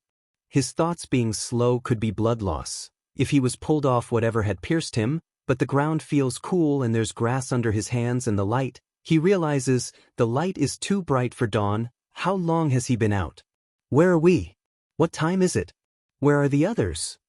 Everything is unnaturally quiet against the bubble of blood in his chest and the ringing in his ears. He can't hear explosions anymore, and his calm is missing. It's going to be okay, Deku says with a terrifying grimace of a smile. As for where, you could say you're in my personal hell? Deku does something, Shota can't see what, but it feels strange and the pain starts to abate slightly. I usually call it the other place, or when I was a kid it was the spirit realm, and when I'm in a mood it's just hell because it might as well be, but it's never told me its name. Why would it? The kid does something to his hands. Is he drawing on them? And moves to cut away the bottoms of Shota's jumpsuit legs and does the same to his aching shins. The other good news is that your spirit really likes you, so you're not going to die from shock or blood loss either, which is good because I don't think I can do this on my own at all. Are you ready? Shota begins to tell Deku to calm down, that he isn't making any sense, that he needs to look for the others. It'd be good to get the kid away before he kicked it, but before he can manage to speak another voice curls through the air and shocks him to his bones. I am ready. He wrenches his head to the side, the movement causing agony even against whatever it is that Deku is doing. Looking down at him from barely a foot away is a giant white fox. A giant white fox with far too many tails and somehow an expression of amusement on her giant white fox face. He doesn't know why he knows she's a she, or how he knows she's the one who spoke, or how that voice had appeared in his head unlike any telepathy he's ever heard. He doesn't know why she feels so familiar either, save for a silent nagging feeling he is consciously ignoring at the moment in sheer what the ever-loving disbelief. Deku, meanwhile, ignores his apparent confusion, or perhaps Deku can't see this hallucination, perhaps it's the blood loss, or the plant toxin. Those plants in Minami were Quirk made and very dangerous. He remembers that they'd been warned not to disturb them. The explosions could have done something. Shota tries to think, tries to focus, tries to speak as Deku puts his hands on Shota's shoulders. Bloody hands, Shota thinks, bloody fingers, and then Deku glows. Izuku's never done this before and he's scared down to his bones. He'd been so stupid to bring Eraserhead through, but there'd been no other choice. He'd reached out because if Eraserhead died in front of him, it'd be his fault when he could have done something earlier and now. Calm down. Tamamonome's voice soothes him while he channels her power. He could not do this on his own, but then neither could she. Her powers have nothing to do with healing and none of his borrowed favors would be enough to put Eraserhead back together again, looking like he does, like a shattered porcelain doll. Instead they work together, the sigils for healing and mending on Eraserhead's shoulder, hands, and shins all glow as green and white lightning crackles around Izuku and into the pro-hero. It probably isn't particularly comfortable for him, but the man doesn't do anything but grit his teeth, so Izuku has to do the same, even as the power feels like it burns for a moment before it begins to fade. The sigils, written in his own blood because he has nothing else to write with and he'd read that doing it with someone else's was a very bad idea, begin to turn to dust and disappear. Task complete. Eraserhead's breathing stops sounding quite so wet and harsh and his eyes close, but it looks like more from relief and exhaustion, not that he's quite passed out. Izuku sits back on his heels and looks to Tamamonome with gratitude, watches as her own glow begins to fade and, Izuku realizes with growing horror, one of her tails is bright, bright white, entirely light. It glows even as the rest of her returns to normal and he watches, transfixed, as it begins to disappear entirely, simply fading from tip to base. It's all his fault. He falls in front of her, hands and forehead in the grass as he kneels, breathless and shocked and overwhelmed. He doesn't have words. There are no words for the power she'd given up, given willingly, given more than he'd ever seen another spirit give anyone for no clear return. Even when Eraserhead dies, she won't get that returned, and Izuku can't give her even a fraction of it. What if she expects him to? What if he feels her cold nose against his cheek? None of that. She scolds, voice gentle. I made my choice, and there is still work to be done. I cannot help him home, you must be the one to guide him. I don't understand, he admits, though he brings his head up as she nudges him again. You dash. Not all spirits are alike, young kit, even if you have met few like me. I know there is a value in saving what can be saved, power will always return, eventually. He shakes his head, he hasn't met anyone like her, ever, but she nudges him again with her cold nose and he remembers, Eraserhead. The man is trying and failing to sit up under his own power. Izuku hurries to his side and helps him, while the kitsune settles behind the man, supporting his back. Don't rush it, Izuku warns him as Eraserhead groans. You were really hurt, it's going to take a minute. Good, he says, sounding better already, and he fixes Izuku with an attempt at a narrowed glare. Then we can take that time for you to explain to me what the hell is going on. Oh. Izuku has to admit this is probably a lot for the hero to deal with, and he hadn't given him any warning at all. Of course this would be really overwhelming, it had been almost too much when he'd come through the first time. He feels his cheeks heat up, but tries not to flail because he needs to tell Eraserhead everything important, everything he needs to know. He's dreamed about this happening for years, being able to show someone, being able to tell someone, and now that it's happened, he'd never really been quite prepared for this. And somehow, Izuku realizes, Eraserhead is watching him quietly and waiting for him to speak. He takes a breath and tries to think in terms of priorities. What did he have to learn the hard way? This isn't home. That's obvious, but good to reaffirm. This is where magic lives and almost everything here has some magic or power, and that means there are rules, really, really important rules, that if you don't follow things worse than death will happen, and I don't know if I'll be able to save you from them. Right. He doesn't let the hero interrupt, just presses on, feeling vaguely like he's running downhill. Rule 1, your name is Eraserhead. Never tell anyone anything else, no matter what they say or ask or offer you. Just Eraserhead. Don't touch anything or take anything or talk to anyone unless I say you can dash. Tamamono clears her throat. Or your spirit does, she's okay, but no one else is. Don't make any promises, don't agree to anything. Don't take anything you're offered unless one of us says it's okay. He has to take a breath. Somehow, Eraserhead doesn't interrupt him and Izuku takes that as a tiny blessing to continue. Rule 2, stay with me. This place can change around you if you're not careful or if you step wrong, and if I lose you I may not be able to get back to you in time. You're going to have to let me guide you to get home, but I promise I will. Rule 3, you can't lie here. Izuku swallows around the very sharp lump in his throat. I can't lie here. No one can lie, which doesn't mean they can't trick you, but if you need to test that out you should get it over and done with now, because I need you to understand that I'm telling the truth, even if it seems crazy and impossible, and I need you to not try to lie to me because I really don't think I'm going to be able to handle it right now. Okay? He's had time to think about what happened and he can accept it, but if the hero tries to do anything here and now, Izuku just doesn't know. In the following silence, Eraserhead blinks, his flat expression just that. Izuku can't tell if he doesn't believe him, or if he still thinks he's crazy despite everything, or if maybe being brought here and getting banged up and then getting healed has just fried the hero's brain a bit. Hopefully not the last one. If he's given Eraserhead brain damage he'll be the worst, the absolute worst, they'd never forgive him and… You're rambling, Eraserhead says quietly. And I don't have brain damage, but thanks for worrying. Are you done? I think those are the most important things to know right this minute. Izuku offers, knowing he's missing so much but they have to start with the basics. I'm sorry, I didn't really ever plan for what would really happen if I brought someone through. Eraserhead blinks again, like that's a weird answer. Why? Izuku fists his hands in the grass, but doesn't pull. Because it's dangerous? I mean really dangerous? You're not supposed to be here. You're really not supposed to be here, and when they find out, some of them are going to come after us. Who are they? My kind, Tamamonome says, and Eraserhead startles ever so slightly. We might find humans of much use, but we do not welcome them into our world lightly.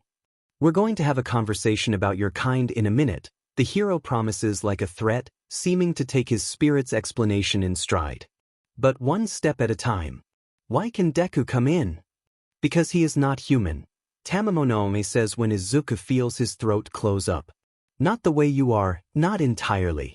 And he is likewise not entirely welcome, he is tolerated. Barely, Izuku croaks and stares at his dirty shoes and dust-caked jeans.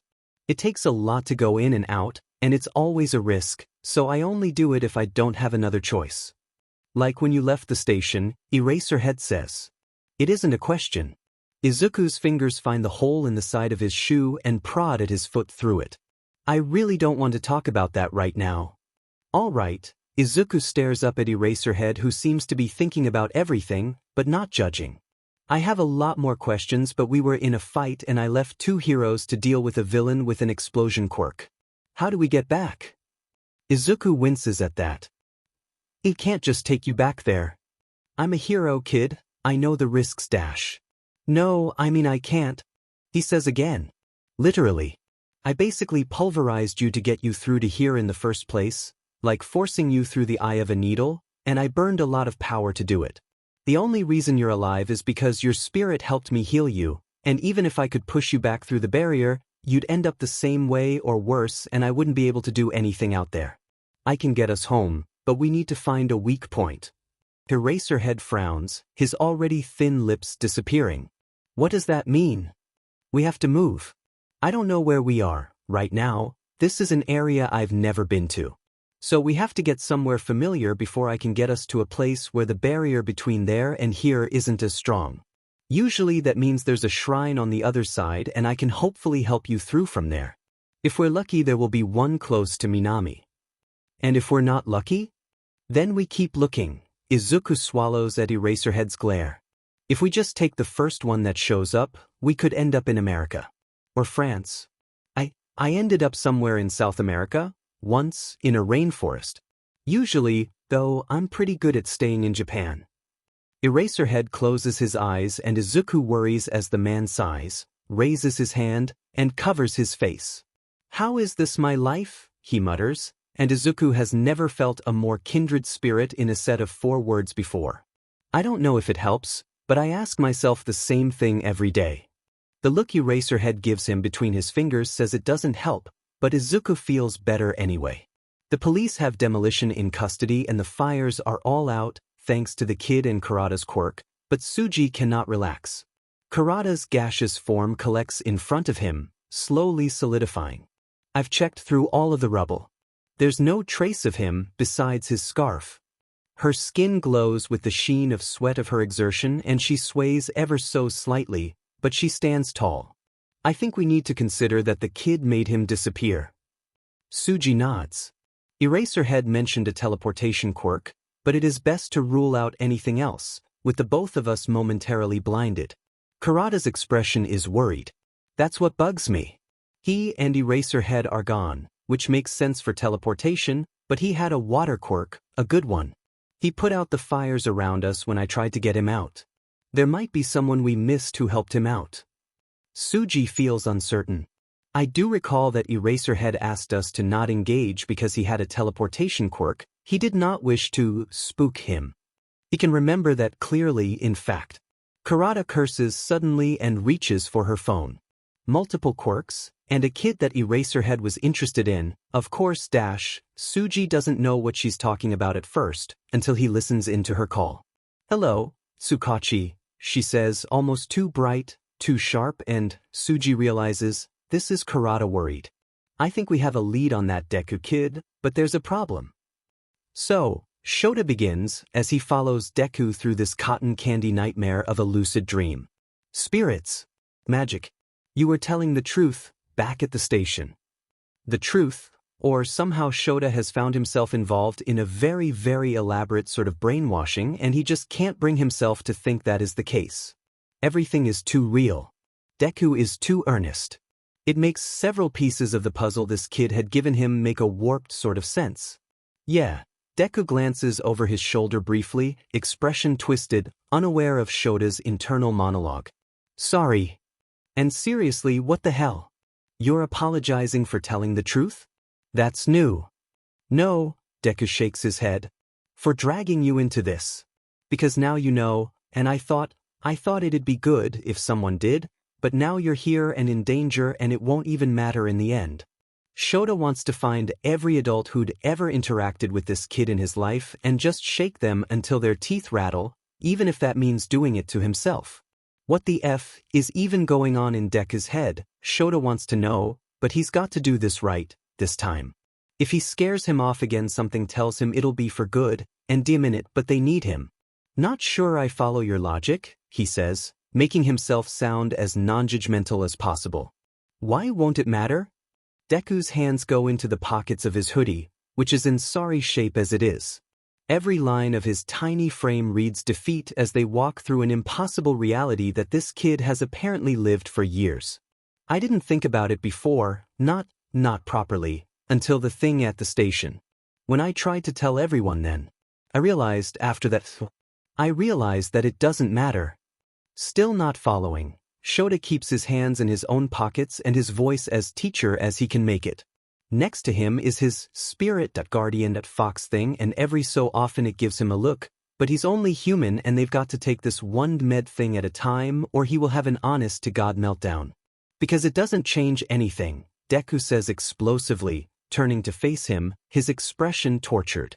Because knowing doesn't change anything for you or for anyone else. And it just means they won't believe you either, and if you argue it they'll call you crazy and take away your hero license. Because knowing won't make a difference, you can't stop them, or talk to them, or hear them or affect them in any meaningful way, no one can, so telling people is pointless. The kid is breathing hard, his shoulders so hunched they're up around his earlobes and his whole body radiating tension and self-hate and probably, if Shota had to guess, some fear. He might have to upgrade shaking the adults in this kid's life to punching. You've clearly thought this one out. He looks down at Deku through the fall of his hair. Shame you missed a point. Deku gapes at him like a fish, eyes wide, mouth open, lips flapping. It's the most childlike thing he's seen this kid do, and Shota is instantly relieved to see he can do it at all. What? Makes a difference to me, Shota shrugs, makes sure he doesn't put too much pressure on the kid, and looks around at this absolutely impossible world that makes his eyes hurt every time he tries to focus on something for too long. I know now, and I believe you. I'm sorry I didn't before. And you know what?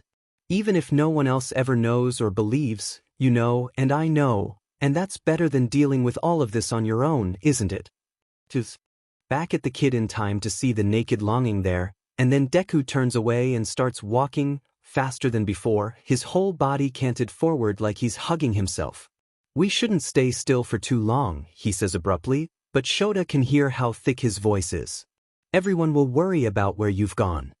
Shota follows not quite beside the kid, giving him enough space without leaving the vague radius Deku had announced was safe to move in around him. Beside them the kitsune moves, dropping back to brush against Deku for a moment, and then touches a cold nose to Shota's wrist. Thank you, she says, and Shota somehow understands that he can hear her and Deku can't. He has been afraid for a very long time. You will be good for him. Shota doesn't know how to reply to her in kind, so he just shrugs and keeps going. It's no good to let the kid dwell, and he seems more than capable of talking his ear off, if given an opportunity. How about you tell me about spirits then, properly this time? He asks, hiding a smile as Deku nearly trips over nothing in surprise. I remember you talking about them affecting quirks, but the details are a bit hazy. I was pretty tired that night. He's pleased with that, it isn't a lie. The details of Deku's crazy-at-the-time claims hadn't been important enough to expressly memorize, and he had been tired. 2 statements, both true. He'd already figured out that any actual lie would twist in his mouth and physically hurt, just as Deku had warned him. Not that he wants to lie to the kid, but he needs to know how this place works. Right. Deku settles down a bit at that, relieved to have a shift in topic away from him. How should I start? Generally one starts at the beginning. Tamamune suggests, flicking her tail so that they brush the top of Deku's head and he ducks with the tiniest smile. Her voice is lilting and rich, and Shota thinks it is about as far from his own voice as one could get. I will begin. Once we were worshipped. And it makes sense, Shota admits to himself as the spirit explains, with Deku's interjections. At least, it makes sense as long as you accept the existence of magic as a truth from the start, which he's working on. Humankind's evolution into quirks has always been a contentious one, with theories spanning everything from a virus carried by mice to direct meddling from underground scientists to aliens and everything in between. One of the major reasons no cohesive theory ever really worked was because of just how varied quirks were and continued to become. Evolution struggled to explain how one person grew wings while another could psychically manipulate blood while a third could simply negate gravity. There was a lot of pushback against actual genetic research as well, which Shota was on the fence about. On one hand, a better understanding of quirks was, in broad strokes, a good thing, just like any other facet of humanity's health and well-being. On the other hand, quirk research was the most abused of the sciences, and genetic manipulation had such a bloody history it was very nearly outlawed around the world, and what was allowed was, in theory, closely monitored. And yet things like the Nomu had still come into existence. Still, as Shota listens, things make more sense than they don't, which also makes the "this is all a dream" hope all the more fleeting. Humanity's mutation wasn't for quirks, Deku and the Kitsune propose. It was something that allowed spirits, or whatever these creatures were, anyway, to bond with humans and share some of their power. It's definitely a symbiotic relationship, but what kind really depends on how you look at it. I mean, they mostly don't care what you do with their power, or how it manifests, or if it's dangerous. They just want you to use it to make it stronger, so that when you die and the power returns to them, they become stronger and they can just repeat the cycle. Deku's really engaged now, though Shota notices how his eyes never stop roving around them, constantly aware of their surroundings like he's waiting for an attack. So for some people, that's parasitic. Some spirits are awful and they'll give too much power to someone, or something really destructive, because they want to see them cause harm and use their power a bunch, and they don't care about the costs to the human. But then you have someone who can change their eye color or turn everything they touch orange, and I'd classify that as a commensal relationship because they're not getting anything out of it, except a quirk in a society that, really doesn't like it if you don't have one. Shota doesn't interrupt, and he barely lets himself breathe. This is the sort of analysis he'd expect in an essay from one of the third years at minimum, not an off-the-cusp ORL presentation given by an almost assuredly homeless kid with more issues than Shota has fingers. And then there's people like All Might or you or other pro-heroes, or even villains, where it's mutualistic. You benefit and your spirit benefits, even if you're not aware that they're even there in the first place and they don't really care what you do with their power exactly. Deku gestures around them, at the pastel trees and the blue-green grass and the seemingly never-ending empty gray-pink horizon. I think it might be a problem, in the future, if the spirits keep getting stronger and keep putting the same amount, or more, of their power into humans. I used to study heroes. He pauses, and for a moment his bright exuberance is shuttered as he looks anywhere but near Shota. When I was a kid, I wanted to be one. And I noticed then that the heroes now were stronger than the heroes before them, and then watching the sports festival every year, you can see the students are getting stronger too. He bites his lip and looks up at Shota almost apologetically. I don't know what that will mean though. Not your problem to solve, Shota tells him, firmly. This kid is not responsible for the whole goddamned world, even if he thinks he is. And speaking of when you were a kid, are you really 16? Deku sighs, dejected. I know I'm short dash. Shota resists the urge to curse. The kid looks like he's been malnourished for years. You're more than short, kid. Look, Dash. He sees how Deku flinches and he eases his voice quickly. I'm not angry, I promise, but I'm going to ask you something. You don't have to answer, but I'd really like you to if you can. How long have you been living? On your own. Deku closes up. Shota watches as he drags his eyes away and his shoulders go back up and his hands are jammed back into that god-awful hoodie. The kid tries to say something. Shota suspects it's a lie by the way his mouth twists and he GGS for a second. They walk in silence and he gives Deku the time to think about how he wants to answer. My mom died when I was 11. Deku's words are so quiet, Shota can barely hear them even in the surreal silence that surrounds them. There was an attack, some villain gang, and it tore through our neighborhood. There's no way this kid has been on his own for 5 years. Shota begs the universe at large. Out loud he simply says, I'm sorry. Deku shrugs with one shoulder. She was the only person who believed me. Even if she didn't understand, even though she couldn't see. She let me dash. He shakes his head and seems to change what he wants to say. She helped me figure out what to do, to keep them from coming after me. They would come in when I was sleeping and try to hurt me, especially after I was 8. Another pause, another ragged breath. I was put in care. Social services.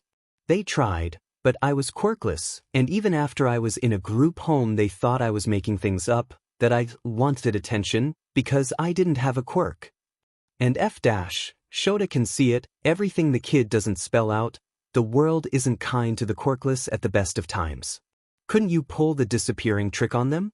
Or you stopped Shinsou's quirk? That would have proved. Deku spins on his heel. You don't understand, he snaps, angrily. I had a toe joint. They knew I did, it was in my file, my doctors all said I was quirkless. If you have a joint you don't have a quirk and I don't know how to get here. I didn't know how to leave. Then, someone had to teach me and I wasn't going to be a monster, no matter what anyone said, no matter what they did to me. Deku's voice cracks and he wrenches his hand from his pocket and holds it out. The hand that had seemed to burn, Shota remembers, in the station. It's covered in scars. I don't have a quirk, but I can take their power if I want to. If I hurt them, if I take their names, I can make them and it's wrong. His voice cracks on the last word, twisted and hurting. That's why I don't have a quirk, because I won't take one, even though I could, because no one wants to be my partner, no one wants to be mine. I scare them and I should because if I get angry or scared I hurt them even though it isn't their fault. Deku's whole body flinches away when Shota kneels and wraps him in a hug, but before Shota can think I've effed this up again Deku is clinging to him so desperately and sobbing huge, gut-wrenching sobs, his whole weight against Shota's frame. He holds onto this demed child like his life depends on it and lets him cry and promises that he's safe now, DMN it and DMN everyone who'd hurt him. The fox, Tamamon, stands off to the side. He's pretty sure she's keeping guard. He's certain she approves. Izuku's horrifically embarrassed when he finally gets hold of himself. He wipes his face on his sleeve and pries himself away from Eraserhead's arms. Sorry, he apologizes, feeling like a dried-out husk and wishing he had something to drink. Don't know anything you should be apologizing for, problem child. Eraserhead allows him to pull away and they both get to their feet a little unsteadily. Sounds like you've been carrying too much on your own for too long. Part of that is my fault. I'm sorry about Shinsou again. Izuku shakes his head emphatically, because he's had a lot of time to think about this. You didn't know I'd panic. You didn't know how bad that would be.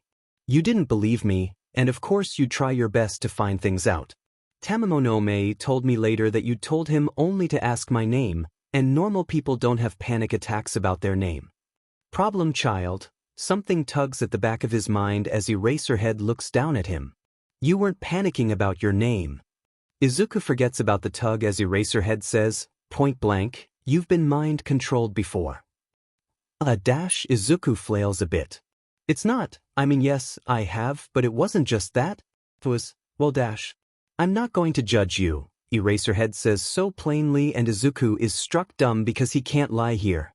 Eraserhead waits and Izuku shifts from foot to foot for a moment before Tamamon comes up behind him and nudges him with her nose.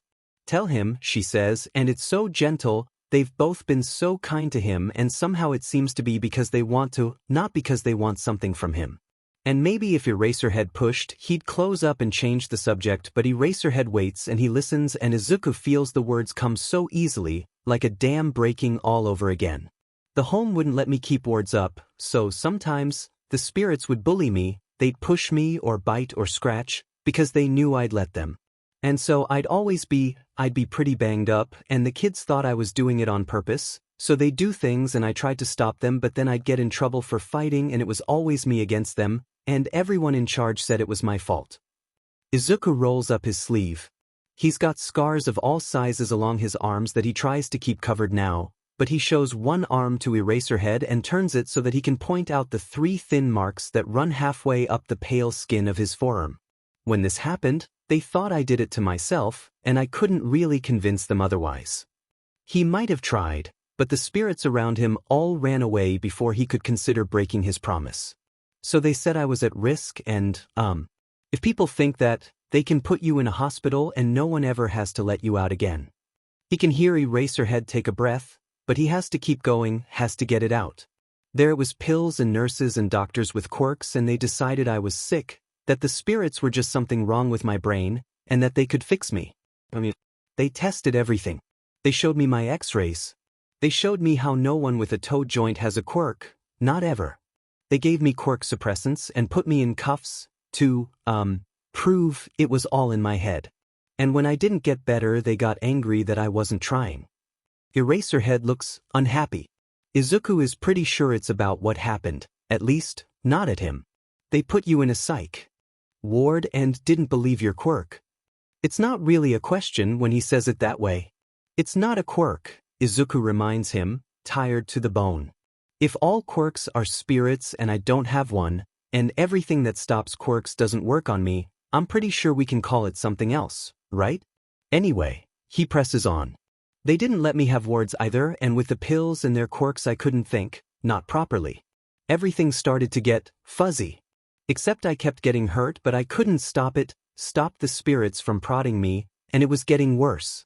So then one day one of the old ones, he might be the very oldest, I don't know, but he offered to get me out for a price.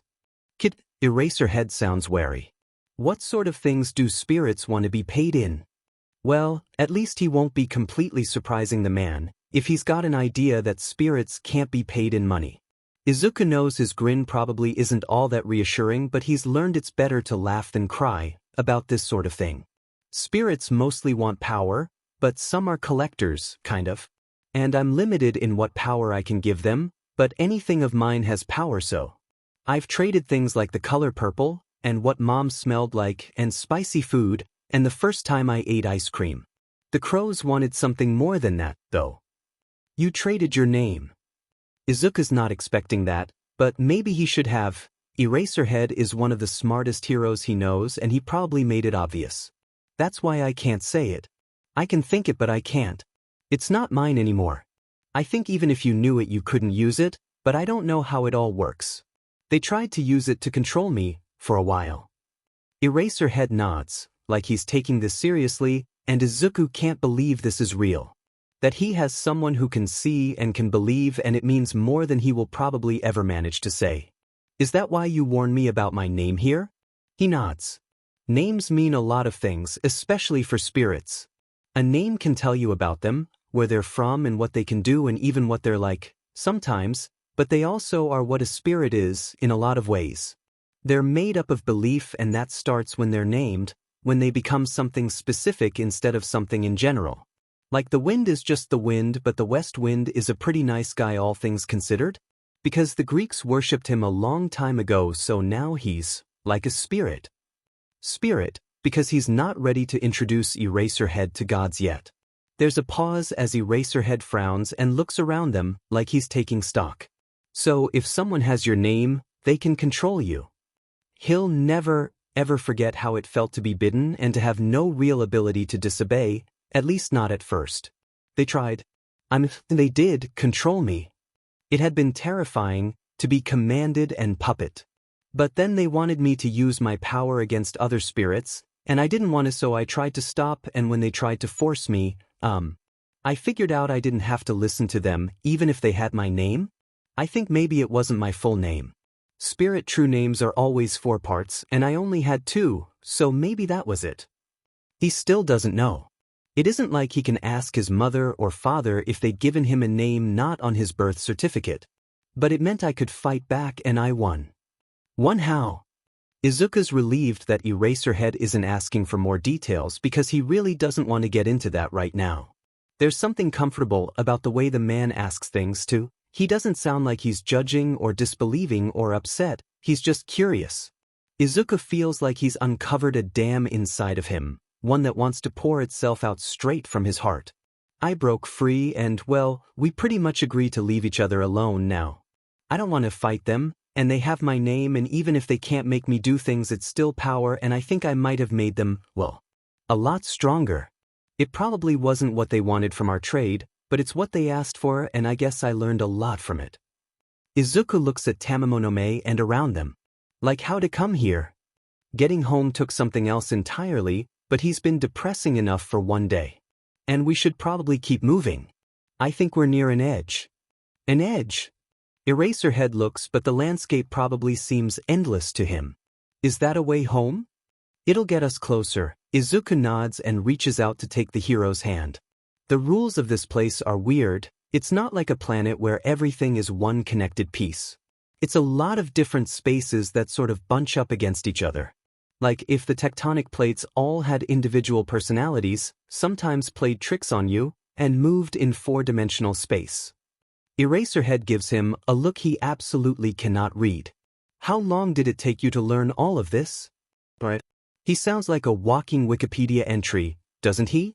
There's a library here, Izuku explains, walking forward and feeling for the edge and overlap that hovers nearby but is always an inexact science.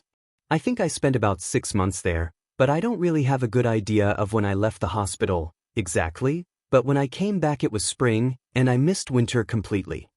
Whatever Eraserhead wants to say is cut off as Izuku tightens his grip on his hand and they move, from one place to the next, in the space of a step. Hisashi knows not to wait by the phone. Even though they don't have a landline at all, he and Shota and Hitoshi use their cell phones like sane people who want a phone they can put on silent or vibrate and can screen their calls and receive texts and, look, Hisashi thinks landlines are a relic and they remind him too much of work at the station, so there isn't exactly a phone to wait by at all. Having your cell in your pocket doesn't count. He's still waiting, though, and trying not to. Shota hasn't checked in and it's not something to panic about. Being an underground hero means your schedule can sometimes be a bit out there, but it's something to worry a bit about because being an underground hero means if he hasn't heard from Shota in X amount of time that they've set up in advance, he's allowed to get worried. This time, Shota's following up on something to do with the Yakuza raid and the cops have had the lead on it, so at least he isn't the one in charge of sounding the alarm. If Shota doesn't get back to him, it'll mean he hasn't gotten hold of the police either. Still, he's had to sound more alarms than he'd like, since they graduated. The point is, Shota's missed his first call but not his second, and Hisashi is worried but not letting it show because he doesn't want to upset Hitoshi, who is far too smart about this sort of thing. Something's burning, Hitoshi warns as he enters the kitchen and heads straight for the coffee maker. Hisashi pulls open the fish oven and is relieved to see tonight's dinner is a bit dark, but not actually black yet. Don't worry. Still totally edible, he assures, lifting it from the grill and setting it on a plate with a pinch of extra salt. Probably should have added more water to the pan, but it's fine. And what are you doing drinking coffee this late at night? It's decaf. Hitoshi sets the table and keeps glancing over his shoulder at Hisashi. You know, you do this every time. Do what? Make shioyaki and pretend everything's fine? Hitoshi sits next to him once the table is set and they both begin on their meal. Did Dad not call? Hisashi stares at his son, but he hasn't won a single staring match in this household and Hitoshi isn't about to let him do so now. Am I that obvious? There's a reason you're not an underground hero, is his reply, but it's said with what, for Hitoshi, is fondness. You're really obvious when you're worried. Only because you live with me. Hisashi feels the need to defend his hero cred. He can't have his kid thinking he's not capable. You've learned all my tells. You know all my weaknesses. You're perfectly primed to undercut me at every turn. And you're being dramatic. His son smiles, propping his head up on one hand, elbow braced on the table. Can you tell me anything about it? Hisashi considers that for a moment and then nods. The basics that they'd pass along to any hero is safe enough for Hitoshi. He knows the value of a secret. He's off at Minami Ward, the one with the creepy plants? They think one of the Yakuza bigwigs that ducked the raid is hiding there. He's there with some quieter heroes because the area's still a bit rocky and the civilians aren't too happy about heroes since we didn't exactly do a stellar job out there, so the cops didn't want to send in anyone too flashy. In other words, Endeavor would just upset everyone? Hisashi snorts, trying to hide it and failing. When doesn't he? He'd probably try to burn the plants even after every brief saying they're basically fireproof and then spread their pollen everywhere in the process. We'd be trying to cut back immortal thorn bushes for years. The description does its job, Shinsou laughs. Well, lucky for us Dad's handling it then. Hopefully he'll call soon. He warned you he'd cut off your feet if you paste another hole in the rug. For the last time. Hisashi, righteous, bangs his fist on the table. That was a candle. Sure. Hitoshi eyes him over his mug and is absolutely laughing at him silently, which Shota totally taught him, and it's so not fair his kid can be silently smug at him and Hisashi can't ever get him back. If that helps you sleep at night. His phone rings before Hisashi can figure out the perfect rebuttal and he recognizes the detective's number in his caller ID. He tries to keep his smile on his face, but he's pretty sure it's a horrible grimace based on the way Hitoshi seems to focus on him. Present Mike, he greets, and hopes like hell this is a courtesy call. Hello Mike, says Tsukachi, sounding grave. That voice is never good, Hisashi knows. He feels his chest go tight. There's been an incident with Eraserhead's current mission. I wanted to give you an update. By the time the call is done, Hisashi can't pretend to smile anymore. He sets his phone down and just buries his face in his hands because this is the nightmare. This is one out of two bad dreams that keeps him up at night, that follows at the heels of every mission Shota takes, that threatens every time the phone rings and Shota isn't here. Hitoshi is beside him with a cup of tea and presses it into his hands. I heard some of that, he admits, but it's no surprise. Hisashi has to keep the volume on his phone up to hear things, after all. Dad's been kidnapped? Maybe not. Hisashi holds the cup and doesn't drink anything but the heat in his hands feels good. Grounding. Hitoshi just pulls his chair closer so he can sit with his knees very nearly against Hisashi's. During the fight he was hurt. You remember the kid, Deku? He'd be hard to forget, is Hitoshi's deadpan reply. Right, well that makes sense. They think they ran into him, while looking for the villain, Demolition. They don't think they were working together, but Shota got hurt. The words feel so wrong to say. Shota got hurt, and Deku, they're pretty sure he teleported him away. No one got a good look at it though because there was an explosion right after. So he might have been helping but… Hitoshi nods. But we don't know where he is and he hasn't called. Hisashi nods. He hasn't contacted anyone, and no one has any idea where Shota might be, because no one's seen Deku since he disappeared. Ashtray takes that moment to jump on the table and head for the fish. You brat, no. Hisashi and Hitoshi both reach for her at the same time and Hitoshi ends up cuddling her to his chest. I swear she gets worse every time, he grumbles. Dad's been sneaking her treats when he thinks we're not looking. What? Hitoshi smiles. Well, it's a smirk. It doesn't reach his eyes. Make that when he thinks I'm not looking. You're clearly not paying enough attention at all. Hisashi sputters. What are they going to do? Their son, asks, still holding Ashtray and maybe she knows, because she curls against him and purrs and doesn't fight to get away. How are they going to find him? Tsukachi is going to call in everyone he can. Hisashi can report that much at least. They'll find him, Hitoshi. His son nods once, face half hidden by cat. They will or he'll find us, he repeats back, with all the conviction he can muster. Hisashi knows they're both trying to convince one another. Maybe if they keep repeating it, it'll be true. The world changes. Shota shakes his head to clear it, blinking his eyes to try to force them to adjust to the sudden shift in light. A moment ago, They'd been standing on a gently rolling landscape of pastel colors and soft grass, diffused light and silence. Now they stand in a small clearing surrounded by a forest so dense he can't see beyond a few trees. The circle of sky above them is a middling sort of twilight without any hint of moon or stars, and there's a soft wind that whispers through the leaves and raises the hair on the back of his neck.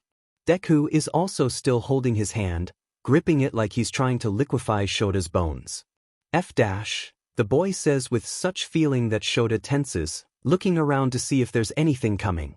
The fox spirit stands behind them on all fours with her tails, 8, he counts, fanned out behind her. The pose is a defensive one, he realizes instantly, and his own hackles rise. Indeed, says Tamamonome. This is less than optimal. Either of you want to explain why? Shota's skin is crawling, the sensation of being watched is oppressive, but it's impossible to see what direction it's coming from. Let's say that if there was a worst-case scenario for where I could be bringing a human, this is top 2. Deku is pale, Shota realizes. He's afraid. But I don't think we have another choice. I never knew there was something beyond this forest. I guess it's because spirits just never get through it to say much. So we need to go around? Shora's still not sure how all of this works. Do we go back and find another edge? Deku shakes his head, frowning. I don't know where we'd end up. Tamamonome? He asks the spirit, sounding hopeful. Did you maybe recognize the last place? No, she admits, and her voice carries worry as well. I have never been there from any other direction. And I have never passed through Ayapeak's forest. Do I want to know? Shota hates the fact they're having a conversation almost over his head. He's not used to being the one without information. He's a god, Deku says, apologetically. An old one. A god. Does he want to have this conversation? Is he going to? It certainly looks like it. And that's different from his spirit, how? Gods are gods. Deku shrugs, still looking around at the trees. They're a lot more powerful and their power is different. They don't usually share with humans, they just find a place here and make it theirs. And some of them, feed on other spirits for their power. Or they compel spirits to do their bidding. Ayapeak is known to have several under his control, as the crows attempted with Deku. Question, Shota finds himself asking. Why are the crows and not a name? Everyone else seems to have one. Deku blinks in surprise. That's because they'd hear us if we said it. They have a lot of names that aren't true names, actually, because they're messengers. And, he frowns but mostly looks sheepish and seems to realize a lot of that doesn't mean much to Shota, because he shakes his head and continues. They're complicated, but if we used a name they'd come and investigate, and we really don't want their attention. They're also gods. One god across a lot of crows? Like I said, complicated. Another thing to investigate later. Shota wants a God-med notebook, and maybe some flashcards. Alright, do we have a plan? Don't get eaten? Deku laughs weakly. Actually I think I have a plan, we'll just have to be careful, but I've been in the forest before, You what? Tamamonome's voice is loud enough even Deku flinches. Why would you ever? I was doing a favor, he protests defensively. And I only went in so far, I didn't try to go through. The point is there is a way to ask for passage if you have something he wants. Shota doesn't get to ask what that means, because Deku follows it up with, the best thing would be a fight you won. Something you worked hard for but when you were younger. He says this thoughtfully, looking up at Shota expectantly. Maybe your final exam, from when you went to UA? Problem child. Shota fixed him with a look that usually works in the classroom. You're not making sense. I'm going to need some context. Alright. He's a god of a few things, but one of the main ones is military victory? Not all of it, there's more than one god for that. He adds that hurriedly, like Shota might be worried about the lack. Spirits will trade in memories. Remember, if you don't have something specific they want? I gave him the first time I went swimming before, because I didn't think I had any fights worth sharing then since I usually lost. But you went to UA, so you must have some good ones where you had to do a lot to win, and they'd be old enough you won't be in trouble for forgetting them. I'm feeding a god a memory of a fight, in exchange for getting through his forest? Deku nods, completely at ease with that statement. Exactly. That is a very cunning plan. Tamamonome says slowly before Shota can really lean into the what the F aspect of things. But what is to stop him from refusing and simply attacking us for our power? Deku squares his shoulders and meets the spirit head-on.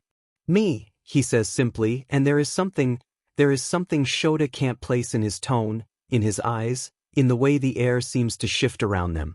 Just because I really don't want to fight doesn't mean I won't if I have to. If it was just me I'd find another way, but Eraserhead can't wait forever. He has a family. Shota knows what that doesn't say. Shota has people looking for him, worried about him, missing him. Deku doesn't. So it's a good plan for us, and for Ayapeak.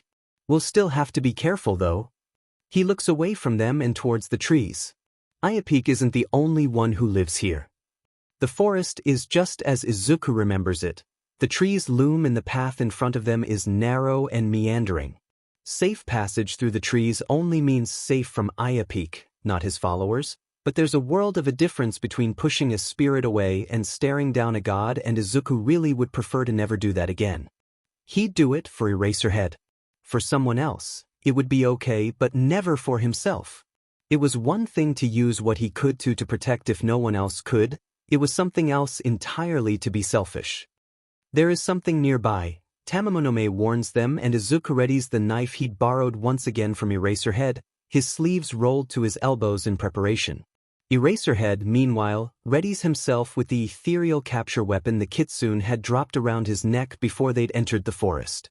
A moment later, a woman appears on the path in front of them. She's beautiful in the way that so many spirits with human forms are. Her skin very nearly glows and her lips are crimson red, her teeth and her hair black, the latter so long it nearly reaches the ground and is pulled back by a simple red tie. She's in Homunji, which Izuku's had to learn the specifics of only because it's an easy indicator of a spirit's power level or sometimes intent. The ones who show up in simple yukata don't usually mean trouble. The ones in 12-layered Jinahito always try to eat him. You brought a human into our forest? She asks, and her voice sounds like bubbling water. We haven't had a human in so very long. We're just passing through, Izuku tries. I'm taking him home.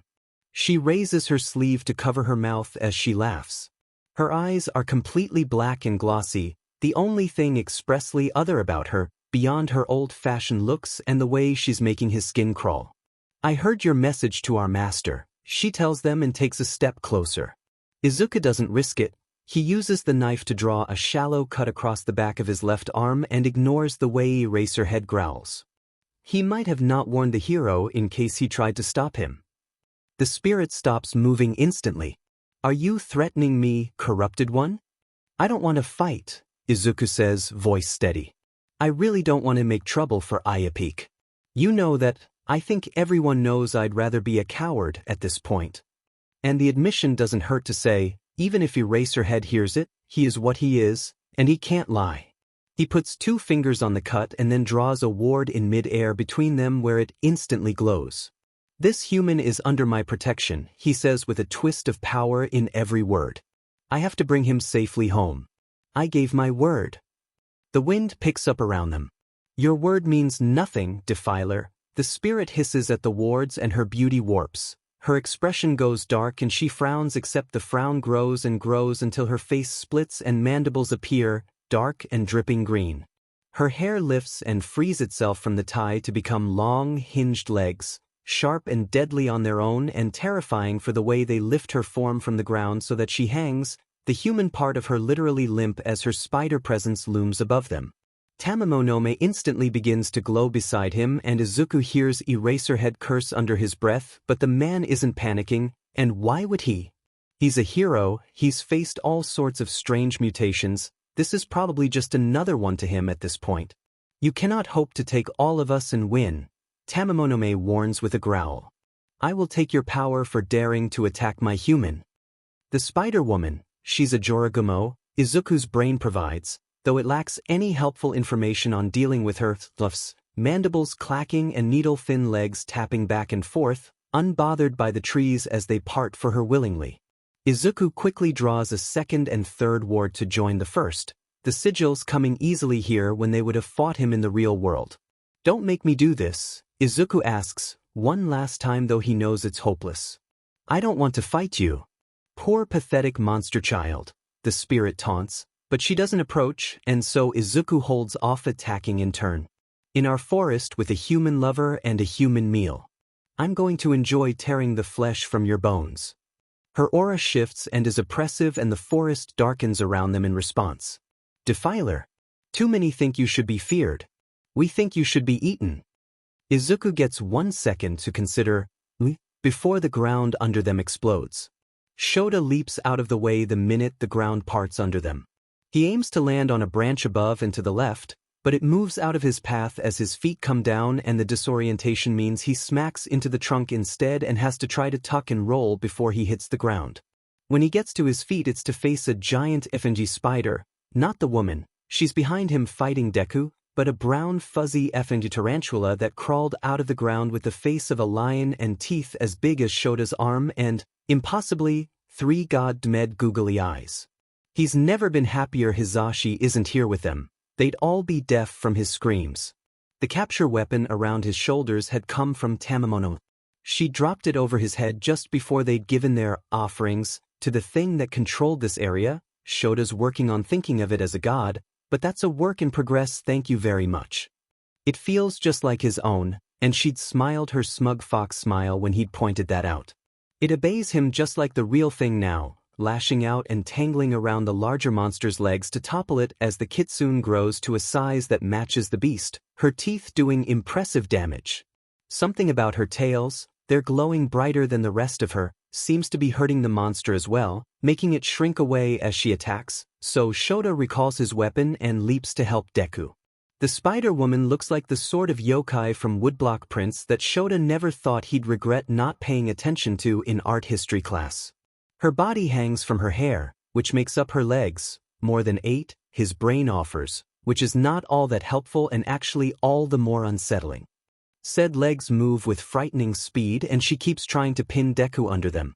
Deku is holding his own, and Shota doesn't know how to feel about that long term, but for now he's relieved because watching the kid paint symbols in the air with his own blood hadn't exactly been reassuring.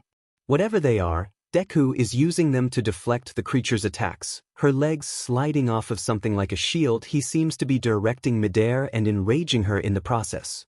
There's so much Shota doesn't understand about this place, and he feels like he never will, but hearing the kid call himself a coward, in a place he can't lie, and then watching him face down this mess like it's a normal FANG Tuesday makes his blood boil.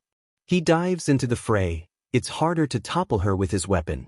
Her legs are so thin that they slide from his attacks at first, and she dodges anything he aims at her body with frightening speed. He misjudges an attack, and she very nearly gets him through the arm with one of her legs, so he pulls back enough to observe and think. Whatever Deku is doing is mostly defensive, but at least he doesn't seem to be tiring. If the trees would allow Shota purchase, he could get a better angle. He's not made for fighting on the ground, but every time he aims for a branch it moves out of his way. Apparently Ayapeak gave them safe passage, but no help if they came under attack. Shota doesn't know how that works, but Deku isn't shouting about broken promises, so he's running the assumption this falls under the not a lie but a trick category of weird sheet spirits do. Again, still working on the god thing. After several more attempts, Shota finally gets his weapon looped around the woman thing and drags her to the ground with effort. She's insanely strong, and while her center of balance should be high and narrow, physics doesn't quite seem to work that way here. Deku is drawing something in the air when they hear Tamamonome scream in pain. The look Shota sees on Deku's face as he turns towards him makes his blood run cold. It's a terrific look of horror and then an instant shift to something cold and hard and resigned. Shota turns to see his spirit, pinned under the spider and bloody. Somehow spirits have blood, and it means he doesn't see what Deku does. He feels it though. Brueniki. Katsurugi. It's Deku's voice in his head, but it's also in his chest and his bones, like standing next to a speaker at a party, or next to Mike when he forgets to modulate his volume. It echoes. The two spider things both stop moving completely, though the woman howls something that makes Shota's ears hurt. The oppressive force stops and Shota looks to see Deku standing just the way he'd met the kid, ages ago now, head down and shoulders high and every part of him radiating hurt and fear and tension, like he's ready to be hit. "I asked you not to fight us," he tells the ground, sounding heartbroken. "I warned you. I warned you and I would have begged if you'd wanted that, but instead you attacked us and now look at you." He looks up at the trees at large. "And don't think I didn't notice you helping, Aizawa. I could come after you for this. We had an agreement." There's silence, but Shota feels once again like they're being watched by something more than the creatures at their feet. Deku takes a shaky breath. "Here's what's going to happen," he says, sounding far too old for his age. "You two are going to give Tamamonome enough power to heal her wound as an apology for attacking us, and then I'll let you go. And Aizawa will make sure the rest of our walk is uninterrupted." "You dare give orders to our lord?" This comes from the lion-headed one. Shota gets the feeling that talking out loud is reserved for the ones who have human-shaped mouths. "I hold 1/4 of your true names." Deku walks right up to the lion spider thing, no longer afraid. He doesn't look confident, though. He looks worn down and tired. "I could take more." "Enough." This voice makes every other seem like a whisper. Shota flinches, even with all his years of experience with Hisashi, because it hurts. He tastes blood, he feels drums, and there's the smell of salt water, somehow. Aizawa had only spoken to Deku before, but now he's pretty sure they can all hear him. Shota grits his teeth and breathes out through the sheer overwhelmingness of it all, while Deku just looks up at a particular point in the trees. "I've never had to protect someone here before," he says to the air. "I've only ever had myself. Now I have Eraserhead and his spirit, and I am going to get them home. I don't care what I have to do to make that happen. Do you understand?" There is a crackle of thunder without lightning and Tamamonome's injury closes as though it never existed. "Now we are even," the god says. "Get out." There is the very unsettling sensation of the world moving while Shota is staying still, the trees all blending into a mass of green and brown before they are very suddenly standing with the wall of trees behind them, a clearing in front of them with a chasm and a swaying wooden bridge beyond that, and the sky in full night but compete with a moon and stars that Shota does not recognize. They've apparently been kicked out of the forest, which he is pretty sure is a good thing. He takes one look at Deku though and realizes that he might not agree. "Problem child?" The kid looks exhausted, but more than that he looks devastated. He covers his face with both hands and a moment later the kitsune is beside him, around him and letting him hide his face in her fur as he silently shakes. She gives Shota a look. "Time to fix this, whatever this is. You're looking rough for a kid who just saved our skins back there." He tries to keep his voice casual. This kid is a mess for good reason and he doesn't want to add to that. Deku pulls away to glare at Shota, but there's no fire in it, no real anger, just a self-loathing that he'd like to cut out with a knife and hand the kid to a group of therapists for at least a year to tackle. "I did it again." Deku looks away, hands balled at his sides and his whole body a line of hurt. "I promised myself and I did it again." Shota can make a few educated guesses. "The name thing." The kid laughs, short and sharp. "The name thing. Goddamn it, but this is going to be another pep talk, isn't it?" Shota sighs and sits, cross-legged, in front of Deku. It means the kid has to look down at him and can't hide behind his hair. "Explain it to me again, because it looked like you were defending yourself. They obviously don't like you much." During the fight, despite the kid's initial worries for Shota, the creatures seem to focus on Deku and the kitsune. He's not sure if that's a slight on his abilities or just a fact of him being human. Deku looks down at him, clearly uncomfortable at Shota sitting on the ground. He fidgets for a moment until Tamamono nudges him and he sags, like a puppet with the strings cut, and sinks to the grass as well. The kitsune instantly curls behind him so that he can lean back against her side. "I think I said it before, but names are important. Names are what a thing is here. Sort of. It's complicated." "Problem child," Shota intones with every ounce of dry humor he has. "What part of your life isn't?" It's worth it for the way that Deku laughs, far more open and with some actual mirth this time. Deku's smiling, lopsided and uncomfortable but smiling as he continues. "There's a difference between someone's true name and what you call them. So Eraserhead isn't your true name, and neither is Tamamonome or Deku. Ayapeak isn't his name either. Those are the names we use, but they don't really have any power except, like a phone number. I could use it to find someone once I know any of their names at all, but that's about it. Shota nods and waits. One thing about this kid is that when he starts talking on a subject, he tends to go at it full tilt. He wants to see how he'd handle classes and structured learning when this is over. There's a hell of a mind here that people let go to waste. Usually here, you have to tell someone your name or give someone your name. There's a big difference that, I didn't know before, which isn't the point. The point is that no one really tells their true name because it's dangerous. You can lose a lot. Deku swallows and seems to sag again, wretched. And what I can do, what I did, I went into who they were and I found their names. The first part. And then I used them. Deku sits and blinks rapidly and seems to wait for some sort of condemnation. Like he's done something wrong. And the best way forward is through, as far as Shota's concerned. I went in and took their names. Without their permission. I could use that to hurt them.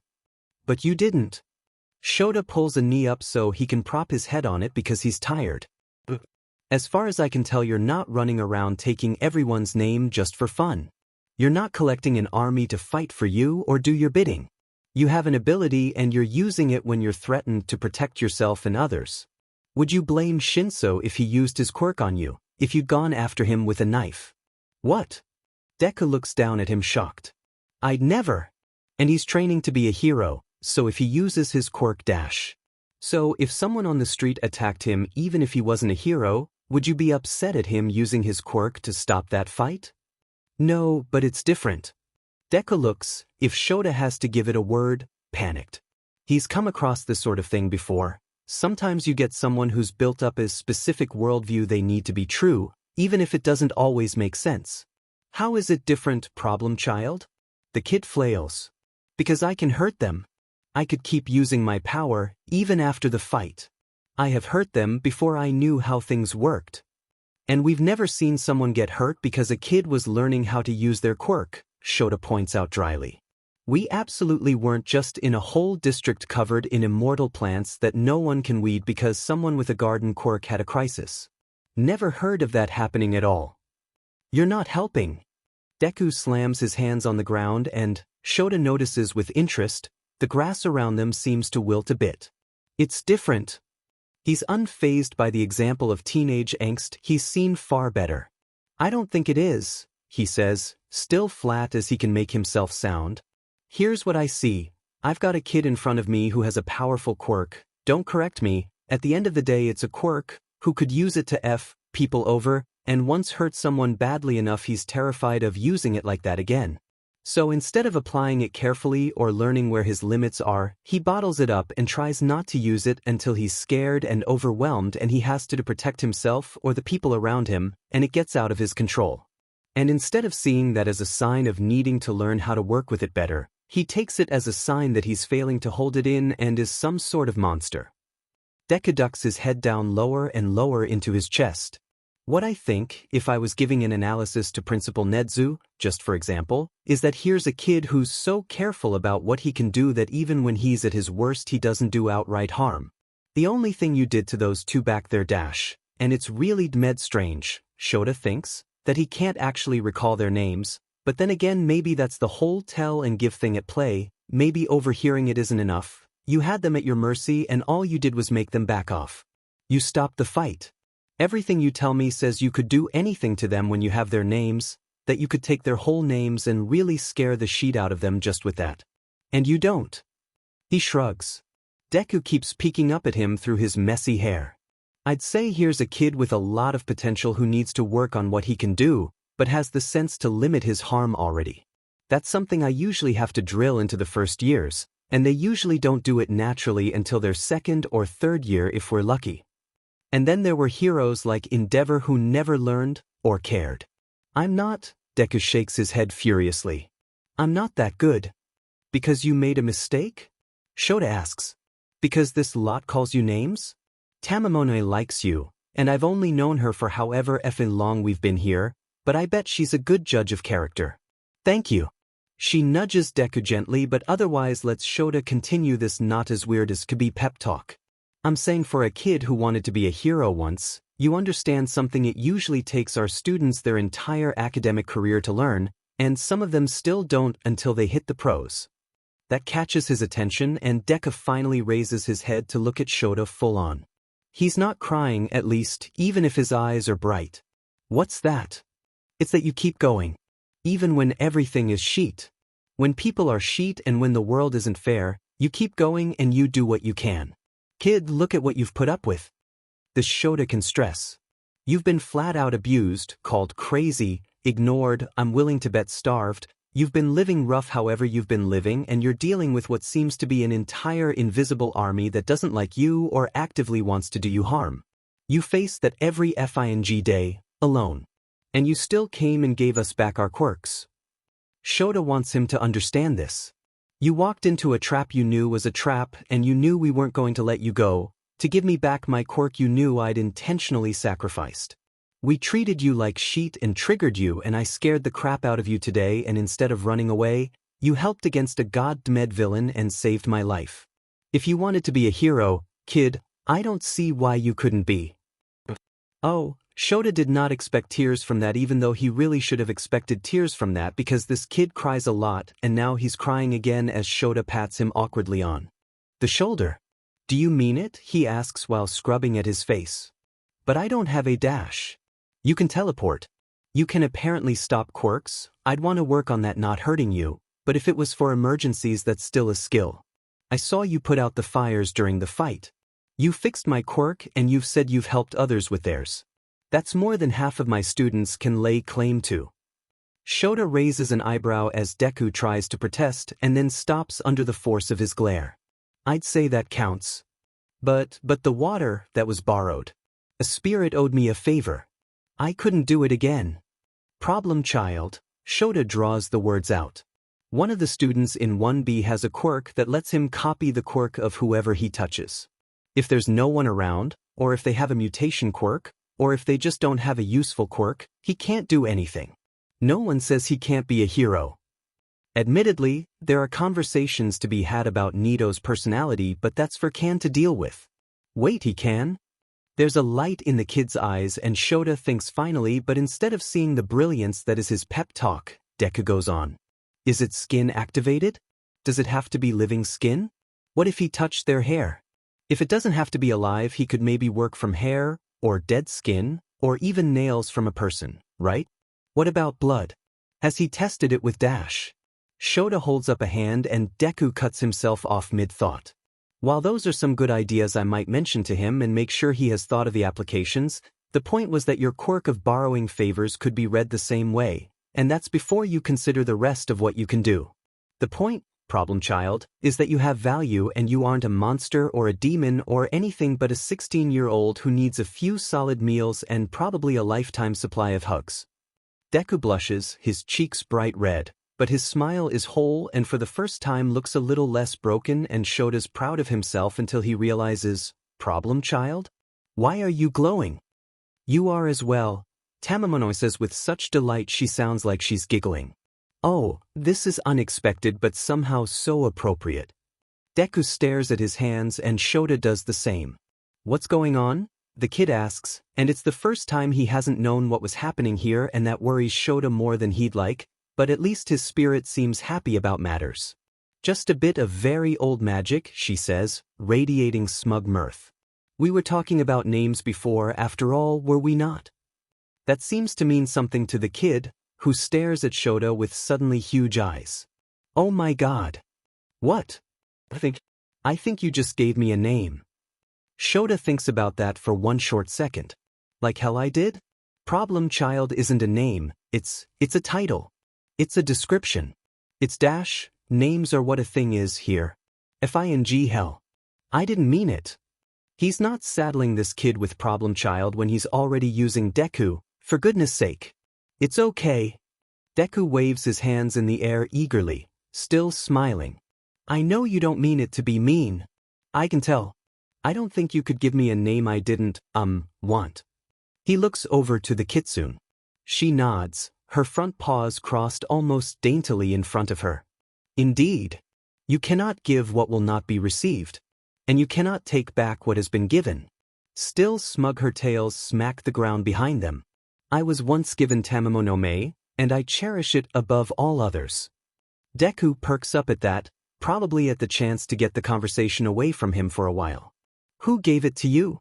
She blinks slowly and then leans forward until her nose touches Deku's. That is a story for another time, she says, voice warm.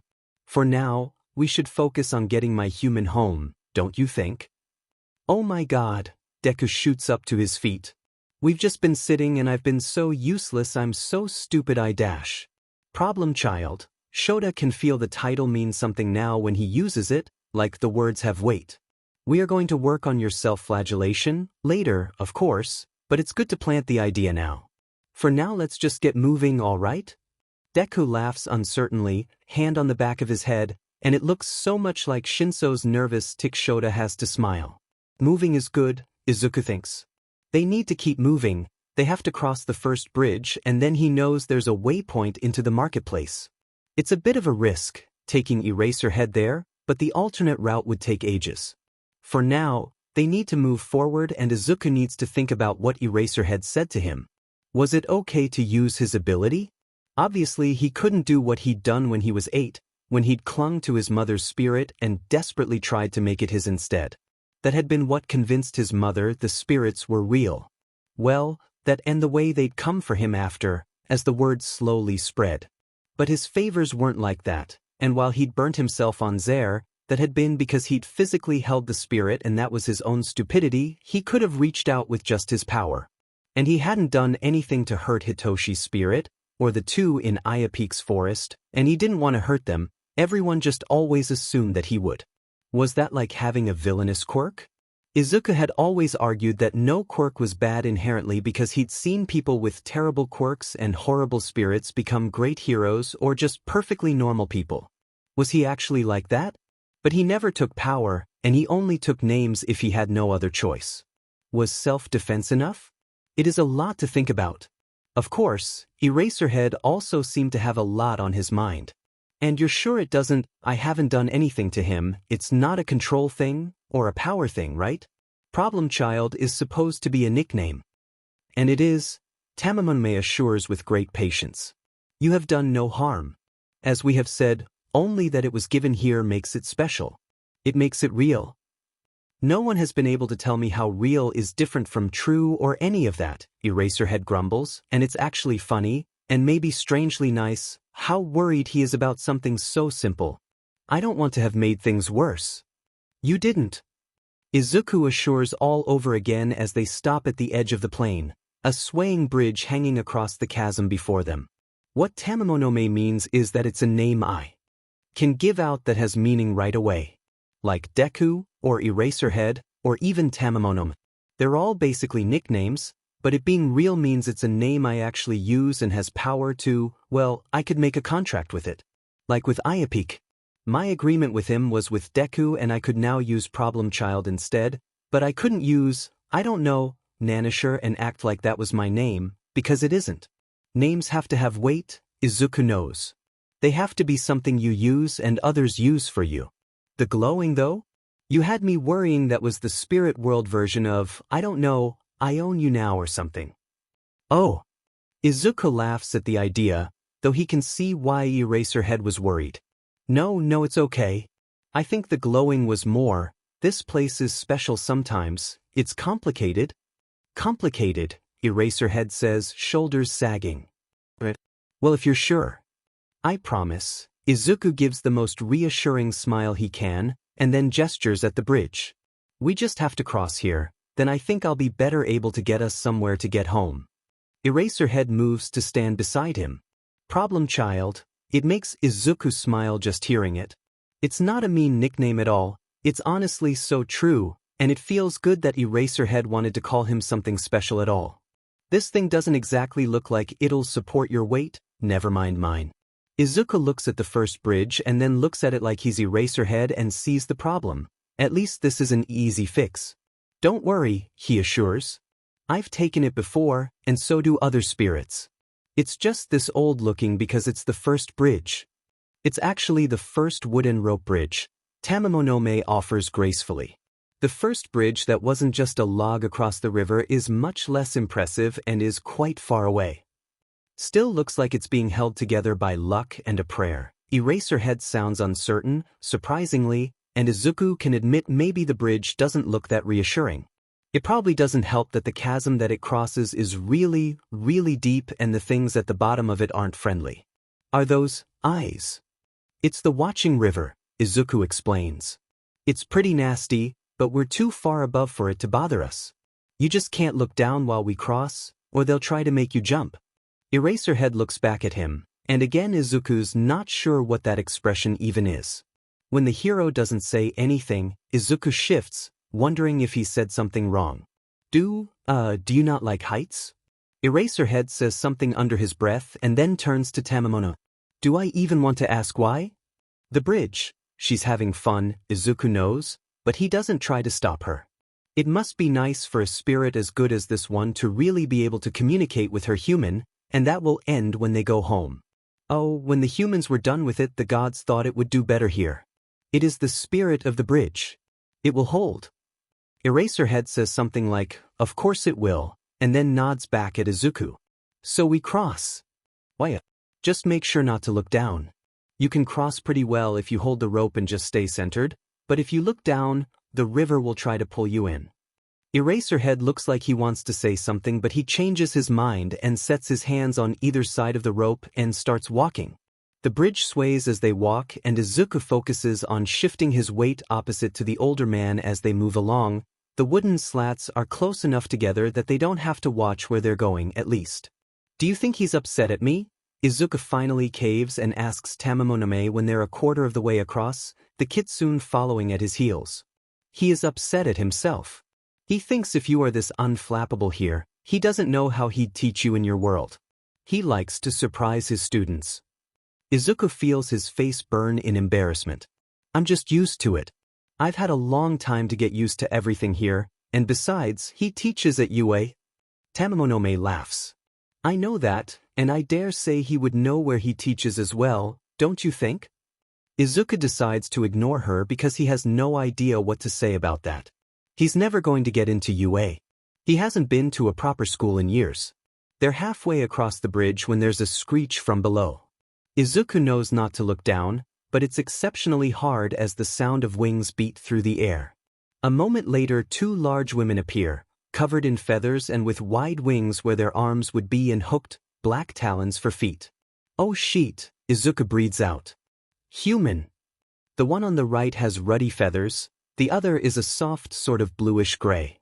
They weren't here the last time Izuku had made the trek, but maybe they'd built a nest in the cliffs. Some creatures were immune to the river's effects. Human. You brought us a meal, little Deku, how kind. They're on a bridge that sways in the air when they move their weight and they can't look down. This is the worst possible place for a fight. Please don't do this, he pleads. I've already had a fight with Iapik and his followers today, I don't want to have to hurt you too. Then don't fight us. They cackle, they're harpies, Izuku remembers now, he's only seen their kind a few times, they almost never bond with humans and tend to stick to other areas of the spirit realm. We just want the human. Call it a toll for using our bridge. Then you too can pass. Tamamonome bristles. You will leave us or you will regret what happens next. They fly below the bridge. Izuku knows he can't wait and risk Eraserhead. As awful as it feels to intentionally and willfully break his promise once more, he reaches for the power he has and toward the bright points of energy that the two spirits represent, reaching and the bridge is knocked from below and he loses his balance and looks down. Shota Aizawa knows a few things to be true. He is going to have a hell of a time explaining this when he gets back. He's working on a plan for that. Deku needs more help than he can probably provide alone, but like if he isn't going to look after this kid. Tamamonome is terrifying and he never wants to PSS her off. Deku goes down and Shota nearly follows him if not for the way his spirit literally covers his face with one of her tails. Looking down is a threat, right? And then the kitsune howls and it chills him to his bones.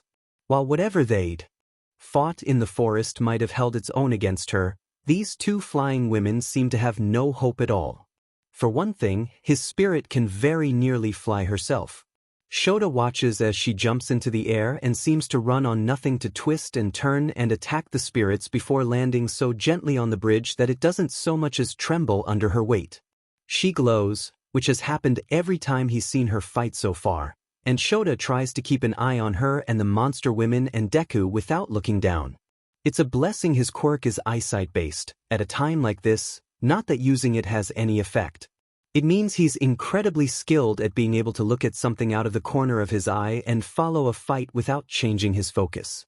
It means he can tell that his spirit looks to have things well in hand, and that Deku looks like he's one good shove away from falling through the ropes and right off the side.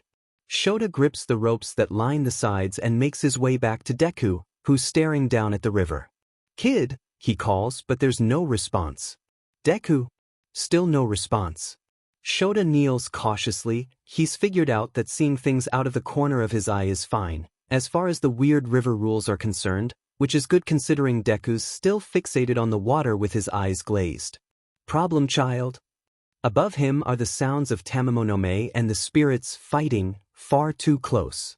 Shota quickly grabs Deku, wrapping his arm firmly around the boy's skinny chest, and his other hand wraps around the rope railing. He braces just in time as the three spirits crash into the bridge and send it swinging wildly. For a moment he prays and then, realizing he's praying in a world of spirits and gods, he has to wonder if he's praying who can hear him and God. What if they answer?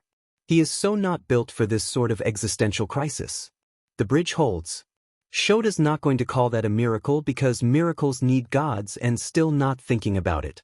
He focuses instead on making sure Deku doesn't fall while the bridge sways and creaks like a bad movie prop.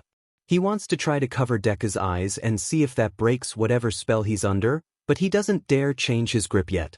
He hears another screech from the harpies and he looks up just in time to see them dive towards his spirit and for her to flash bright white, blinding him for a moment.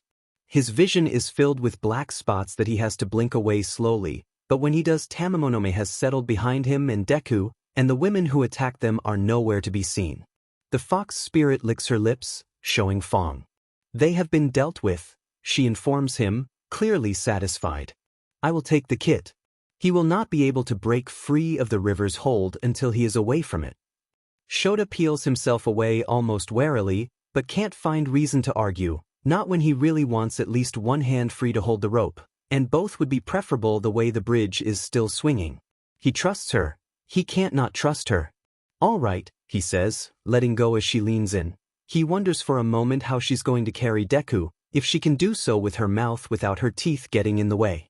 He grips the rope handrails in surprise as she starts to shift, and it's very nearly instant, the change from giant fox to Japanese woman, but it isn't instant enough and he really wants to forget the strangeness of that in-between phase. She grins up at him, her sharp teeth black against the pale white of her face, and she picks up Deku with ease despite her many layers of kimono. She's dressed like a Heian-era reenactor, or like the empress during her enthronement ceremony. She's awash in silk, white on shades of red and orange on white, and her hem and sleeves spill across the width of the bridge, pooling around her feet. She seems to notice he's staring, because she gives him an all-too-knowing smile. Well. He finds himself struck uncomfortably dumb. She's beautiful. He does not usually think of anyone as beautiful. He wonders if he's actually thinking it now, or if it's somehow some part of her spiritness, some strange area of effect the way Kiyama's quirk works. He manages to untangle his tongue enough to ask, "Did I know you could do that?" "Oh, I doubt it." The laughter is clear in her voice. "You did like to sleep through any class that dipped into mythology. I seem to recall you telling someone that what a bunch of old farts believed 1,000 years ago won't be useful when you're a hero." That does sound like something he'd say. "I don't remember that." "Oh, you were still young." She nudges him forward, making her way along the bridge with Deku in her arms. "Perhaps 12? I'll admit, we don't pay that much attention to age. Time moves so differently for us." Shota lets that thought settle in the back of his head as he properly heads back towards the other side. "So, you've been watching me since I was a kid? Do you follow me all the time?" "Oh, All spirits check in on their humans, she says, very nearly coy. She's clearly enjoying herself. Some only occasionally, we don't need to be around at all, of course, but when your human is a hero, it's so much more interesting than anything else we do. I do sometimes come home, but I always try to return when you use your quirk. I wish to be with you when you use my power. He gets a moment to ponder that before she adds, her voice lilting and playful, "Don't worry, Shota, I leave you to your private moments." He does not blush. He is a grown but adult who does not blush. Instead, he changes the topic. Why is the kid still out? The river is made of the memories of Mokumokuren, the kitsune explains. It takes the mind and draws you in until it can add you to its collection. He is still under their control. Surprisingly, Shota knows this one. Wait, the eyeballs that live in Shoji, those are a river? He can't see her, but somehow her voice seems to shrug. Our natures can change over time. They had less and less of a home to settle in as Japan modernized. They found a new purpose here. And Deku handles all of this like it's normal, he mutters as they finally cross the last third of the bridge. The closer they are to the anchor, the less it sways, and he really wants to get to solid ground before he loses his lunch. Kid doesn't even know how unsettling it is. This is his normal, she chides, voice firm. We have been his normal for years. He has seen the heart of humanity's fears and hopes. And desires, the best and the worst of us, and yet he still helps. He is such a good kid. Shota's feet are on solid ground and he turns to watch Tamnamonome step off the bridge behind him. They make their way from the cliff edge and then she settles Deku onto the grass. Shota realizes he's probably not going to get another chance to ask this. He's a good kid, he agrees, but something still bothers him. But what is he? If he's not entirely human, as the kitsune had said. She kneels by Deku and shifts, suddenly, that momentary horrifying transition between one shape and another still incredibly unsettling. Her fox face is somehow even more easy to read now, as though he can see her human features superimposed over the contours of her muzzle. I thought it would be obvious, she says, like Shota is a particularly slow student. He is a bridge between us all. Izuku returns to himself with a start. He's lying on grass. Tamamonome and Eraserhead are looking down at him worriedly, and when he scrambles to sit up and look around, there's no sign of the harpies. He tries to ask what happened, but all that he manages is a rasped croak. Give yourself a moment, Tamamonome says gently, nudging him with her nose. You were knocked down and the river caught you. The harpy women have been taken care of. You are safe. Izuku shudders, the memory of the grasping power of the river and how it had flooded his mind, leaving him cold. If they hadn't been with him, he'd probably have just fallen off the side and been, well, consumed. Thanks, he says, finding his voice even if it's raw and hoarse and uneven. He grins at Eraserhead, lopsided as it is. Looks like you're an amazing hero even here, huh? Actually, the hero starts, but Tamamonome interrupts. We will look after you as you have looked after us, she says, nudging Izuku again until he stands. Are you well enough to lead the way, or shall I? Izuku straightens up. I can do it. Better to keep moving and get away from the river and the cliffs. I know where the edge should be here, but... He looks at Eraserhead and thinks of the harpies. He hadn't wanted to ward him originally in case that caught too much attention, but at this point they've already had to deal with 2 attacks, and the marketplace might be even worse. He pulls his borrowed knife from his hoodie and rolls up his sleeve. Eraserhead grabs his wrist in a flash. What are you doing? Izuku blinks up at him in surprise, since the hero had already seen him do this before. I need to ward you, and I don't have anything to mark you with? It's better to make a new cut than make the old one bleed, that's how I end up with scars. Problem child, Eraserhead sighs. Shouldn't you carry a marker or something for this? Izuku flinches at the rebuke. I usually do. It isn't like he wants to cut himself and use blood. It's messy and hurts and makes people suspicious, and he's honestly not sure if he could carry a blood-borne disease to infect others with, but he can get infections, so it seems likely, so he really shouldn't just be leaving his blood everywhere. You're the one who surprised me when I was asleep. I didn't have time to grab anything. Eraserhead gives him a look that seems to move between disappointed and resigned. Will a marker work? Yes. Izuku looks at the hand around his wrist. I'd still have to cut myself if I was doing other wards, like I had to use for the Joragumo, but to ward you a pen would work, like when we were in the station. I just have to mark skin.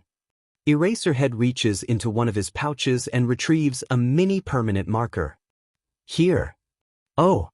Embarrassed, Izuku tugs his hand away and accepts the Sharpie, the knife going back into his pocket. I guess I should have asked. Sorry. Just let me. He uncaps the marker and Eraserhead stands still as he tugs on the man's bloody jumpsuit, where he'd cut it open at the chest originally to mark him with healing sigils.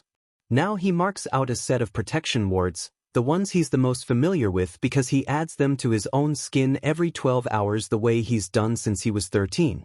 There, he says with satisfaction, capping the marker. Can I keep this? Eraserhead looks incredulous, pulling at his shirt to look at his new mark. Of course. Now explain what you did. The marker gets tucked with the knife, and Izuku thinks about how they're basically the entirety of his tools he needs, here and in the real world.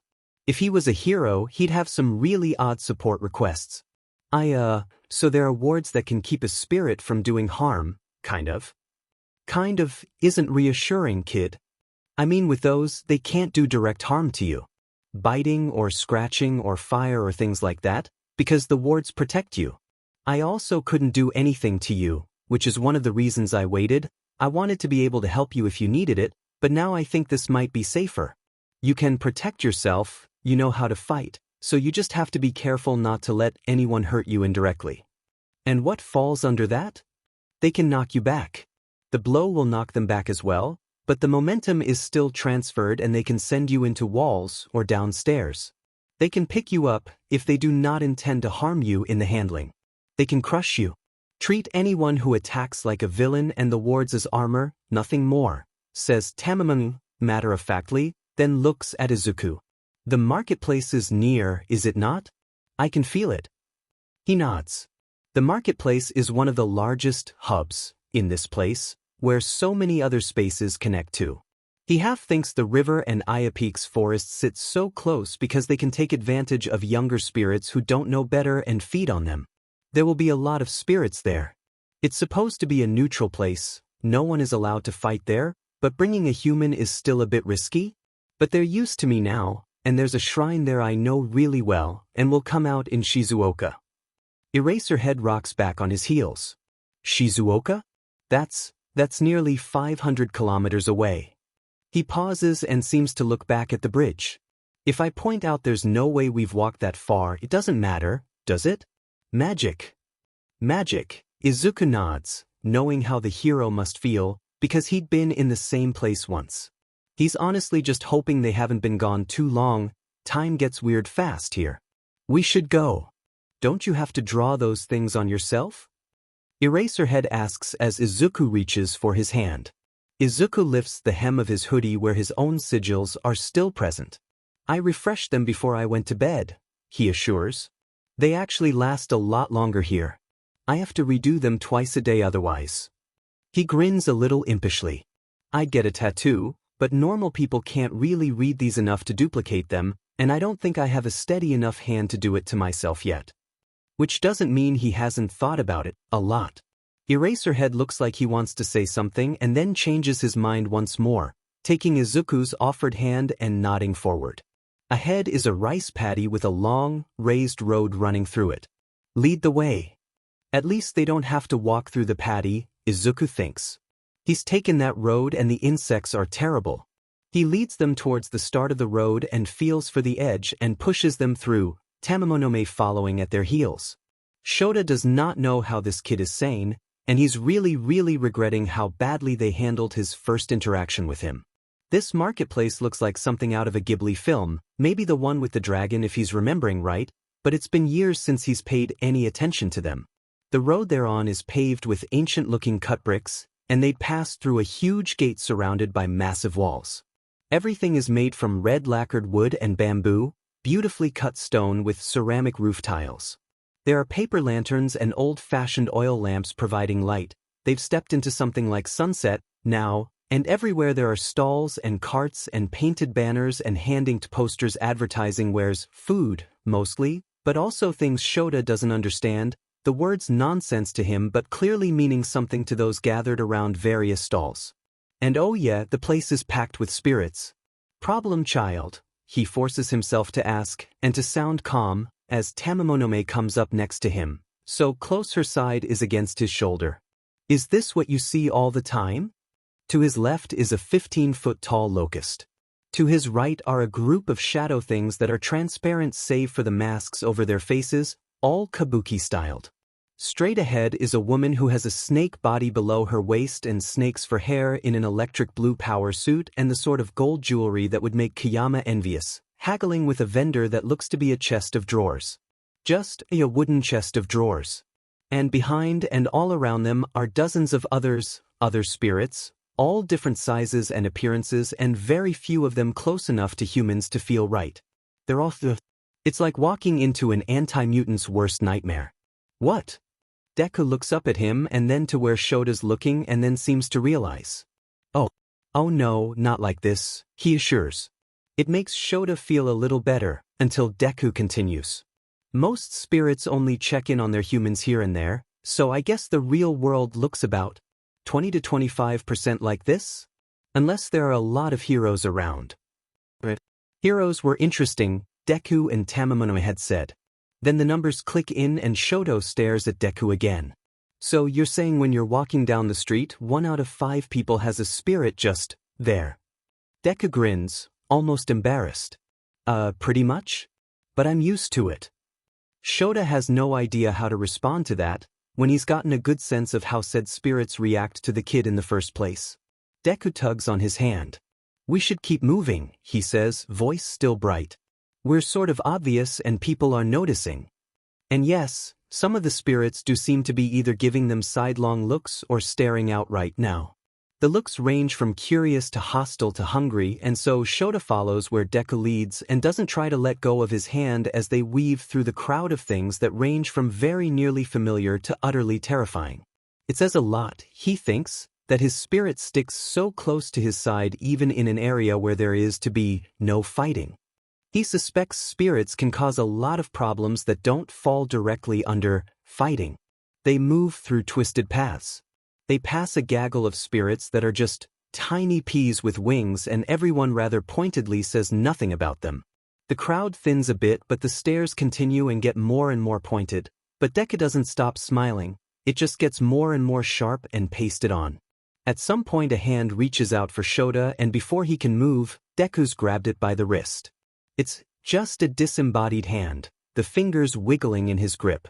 I know you weren't trying to do anything to erase her head here, Deku says, still bright and friendly, but his voice somehow carries something like a threat. Because that would be rude. The hand finger spells so quickly Shota only catches something about seeing if he was real. When Deku lets go, the hand hangs in midair supported by nothing. It reminds him of Tazaki in 2B and her disembodied hands, but no one nearby seems to be controlling the things. Yes, well, he's human and he's my guest and we're just passing through, Deku replies, apparently able to follow the message. So we'll just go. Shota can fingerspell in both JSL and ASL and knows his way around a fair bit of sign thanks both to his work and Hizashi, but it's still a stretch to follow how quickly the hand moves. It seems to be suggesting they should pay it something. Tamamonome snaps, teeth just missing the hand. Shota thinks it might be a warning. Do not test my patience, one of many. Or your tribe will be one less in the result. I suppose outright eating someone wouldn't constitute a fight, but just a meal? Shota asks, doing his best to add to her grandstanding. Somehow the hand seems to flinch back. It makes a rude gesture and then floats away, dodging around a corner. Deku sighs. That was one of the Centimanes. They used to be giants with 100 hands, from Greece, but when people stopped believing in them the giants decided to fade away, but their hands didn't. They get everywhere and they're greedy. He shakes his head, like he's talking about a particularly bad cicada season, not floating hands, and then tugs Shota along. We're nearly there, then you can reassure everyone you're okay. That's a plan, certainly, but Shota has a lot more than just that to do. He's not letting Deku run off to live in another abandoned building. He doesn't know how the kid's been eating, but it's clearly not enough. He needs a roof over his head and new clothes and shoes and food and someone who believes in his reality. They're going to have to rearrange the house. The head is a shrine. It looks like any other, and in this strange, brilliant marketplace it actually looks a bit out of place. A bit older and a bit more worn down against the other well-kept spaces. Deku seems to sag in relief as it comes into view. Shrines tend to stay in one spot, he explains as they approach. But sometimes the world around it moves, and then I have to spend hours searching for it again. I think the world's like playing tricks on me. The fact that the world itself has a personality to you and I don't think you're projecting is deeply unsettling, Shota tells Deku and is rewarded with another one of the boy's wry, lopsided smiles. So how does getting home work, exactly? Shrines are like bridges, Deku tells him, and Shota feels Tamamono give him a look even from behind him. You have an anchor on each side, and there's something between them that lets you, well, flow, travel, follow from one to the other. He gestures around them, finally releasing his grip on Shota's hand as they are close enough to be safe, he supposes. It's part of why I think everything here moves so much, nothing anchors them to one spot or another. So they sort of move on currents, maybe? I tried to draw it once to make a map and ended up giving myself a headache. Still, Deku looks pleased and relieved for there to be an end in sight, so Shota nods and decides to think about this bridge analogy in depth later. Well, the shriek is something distant, but Deku's head snaps up and he looks away in the direction it is coming from, the sound growing louder and louder with each passing second. Shota readies himself, but for some reason Tamamonome and Deku don't seem to be preparing for an attack. Deku looks wary instead. Perhaps resigned. The sound gets to a piercing level and a white blur appears around a corner and simply crashes into Deku. It's just as he had warned before, the motion makes Deku stagger back. But even as Shota is reaching to help, he realizes Deku's holding a trembling rabbit against his chest. Help me, help us, help her, help us, help her. Calm down, Deku says, attention on the creature, spirit? It's white and not a rabbit, on closer inspection, it's a hare. A white hare with large ears and a gray nose and mouth and blue fire where its eyes should be. You have to help, it pleads. The panic isn't just in its mental voice, Shota can feel it, almost taste it as it trembles. Please. You're the bridge, you're the one, they say you can do it, you will help for a price, I'll give anything dash. Don't say that. Deku hisses and even Tamamonome's ears go flat against her skull while Deku grabs the spirit by its ears and holds it away from him in clear discomfort. Never say that. The hare hangs limply in Deku's hold and looks up at the kid with something that somehow reads as determination on its tiny face. I'll give you everything, it says, less panic this time. The weight of the words drop like individual anvils all around them. All that I am if you help her. I won't exist if she dies there, it doesn't matter. Deku stares at the spirit in his grip and Shota watches as the kid's face goes through such a range of emotions, each one clear as day, horror, realization, worry, resignation. It's only a moment but Deku seems to make a decision and the hare is set on one of the short stone plinths that line the path to the shrine. If your human is in danger, I need to know everything you can tell me first. The hare bobs up and down. She is trapped. Other children locked her in a box she can't leave. They took her medicine. No one knows where she is and she is scared. She's scared and it's my fault, my power means no one will find her. She'll die. You have to help. Please. Deku, frowning, asks, what does your power do to her? It leaves Shota wondering about what the kid had said before, about spirits sometimes not caring how their power might manifest, or intentionally choosing something dangerous for entertainment. I thought it would be good if she could hide. The spirit explains, suddenly hunching down. I thought she would want to be safe, but she is always hiding now. No one can hear her call for help. Sheet. Shota realizes he said that out loud when Deku looks at him and nods, like he said something thoughtful. Where is she? The spirit blinks at him. I don't know how to explain it. Can't you just follow me? Deku curses under his breath. I can't travel the way you do, and I used a lot of power to get here. I'd have to take a shrine, and she could be anywhere. He bites his lip in clear worry. Think as hard as you can. Do you know the name of her school? The hair seems to surprise Deku when it nods. I do. She goes to Miyazaki Nishi Elementary School. She's a good student. Deku pales. Miyazaki? I don't even know a direct way there. It's hours away from Shizuoka. You said they took her medicine. Do you know what it does for her? Her breathing. Without it she struggles. You have to help. They said you would help. If we get to Shizuoka, I can call it in, Shota offers, but the idea of a kid with a quirk that makes her difficult to find is worrisome, especially with breathing issues. Deku looks between the hair to Shota and back again. No, he says, and his hands clench into fists. This is my job, and I can't leave a kid trapped somewhere and scared, especially not if it's because of her quirk. It's just, I could maybe go alone, but I can't take you with me, but if we go to Shizuoka I really won't have enough to go back, but if I leave you here, I can't do that. Deku looks at Shota and he looks torn. I can't. I promised I'd bring you home. Shota tries to reassure Deku, tries being the operative word. He squeezes Deku's shoulder and goes to say I can handle myself, but his tongue twists into a not so painful he's left wincing and all he manages is a stained gagging sound. Deku's expression is wry and far too understanding for someone his age. I told you, he says almost gently. You can't lie here. Deku looks back to the hair and he holds out a hand. You are not going to give up yourself because I'm not like that, but you are going to owe me. You're going to owe me a lot for this, for what I have to do. The spirit shudders. Shota doesn't like the sound of that. I will owe you. Until you release the debt. I'll swear it if you save her. I gave her almost all of myself. She's your first, isn't she? The spirit nods. I, Deku, will do all I can to save your human in exchange for your debt that will not be abused, he says, and there's a formality to the words that crackles in the air. I, Nusagi of the Moon Tribe, accept your terms. Shota looks at Tamamonome, who shudders slightly, her fur on end.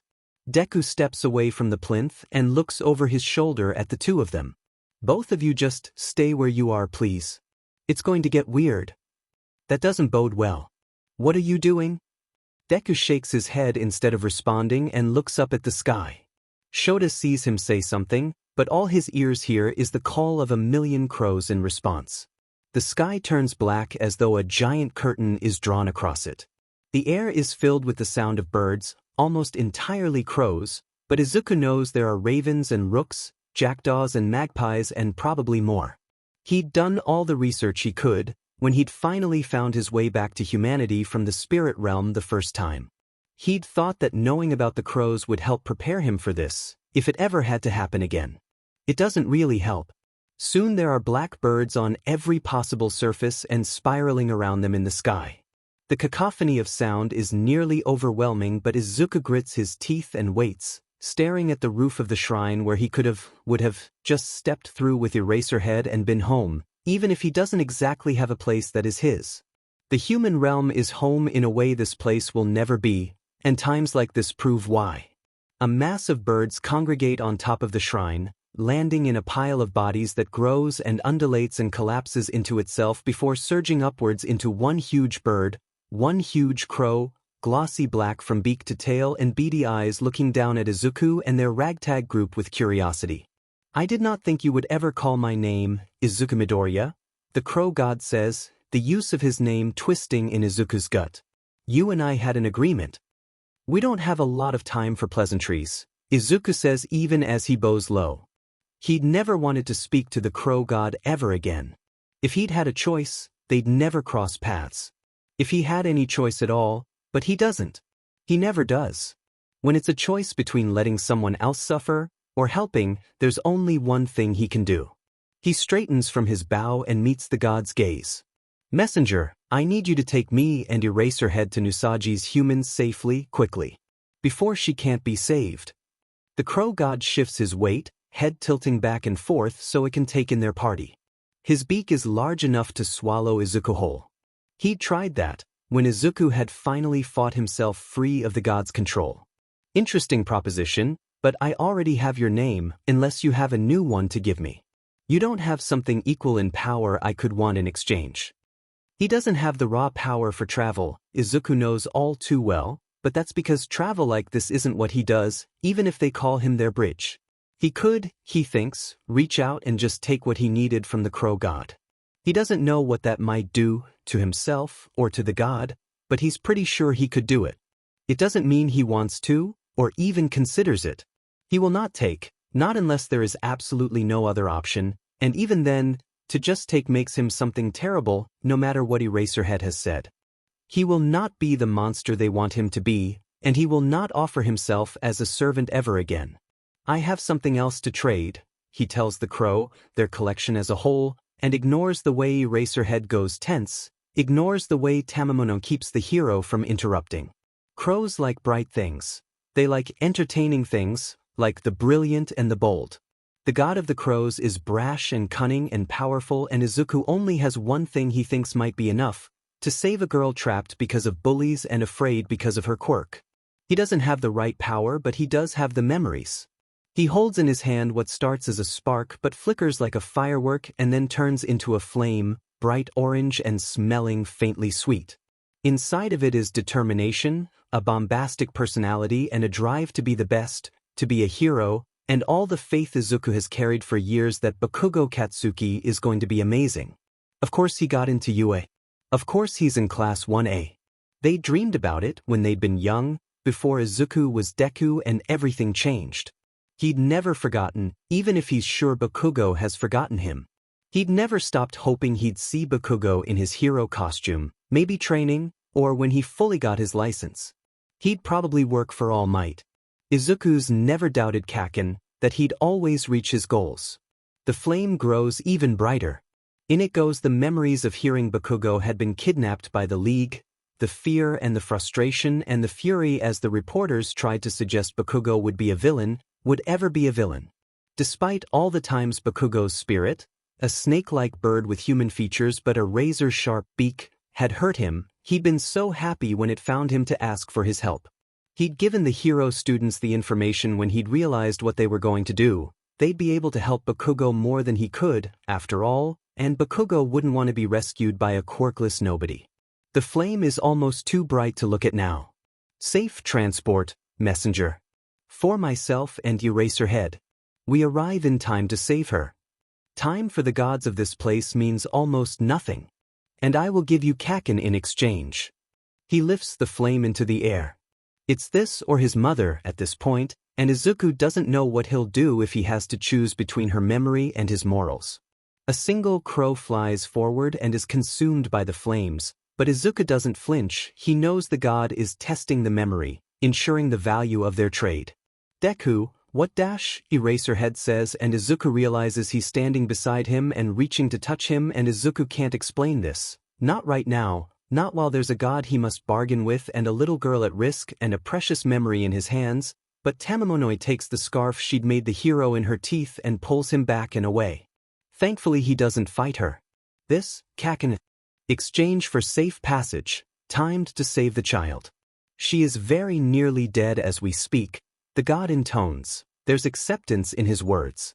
You human lovers are all the same, trying to save what always returns to me in the end. He raises himself up, wings spread so wide they fill Izuku's field of view. I am the messenger of the gods and the god of all messengers. I am knowledge and wisdom in all tongues. I agree to your terms. Kaken for safe transport for us to save a child. Izuku agrees and holds his own hand higher, palm flat. He wonders if Bakugo ever missed him. He probably won't be able to now. I am Deku. It's not all bad, though. He manages a tiny smile. I am Problem Child and I agree to your terms. The crow god croaks once and the air fills with the beating of wings as 1,000 of his messengers descend upon Izuku.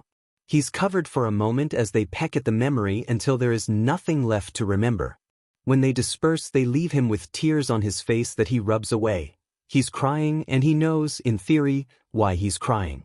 He also knows why he doesn't know why he's crying. He hates forgetting something. He takes 3 steps to Eraserhead and Tamamono, both of whom look stricken. It's okay, he assures them, and he can't lie here, he is fine. I'll be all right, We should go. He gestures to the hair and it leaps up and lands on his head. It seems a bit subdued despite the state of his human. Now please, he tells the crow god before they can all fuss. The crow is the messenger god and the god of messengers, among many of other titles Izuku has learned since their first meeting. He can deliver them with no trouble, moving from one realm to another, or one world, or any other space at all. While Izuku needs power he does not possess and edges and shrines and areas where the world is thin, this god needs nothing. The god of the crows simply goes. Wings surround the four of them. Izuku hadn't included Tamamai in the agreement because wherever her human went she could be at will, and the same for Nusagi, but the god includes them nonetheless. The sensation of travel by god is very different than traveling by shrine. Izuku lands on his feet a moment later and feels no different than he had a moment before, instead of the exhaustion and nausea that usually follows. Eraserhead looks likewise whole. The hair jumps from his head. They're in a wooded area and in front of them is a clearly abandoned house, overgrown but still mostly intact. Here, Nusagi, and what a name, he wonders how old it is, if it simply doesn't have any other common names yet, leads them inside. Izuku hurries behind the spirit and Eraserhead follows at his heels. The house is a simple one and the decorations inside make it look more than 50 years old, but the interior isn't particularly terrible considering that leaves and dirt have blown in and there's signs of water damage, but there are still photos on the walls and magazines rotting next to the ancient-looking armchair. They run past all of that to the stairs, which are warped with age.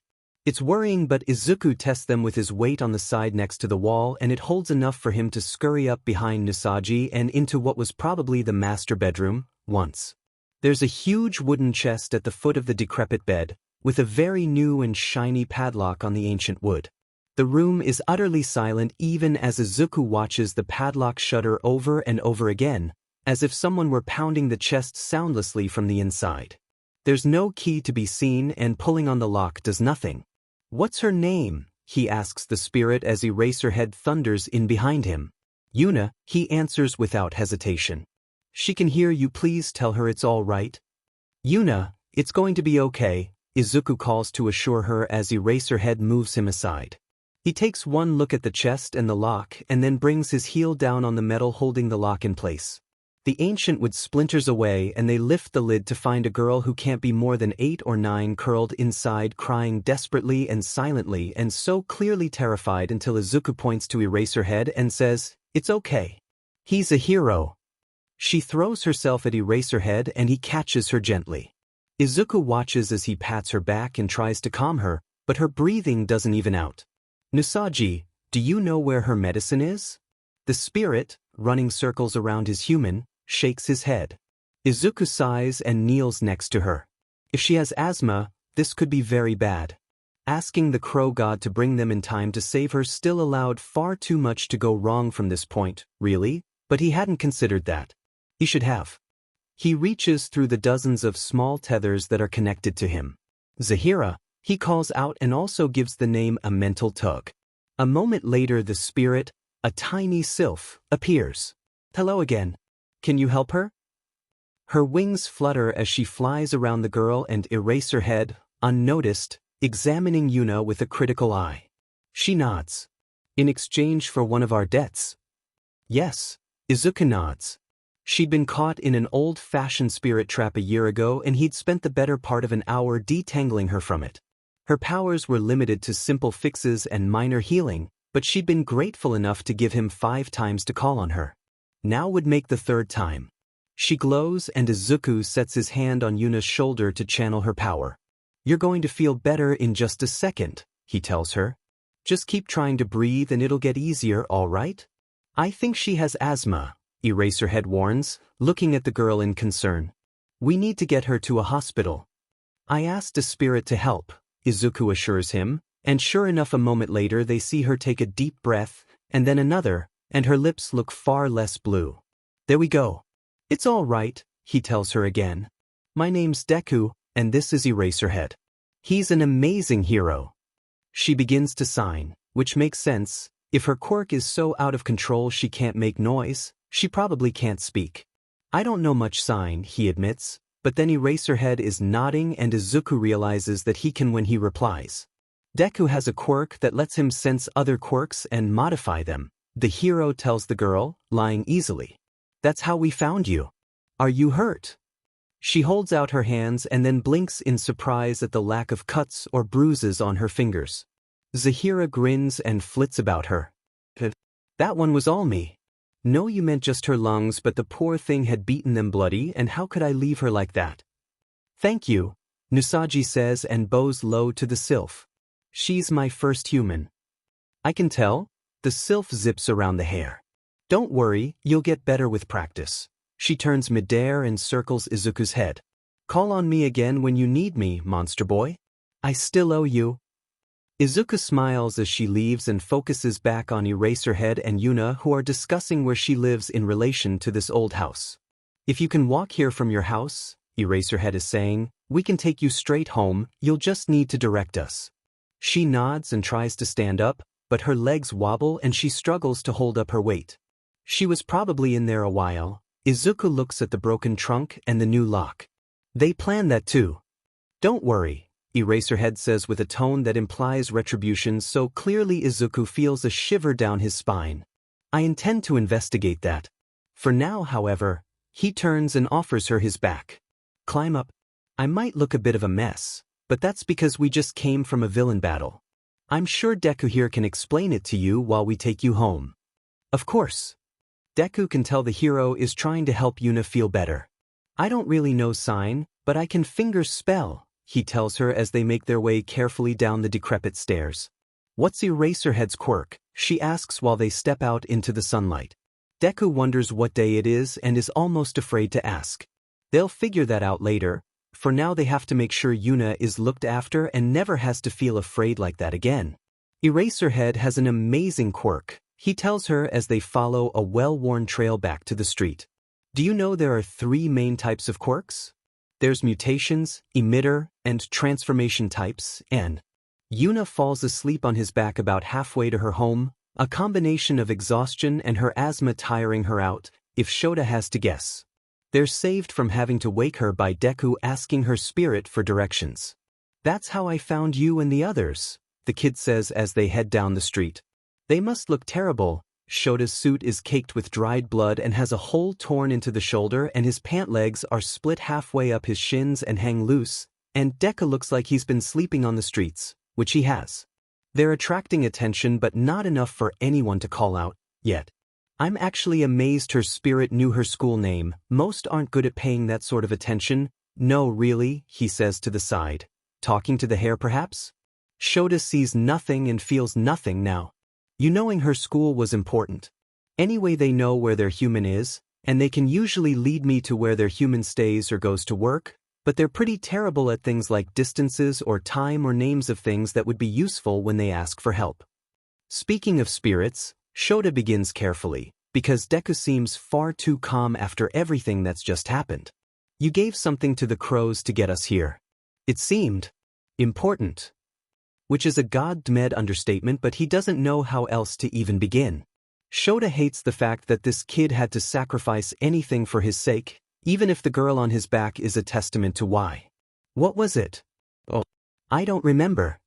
Deku shrugs, but his voice is at least quiet and reserved. It was a memory of someone. They're pretty powerful to trade, so I try not to, and I don't actually have a lot of people who are important enough, but it was an emergency. I think I knew them a while ago, when I was a kid, so they probably don't even remember me. He shrugs again. It's okay. Shota thinks about Kaken and the way Deku had been crying when he'd returned to them. It leaves him feeling sick. How do you get it back? He asks, though he suspects he knows the answer. He'd heard the crow call Deku by another name, but he can't remember it. It had flowed through his mind like water, though open hands, and not even the shape of it remains. You don't get back what you trade, Deku shrugs once more. You'd have to trade something else for it, and if I had that kind of power I wouldn't have had to trade at all. He points down the street towards a neighborhood made of connected townhouses. She lives there, he says, and then ducks sharply, moving like he's dodging a wasp, except Shota can't see anything at all. It's frustrating to be able to see why people must have misjudged this kid so badly. Another spirit? He asks once Deku's done ducking. Hitoshi's, Deku tells him and glares at something a few feet above and to the left. They've been worried about you. Can it hear me? Shota asks, curious, his spirit can apparently listen in on him after all. When Deku nods, he looks where Deku seems to be staring and offers a glare of his own. I appreciate your worry, but Deku has been responsible for my well-being. We are going to bring this child home and then I will call Hisashi. Do not attack Deku or I will encourage him to defend himself against you. It's the best he can do against something he can't see or affect. Deku gives him a look of surprise at first that morphs into something like quiet happiness as they continue down the street. Thanks, he says, looking at his shoes. You didn't have to. Shinsou's spirit didn't need to attack you, he retorts. It's obvious I'm here and whole. Yeah, well, they think I might have kidnapped you? Deku is somehow far too chagrined for that statement. Sorry. Stop apologizing for things that aren't your fault, problem child. Shota will clear things with everyone soon enough. I recall you saving my life. Deku scuffs a foot and doesn't argue further. The home they arrive at is simple and well kept, and the woman who answers the door takes one look at the girl asleep on Shota's shoulder and bursts into tears. My baby. She shouts, and Shota is the one to take charge at that point because dealing with hysterics is absolutely a training module for second-year students and mandatory for any hero worth their salt. They're hustled inside once Shota explains his credentials and shows his hero license, and the family thankfully don't question his appearance after he explains he'd been dealing with a villain before. There's no need to explain the details of that, after all. What's more important is informing the girl's parents that they need to file a police report, and Aizawa doesn't let them consider brushing it off as bullying. The girl could very well have died, and just because it had hopefully been meant more as a prank than a murder doesn't change that fact. They don't need much arguing to agree. Yuna's apparently been the target of a lot considering she can't speak up for herself. Shota watches as Deku shrinks more and more into himself at the information, and he sets a hand on the kid's shoulder as the parents make the call to ask for an officer. That's a good step one. I need to make a call or two of my own, and I lost my cell in the fight, he tells the parents, and they graciously allow him to use their phone. He settles in the kitchen for a bit of privacy while Deku uses the restroom. Hello. Hisashi's voice is cautious. Probably because he doesn't recognize the number and Shota called his hero line. Hisashi doesn't answer anyone on his personal phone he doesn't recognize. It's me. I'm fine. Shota. Yes, I'm alive. I'm in Miyazaki with Shota. We've been looking for you for the last 4 days. How are you on Kyushu? Did you get away? You were injured, do you need help? Do we dash? Hisashi, breathe, Shota says sharply. I am fine. I called you first, but I need to call Tsukachi and give him a report and also get him to pull us some strings for a flight home because I am not in the mood for 17 hours of transit. I wasn't kidnapped, in case you were wondering. You remember the kid from the Quirk case, Deku? Tsuji and Kurata said he was the one who didn't kidnap you? Shota sighs, but it's a start. Right. Well, I was injured and he got me out of there. The rest is complicated and I can't get into it over the phone, but can you get my office set up to look something like a space someone could sleep in? We adopting another kid, Shota? Hisashi teases, but Shota can hear the relief in his voice. We might be, tells him, just for the way that Hisashi sputters. Now I'm fine. I'm sorry I worried you, I'll explain it all when I'm home. Tell Hitoshi I'm sorry and warn him we'll have company. He can't imagine how worried they must have been. Time with Deku had been strange but hadn't felt that long hours, not days. His students must be assuming the worst as well. Shota's never missed more than a day or two of class without warning. Shota, promise me you're all right, Hisashi says, quieter now. My idea of the word, not yours. I look even more like a vagrant than I usually do, Shota warns him. I have a new scar on my chest, but it's healed like it's years old, Hisashi, and while I'm tired and angry and want to eat my weight in noodles, I'm fine. I promise. Hisashi breathes out. I'll tell Hitoshi. You're going to call the police? You realize we've got about 20 different heroes on your case trying to find you too? That's why I need to call the detective, Shota agrees. So I'm going to hang up now. I'll see you in a few hours, my cell phone is missing, so don't blow it up any more than you already have. The police have your phone, Hisashi tells him, and Shota can only feel guilty all over again, because that probably made everything seem worse. I'll let you call them, just get home safe. I will, Shota says and has to smile a little at that. Deku made a promise to someone important to make sure of it. Izuku drinks from the tap and dries his hands on his pants, rather than risk leaving marks on anything in the Sakamoto bathroom. He knows he knows what he looks like. He's done his best since leaving, running away from Kotabukiko, but having to go to pay for public baths and laundry without having steady work meant he'd sometimes be choosing between eating and being clean. The people in Manami Ward are just as poor as people were in Kotabukiko, or worse. It made odd jobs for cash a lot less regular, and he'd been stuck with collecting cans and recycling when he felt he could risk going out. Still, he'd thought it was better than getting caught again, and being around so many shrines meant he could get all sorts of regular wards to keep the spirits away. He'd plastered that office building with them. Lot of good that did him in the end, anyway. He steps back out into the house that is warm and nicely decorated. It doesn't look like his old home at all. His mother's apartment had been cool white walls and golden brown flooring with simple, affordable furniture. The Sakamoto's home is dark wood and plush couches and even has a second floor, but it still makes him ache in memory. Yuna's mother is sitting on the couch with her daughter, holding her hands and speaking quietly, trying not to cry again. Her father is on the balcony, leaning on the railing and smoking a cigarette, body a line of anger Izuku can read even from here. He doesn't need to be told this has happened before, and he knows, no matter what gets said to the adults, it's going to happen again. He can't stop bullies, not really. He can't make people be kinder, or wiser, or braver. He can't be the sort of hero who rescues people and says, "I'm here," with a smile on his face, even though he dreamed for so long of just that. Izuku pulls the marker from his pocket and sits on the floor by Yuna and her mother, the latter looking at him warily. "I have a quirk," he lies the way he usually does when this happens. "It lets me see when someone has a quirk that doesn't work the right way for them, and sometimes I can fix it." Mrs. Sakamoto looks dubious, but Yuna seems to sniffle, not that he can hear it, and nods to show she's listening, so Izuku presses on. "I don't think your quirk is broken. You have an amazing quirk that could be used for so many awesome things. You could be an amazing hero, of course, especially an underground one like Eraserhead is, but you could also be a special investigator with the police, or you could work with musicians and sound recording stations to be a silent assistant, or you could work in special effects, or you could work with nature, because you could move without making noise and not scare the animals. And that's if you want to use your quirk. There's a lot of people who never rely on their quirk at all, and that's okay too." The last thing he's going to tell an 8-year-old is that she's broken. They don't need another Deku in the world. "But your quirk is an emitter type," he tells her. She's staring at him intently now, leaning forward. "You remember I was talking about quirk types while Eraserhead carried you? Your quirk is the sort that usually has, an on-off switch. Like a light bulb.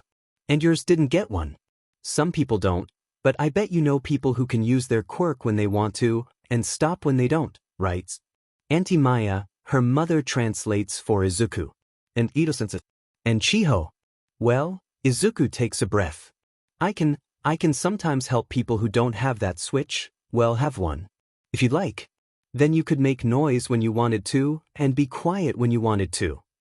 And you'd be able to call for help," he doesn't add, though he sees the realization dawn on her mother's face as she gasps, hand quickly covering her open mouth. "But it's your choice," Izuku stresses. "Only if you want to." The flurry of sign is far too fast for him to follow, but her mother translates again, voice thick. "What do I need to do?" Izuku holds up his marker. "It's easy.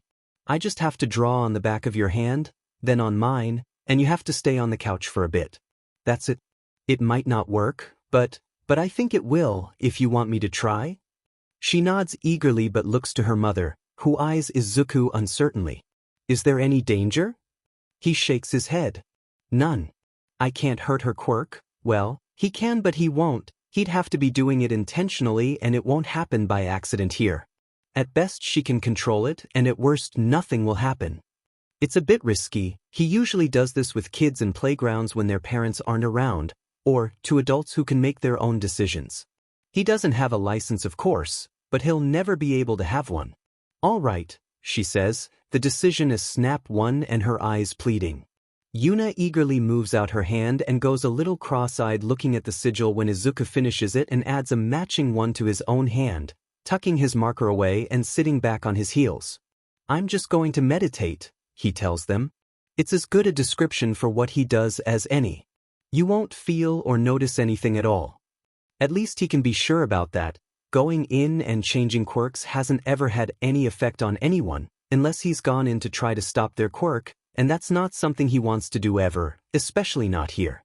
So he closes his eyes and feels for the connection, the matching sigils on their hands, a channel he can move between. It's different for every person. Sun Eater had been like swimming in the ocean, the water dark but his power bioluminescent, all around them detached and drifting. He'd gathered it together in his mental arms and pulled it down to the volcanic vents that was Sunny Eater's self. Izuku doesn't know what to call the core of people he touches like this. Souls makes him feel almost wrong for doing it. Yuna is the opposite of deep water. All around her grows something weak maybe, but it towers over her core, towers over Izuku, glows brilliantly golden all the way through her. Her quirk is beautiful and he can see the care Nusagi put into it. It makes sense. From here, the spirit wanted to give his first human a chance to hide from danger in a world that seemed threatening, a chance to make herself unnoticed and silent. For a hair it would make sense. They fight what they can and hide from what they can't, after all. He just gave her too much. He doesn't try to cut back the golden glow. He'd meant what he said, that her quirk is amazing and there's nothing wrong with it. She doesn't need her quirk to be cut away from her, and the spirit's power had genuinely been meant as a gift. Instead, Izuku reaches for her core, the part of her around which the power flows, and he raises it. It's more complex than that, of course, but even he doesn't understand all of what he does when it's based on feelings and not words, when there are no words for what he sees and feels and does. He lifts her up, inside of herself, and when he's done, the glow that runs through her is no longer obliterating her form in his mind's eye. When he steps back into himself and opens his eyes, he meets her expectant gaze and he smiles. Try making some noise now? Hesitantly, so very hesitantly, she opens her mouth and says, "Hi." Her mother bursts into tears and Izuku nearly jumps out of his skin when her father pats him on the back with enough force to bowl him over. When he gets to his feet, Eraserhead is looking down at him, eyes hard but lips quirked in a tiny smile. "Good work, kid," he says, and he even sounds pleased for a moment before he frowns again. "Even if I should give you hell for quirk use." Izuku very nearly panics, but Eraserhead puts a hand on his shoulder, and while it isn't a hug, here in front of all these people, that would be really weird, the hero pulls him closer and doesn't let go. The police have always been part of his work, and in times like these Tsukachi is a godsend. Is he going to be constantly questioning using God in his mental phrases? Shota wonders. The call to him is straightforward and he promises to pass the information along to the other heroes and to Tsuragami, who can make the arrangements to get them home. More than anything, Shota wants to go home to his kid and husband and eat a meal and have a shower, and give Deku the same. Then they can worry about a debrief and everything that needs to follow. Then he can sleep for a week. He'd watched Deku sit on the floor of the Sakamoto home, and it's the same as when they'd had him in the precinct, the same as Uraraka and Amajiki had described. Deku simply sits and nothing seems to happen as the world waits in silence around him, and then a little girl who up until this moment could make sounds only she could hear speaks to her parents verbally for the first time. He will never be able to forgive just how badly society fed up with this kid. He wonders how many more are like him out there. Maybe not the spirits, but unknown or misunderstood quirks. Or hell, maybe even spirits. At this point he's not going to judge anything at all. The police arrive and Shota gives his statement, with a bit of hand-waving on how they found the girl, stumbling on her during another investigation with help from Deku, and they duck out before anyone can ask too many pointed questions about her sudden ability to control her quirk as the local hero agency sends a car to collect them. The chief of police has pulled strings to get them on a flight home, and Shota leaves a business card in case the local police need to follow up. The way to the airport is tense for several reasons, the largest of which is the fact that Shota sits in the back seat next to Deku instead of in the front. The kid seems to sink lower and lower into his seat as they drive, until he mutters, "I'm not going to run off. I can't." "I don't think you will," Shota tells him. For one thing, he's pretty sure whatever the kid uses for power is out as far as travel goes, based on context clues. For another, the kid is tired. He's tired of being alone and being disbelieved and being hurt for shit he can't help, and he's clearly tired of trusting and being burnt for it. I told the detective we'd go in for a debrief after some food and a change of clothes. You're smaller than Shinsou, but I think we can find something that'll fit. I'll take you shopping this week for things for yourself. Deku looks at him and Shota gets a rare moment of speechlessness from the kid, who finally manages a strangled, uncertain what? Clothes. I'm not saying you have to get rid of the hoodie, but we should get you some other options that don't make it look like you've been dragged behind a truck through farmland for fun. Also new shoes. Those can't be waterproof. I'll send someone to collect your stuff from that building as well, unless you'd rather do it yourself. It would be an annoying trip to make, but they can do it, especially if Deku's squirreled personal possessions away in hidden spots.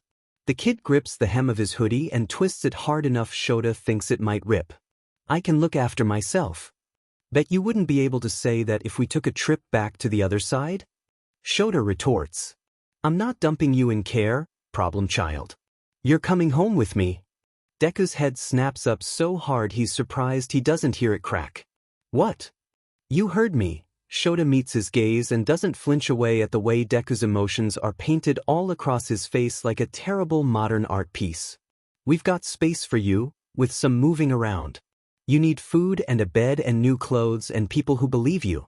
So I'm offering that.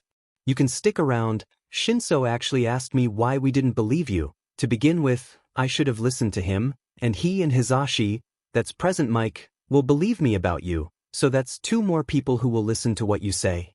And if you decide it's too much and want to go elsewhere, I'll help you do that, if you let me, but if you run away again at least you'll know where we are and how to find us. He smiles. It isn't his most reassuring smile. I suspect if you run away Tamamonome will give you hell for it though. She seems very stubborn. Deku laughs a little watery, a little uncertain. You don't have to, he offers, but Shota can see he wants it. You didn't have to save my life, Shota points out. Or trust me a second time, but you did. You didn't have to give up something precious to save that girl without abandoning me, but you did. Just because you can eke out a life on your own doesn't mean you're supposed to. So let me help. Deku blinks rapidly and nods, his voice thick as he stares at his knees and says, thanks, so quietly Shota can barely hear it. That's fine. Thank me after a week of hearing Hisashi snore. And problem child? Deku looks back up at him. You can call me Aizawa. I'm Shota Aizawa. The smile from Deku is so bright Shota feels like the whole car lights up from it.